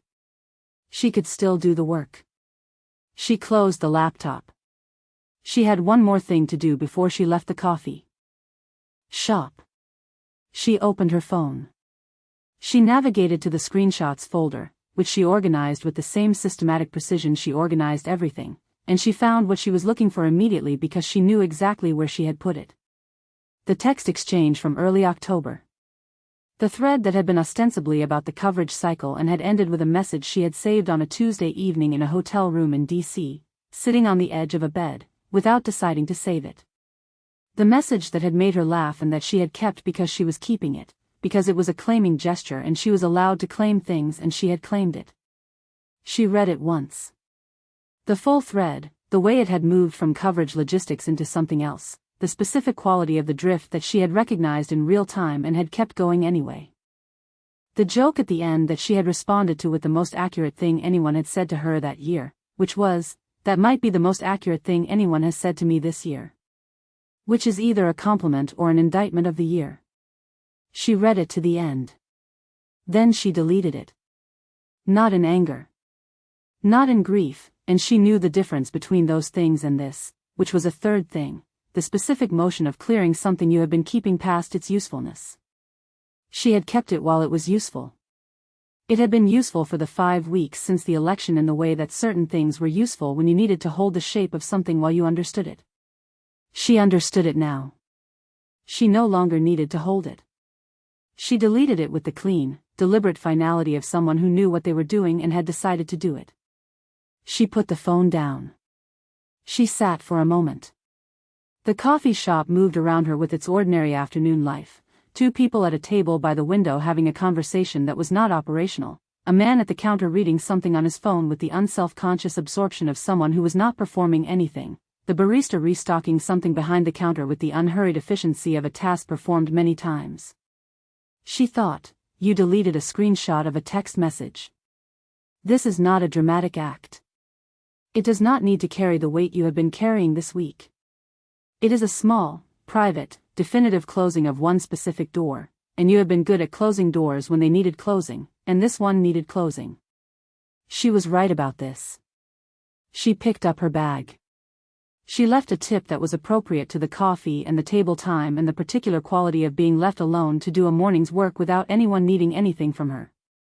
She put on her coat. She walked out into the December street, which was cold and purposeful and entirely indifferent to the specific interior weather of one woman who was building a consultancy and had just deleted a screenshot and was going to be fine in the actual way rather than the professional way. In the afternoon she met with her business partner. A woman named Carla whom she had known for 6 years and trusted in the specific way you trusted people who were excellent at the things you were not and had the emotional vocabulary to tell you when you were wrong without making it theatrical. Carla was going to run the operational side of Meridian Advisory, the contracts, the staffing, the business development that required the kind of sustained relational work that was different from the strategic relational work Delia was built for. The division was clean. They had agreed on it in 2 conversations and had not needed to revisit it. They met in the office space Delia had leased in a building in the West End that had the right quality of neutrality, professional without being stuffy, visible without being conspicuous, the kind of address that told prospective clients that the consultancy had chosen its position deliberately rather than defaulting to prestige. The lease was 3 years with an option. Carla had done the furniture already. It was the kind of furniture that was comfortable and intelligent and did not announce itself, and the room was arranged for the work it was going to contain rather than for the impression it was going to make, and Delia stood in the doorway of it for a moment and thought, "This is the right room." "Well?" Carla said. "It's right," Delia said. Carla looked pleased in the understated way she looked pleased about things she had been confident about from the beginning. "I thought so." They worked for 3 hours on the launch materials. The website brief, the client framework, the positioning document that articulated what Meridian Advisory was and what it was not and why those 2 categories were both necessary. Delia wrote the positioning language herself, which Carla had expected and did not comment on, because she understood that the language was the first thing a client would see and that Delia would need to trust it entirely, which meant she needed to be the one to write it. She wrote it the way she wrote everything, pre-edited, with pauses before the sentences that mattered. By 5 o'clock she had a draft she could live with. At 5:30 she sent the first client pitch email from the new address at the new desk in the office they had built in the city she had chosen. She sat back. She looked at the room. The light was going in the way December light went in Washington, early and without ceremony, the day folding into evening with the efficient brevity of a season that did not perform its endings. The room was warm. The furniture was right. The work was beginning in the way that work began when you had built it from the foundation rather than inherited its structure. She was not triumphant about this. She did not have the particular feeling she had sometimes imagined she would have when she built something entirely her own, the specific clean satisfaction of arrival. What she had instead was something more ordinary and more durable, the feeling of being exactly where she had decided to be, having made the decisions that had brought her here with full knowledge of what each of them cost. She had paid them. She was here. Carla was putting on her coat. Same time Thursday? Wednesday, Delia said. I have the on-call Thursday morning. Wednesday then. Carla picked up her bag. At the door she paused. For what it's worth, she said, I've been waiting to do this with you for 3 years. I know, Delia said. I wasn't ready 3 years ago. Carla looked at her. Are you ready now? Delia thought about the question in the honest way. Not the way she thought about things she was going to say, which was the edited way, the drafted way, the way that arrived after the revision. The unedited way, the way the answer came before she could improve it. Yes, she said. She meant it. Carla left. Delia sat alone in the office she had built in the city she had chosen, and she thought about the year that had just ended and the one that was beginning, and the specific quality of a decision made with full information, carrying its full cost, running in the direction she had chosen. She had always been good at building things. She was going to be very good at this. Chapter 23. The next campaign. The candidate's name was Brennan Lyle, and he was charming in the particular, slightly hollow way of candidates who had identified charm as a tool early and had spent the intervening years sharpening it at the cost of the things charm was supposed to be covering for. He was also smart in the specific, narrow way of people who were smart about their own interests and less smart about the systems those interests operated within, which was a limitation Maren had encountered before and knew how to manage. She had managed it 3 times in the past 8 years with varying degrees of success. She would manage it again. The new war room was in a city she had not worked in before, which she found useful. Cities she had not worked in had fewer surfaces that reflected things she was not looking for. This was a consideration she would not have named 6 months ago and could not entirely not name now, which was its own kind of information, and she filed it. January had been the decision month. She had reviewed the 3 inquiries in December with the methodical honesty she brought to all strategic decisions.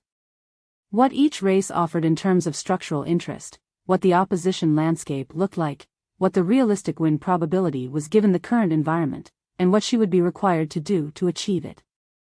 She had made the decision in the 2nd week of January without ceremony, because decisions made with adequate information did not require ceremony. She had called Garrett Fain's contact at the party committee, who had made the referral that led to Brennan Lyle's campaign manager, who had called her on a Tuesday morning and offered her the position in the particular way of people who had already decided she would accept. She had accepted. The war room was on the 4th floor of a building that was the architectural cousin of every campaign building she had ever worked in, functional, temporary in the specific way of spaces that were occupied by people with a deadline, carrying the compressed energy of a large number of intelligent people working on a shared problem that had a fixed end date. She had been in this room, in this form, in a dozen cities. She was in it again. She was good at this room. She had been operational since the 1st of February. The campaign was in its early structural phase, the period she liked most. Before the media cycle compressed everything into reaction and the operational horizon shortened to a single news cycle, when you could still build the architecture with enough runway to let it breathe. She was building it with the precision and the pleasure of someone doing the thing she was best at, and the pleasure was real, which was one of the things she had been checking for with the consistency of someone running a diagnostic on a machine they were not entirely certain is still running correctly. The machine was running correctly. She was good at this and she liked being good at it, and the liking was not performed. She had established this to her own satisfaction and she was not going to establish it again. Tomas had texted from Nevada. He was on a gubernatorial race that was going well, he said, which meant it was going well in the specific sense that the candidate was doing exactly what candidates did, and Tomas had built a structure capable of managing that. And had confirmed Saturday, which was today, which was why she was not in the war room at 7 p.m. but at a restaurant in the part of the city that had figured out it was a city and had stopped trying to prove it. The restaurant was Tomas's choice. It was the kind of place he always found excellent in the way of places that did not require you to notice their excellence because it was ambient rather than performed. She was already at the table when he arrived, which was unusual. She had been early by 10 minutes because the car had moved through the city faster than she planned for, and she had sat with the menu and ordered wine before he arrived, which was more unusual. He would notice. He always noticed. He came in from the cold with the particular quality of someone who had just flown from somewhere and was carrying the compressed efficiency of a person who had spent 4 hours in a plane thinking and had arrived ready to deploy the conclusions. He sat across from her. He looked at the wine glass in front of her and said nothing about it. "Nevada," she said. "Nevada is fine. The candidate is doing what candidates do. I have a deputy director now who is genuinely excellent, and I can sleep more than 6 hours a night, which is the operational condition I had been told was available in theory and am now verifying in practice." He poured himself a glass. "How's the new one?" "Structurally interesting. The opposition research landscape is more complex than the early briefing suggested. The candidate has a specific vulnerability in his municipal record that I'm getting ahead of now, so we have the counter-narrative ready before it becomes a story." "And the candidate himself?" "Charming and slightly hollow. Smart about his interests. The usual. The usual." They ordered. The food arrived in the way that food arrived at restaurants that were confident about their timing, without being rushed, without the performance of being unhurried, just present when it was supposed to be present. They ate. Tomas told her 2 things about the Nevada race that made her glad she was not running the Nevada race, which was the thing he always accomplished with stories about his current operations, not complaint, exactly, but the specific communication of a person who found the material useful precisely because it was difficult. He was good at that. She had always found it about him. "The Delia situation," he said. He said it the way he said all the things she had been waiting for him to say, without preamble, without the preparatory clearing of the throat that less direct people use to announce an important sentence. He simply placed it on the table in the same register as everything else, which was the thing about Tomas that she had relied on for 7 years. "It's closed," she said.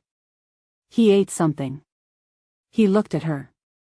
He did not ask what closed meant in the way that less intelligent people would have asked, because he knew what closed meant, and he knew her well enough to know she had chosen the word deliberately. "Okay," he said. A pause. "Was any of it real?" he said. The question arrived in the particular way that his questions arrived, lateral, from the angle that was adjacent to the thing rather than at it directly, which was how you got to the thing that mattered without giving the subject time to reclassify it as something manageable. She had been waiting for the question for 3 months. She picked up her water glass. She held it. She was aware, in the moment she was holding it, of holding it. Of the fact that she was doing the thing. Picking up the glass without drinking, the particular tell that was a tell precisely because it was not her tell. It was a gesture she had accumulated from someone else at some point over 11 meetings in 11 rooms, absorbed without noticing the absorption until she had sat in a hotel bar after the last meeting and looked at the empty glass and understood what she was doing. She was doing it now. She set the glass down. Tomas had seen it. She could tell from the quality of his stillness, which was the stillness of someone who had just received information and was deciding whether to use it now or carry it. He was going to carry it. "I think so," she said. He looked at her. "I think," she stopped. She tried the sentence from a different angle. "I know that the work and the other thing had been running together for long enough that I couldn't separate them. I know I couldn't prove, at the end, which was which. I know that's what Delia understood." She paused. "What I think, when I'm being honest about it, is that the not being able to prove it was part of the problem, not the whole problem. The whole problem was that I chose not to find out." Tomas was quiet. "I could have," she said. "Found out. There were points. There were several points where I could have stopped and looked directly at what was running beneath the operational surface and understood it for what it was. And I chose the operational surface." She turned the water glass once. Set it down again. "That's what I was saying to myself, for a while, in the column I keep for things I don't have a category for. That I had simply done the work and the other thing had been unfortunate collateral. But that's not accurate, and I knew it wasn't accurate, and I let it not be accurate for approximately 3 months, and then I stopped. And now? Now I know what it was. I know that the thing that was running underneath the work was real, that it was not a tactic I was running on myself, that it was not manufactured leverage. It was a real thing, and I used it as if it were not real, and that is the specific cost of what I am and what this job makes you, and I'm not separating those two things anymore into one being the excuse for the other. She said this in the tone she used when she had arrived at the final version of a sentence, the one with the revision done, the one that was as accurate as she could make it. Tomas was quiet for a moment. "That's the most honest thing you've said to me in 7 years, he said. "I've been working on it." He picked up his wine. He said, without the specific gentleness that he usually deployed for things that required it, which was its own form of respect, "She built something. After. I saw it in the trade papers." "I know." "Is that," he stopped. He started differently. "How are you with that?" She thought about the question with the honesty she maintained for Tomas, which was not the honesty she maintained everywhere but was more thorough than most. She thought about reading the trade paper item in February, in a car on the way to a client meeting in a new city, the item about Meridian Advisory and its managing director and its stated focus on crisis communications. She had read it once and had felt something that she was still in the process of categorizing, which was a familiar condition and one she was learning to inhabit with less urgency about the timing of its resolution. "It's the right thing for her," she said. "The consultancy. It's what she should be doing, and it's going to be excellent, and the industry is going to understand within 12 months that it's excellent." She paused. "I'm glad she built it." Tomas looked at her. Not with the look of someone checking whether she meant it. With the look of someone who had heard something that was true and was letting it be true. "Okay," he said. They talked about other things. He told her about a campaign in Ohio that had done something interesting with its ground game in the final stretch that was worth studying structurally. She told him about the vulnerability in Brennan Lyle's municipal record and the specific counter-narrative she was building, and he asked 2 questions that were useful, which was what she had wanted from the conversation, which was one of the reasons she kept having this conversation with this person. At the end of the evening he asked for the check. She took it when it arrived. "Maren. You're on a gubernatorial race in Nevada. I'm on a Senate campaign in a new city with operational budget." She put down the bills without looking at the total and calculated the tip separately in her head and added it to the amount without looking at that either. "I've got it." Tomas shook his head. He stood. He put on his coat. At the door he stopped. He turned back, not entirely, the way he stopped at doors when he had one more true thing to say and was going to say it without making it ceremonial. "For what it's worth," he said, "the thing you said earlier. About knowing what it was. About not separating what you are from what the job makes you." She looked at him. "That's different from where you were a year ago," he said. "That's not nothing." She thought about this for a moment. "No," she said. "It's not nothing." He pushed the door open and the cold came in and he walked out into it and she watched him go, and then she turned back to the table and she took the receipt and she put on her own coat and she walked out into the same cold. The city was doing what cities did in February, enduring, mostly, the specific gray persistence of a northern winter that had not yet decided to end. She stood on the sidewalk for a moment outside the restaurant with her coat collar up and her phone in her hand and the city moving around her with its ordinary, indifferent business. She thought about what she had said to Tomas. She thought, some of it was real. She had said it. Not out loud, not to Delia in the hotel room where it would have mattered and couldn't be said. But here, to Tomas, in the closest version to out loud she had been capable of. Most of it. Almost all of it, toward the end. She had said this and she had meant it, and it had come out in the form of something more specific, something with more precision than the sentence she had been carrying in the column with no name for months, and the specificity had felt, when she said it, like the first clean breath after a long time of breathing carefully. She put the phone in her pocket. She had a car booked. She found it at the curb and she got in and she opened the inquiry documents for the new campaign on her phone, and the cursor blinked in the document she had been building since February 1st. The work was the work. She was very good at it. She looked out the window at the city moving past, gray and purposeful in the February night, and she let it move. Chapter 24. Cass Whitmore works a room. The Spring Communications Summit was smaller than the Chicago Conference in the autumn. A regional event, a single hotel in a mid-Atlantic city that had the ambient quality of a place that was used to hosting things that mattered without requiring that the things acknowledge it. The attendee list ran to 200, concentrated from the usual 400 by the calendar. Late April, campaign season heating up, most senior operatives with the luxury of leaving their war rooms for 3 days for reasons that were not operational. Maren had the luxury. She used it deliberately, the way she used all discretionary time, as a structural investment in the professional network that was the substrate under the campaign work, the soil that produced the contexts in which the work became possible. She attended the summit every second year, and she had already been in 3 useful conversations by the end of the first afternoon panel, and she expected to be in 2 more before the cocktail hour ended.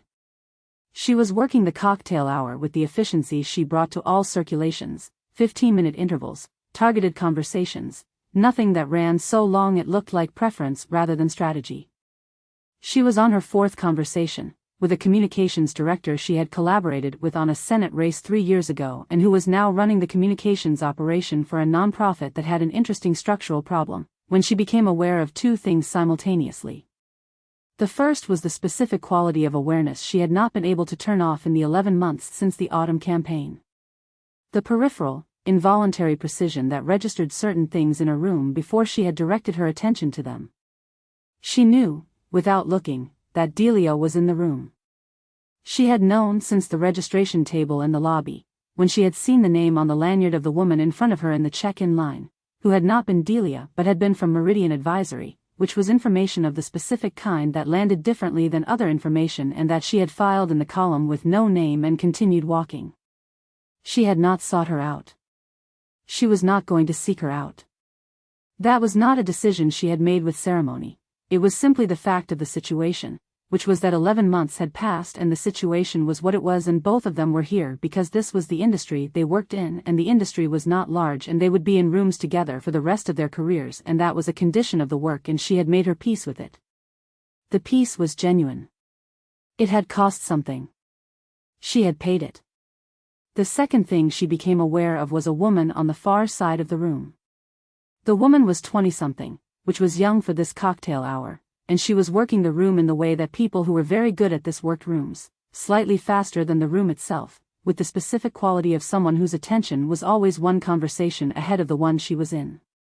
She was talking to a senior communications director from a major national campaign, and she was listening with the focused, forward-leaning attention of someone who was absorbing everything and organizing it in real time and was already, visibly, thinking about how what she was absorbing connected to 3 other conversations she had already had.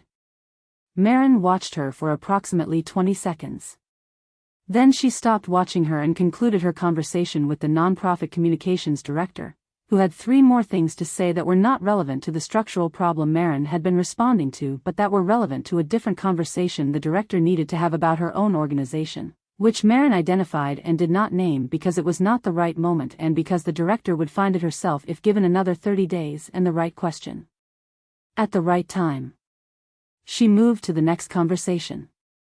She did not seek Delia out. Across the room, at no point she could specify, she became aware that they were looking at the same thing. She did not look to confirm this. She knew it with the specific, involuntary precision that she had spent the past 11 months neither fighting nor indulging, which was the arrangement she had arrived at after approximately 4 months of attempting one and then the other and finding both inadequate. She simply knew. The way you knew things that you had spent long enough studying that the study had become its own form of knowledge, deeper than the cognitive kind. The young woman had moved to a new conversation. She was talking now to an opposition research director Maren recognized from the party's national committee, and she was asking a question. Maren could not hear it, but she could read the body language of the question, which was the posture of someone who had already formulated the answer they expected and was asking the question to get the delta between what they expected and what they heard. It was a precise technique. It was not something you arrived at by training. You arrived at it by being the kind of person who could not stop processing the gap between what people said and what they knew, which was a specific kind of person, and they were not made, they were found. Maren watched her finish the conversation with the opposition research director and move immediately, without pause, to the next target. A media consultant she had identified from across the room, Maren could tell, because the approach had a specific angle that only made sense if you had already assessed the room's social topology and identified the consultant as the next highest value conversation. She was very good. She was frighteningly good, in the early way. Before you understood the specific trade that the skill required, before you had made the trade consciously and understood it was permanent. Maren thought, there it is. There's the thing you can't teach and can't unlearn. She thought this and felt, in the moment she thought it, the specific reverberation of the same words in a different context. The same words she had thought on a hotel terrace in October, in warm air, watching someone laugh, and they had been about something else entirely, and they had been, she understood now, about this same thing. The recognition. The specific feeling of watching something you know from the inside. She looked at the young woman for another moment. Then she looked across the room. She did not intend to look across the room. She did not decide to.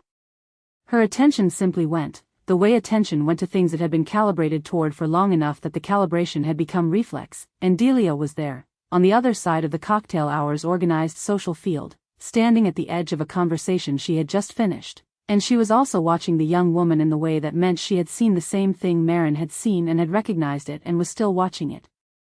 Delia. 11 months since the hotel room.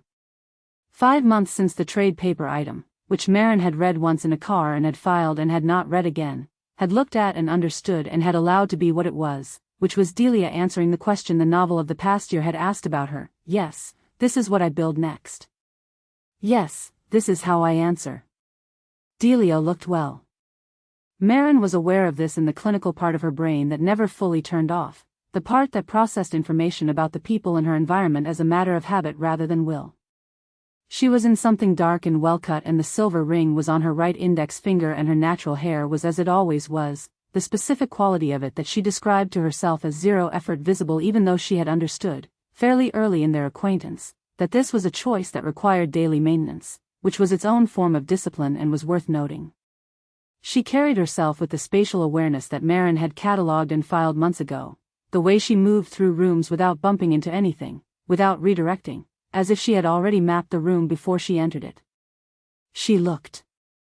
Maren looked for the word and found it. Like herself. Not the campaign version of herself, which had been excellent and real and also carried the specific compression of 5 months of high-stakes operational work. Herself in the fuller sense. The way she had looked on a hotel terrace in Phoenix in October, or on a Wednesday afternoon in a coffee shop in D.C., in the moments when the professional framing had been doing less work and what was underneath had been briefly visible. They were not going to speak. This was not a decision either of them was making. It was simply the shape of the moment, a cocktail hour, a room full of people, 2 professionals on opposite sides of a concluded campaign, orbiting each other in the specific way they had always orbited each other, with the awareness that could not be turned off and the understanding that awareness and proximity were not the same as possibility. Across the room, Delia was still watching the young woman. The young woman. Maren did not know her name and would find it in the attendee directory later, not because she was planning anything but because knowing names was a professional habit she had never been able to suspend. Had moved to a third conversation and was doing the thing she did, the room faster than the room thing, the forward-leaning listen and the organized in real-time absorption, and she was entirely unaware, in this moment, that 2 women on opposite sides of the room were watching her with the specific quality of people watching something they recognized. She did not know she was being recognized. She would not know, for some time yet, that there was something to recognize. Maren thought about this. She thought about the first time she had walked into a room like this room, 26 years old, knowing what she knew and not yet knowing what it cost, carrying the specific confidence of someone who had been tested and had been found to be the kind of person who did not break under the testing, and had not yet understood that unbreakable was not the goal, that unbreakable was a description of a machine rather than a person, and that the machine, once built, was very hard to dismantle from the inside. She thought, she doesn't know yet. She knows the skill. She doesn't know what runs underneath the skill and will eventually have to choose whether to let it run or cut it. She thought, you can't tell her. She thought, you couldn't have been told. The young woman. She would find out later that the name was Cass Whitmore, 27, third cycle in the industry, already with a reputation in the rooms that generated reputations. Finished her conversation with the media consultant and scanned the room with the speed and economy of someone who had already identified the next 3 targets and was simply confirming the priority sequence. She moved. The room adjusted around her in the small, unconscious way rooms adjusted around people who were moving faster than they were. Maren looked away. She looked at the place across the cocktail hour where Delia was standing, and Delia was still there, and for a moment. Not long, the duration of something that did not exist in most social contexts but was entirely present here. They were both looking at the same place, at the absence the young woman had just moved out of, at the space where the thing they had both recognized had briefly been. They did not look at each other. They did not need to. Maren picked up the glass she had been holding since the second conversation of the evening and finished the water in it and set it down on the tray of a passing server and straightened her jacket and looked at the room. There was more of the cocktail hour left. There were 2 more conversations she had identified as worth having before the formal dinner, and she was going to have them with the precision and the pleasure of someone who was good at this and knew it and was not, at this moment, confusing that knowledge with satisfaction about everything else. The room moved around her. Across it, Delia was saying something to a woman Maren recognized from the nonprofit sector. A potential client, from the angle of the conversation, from the quality of Delia's attention, which was the quality she used when she was building something rather than managing something.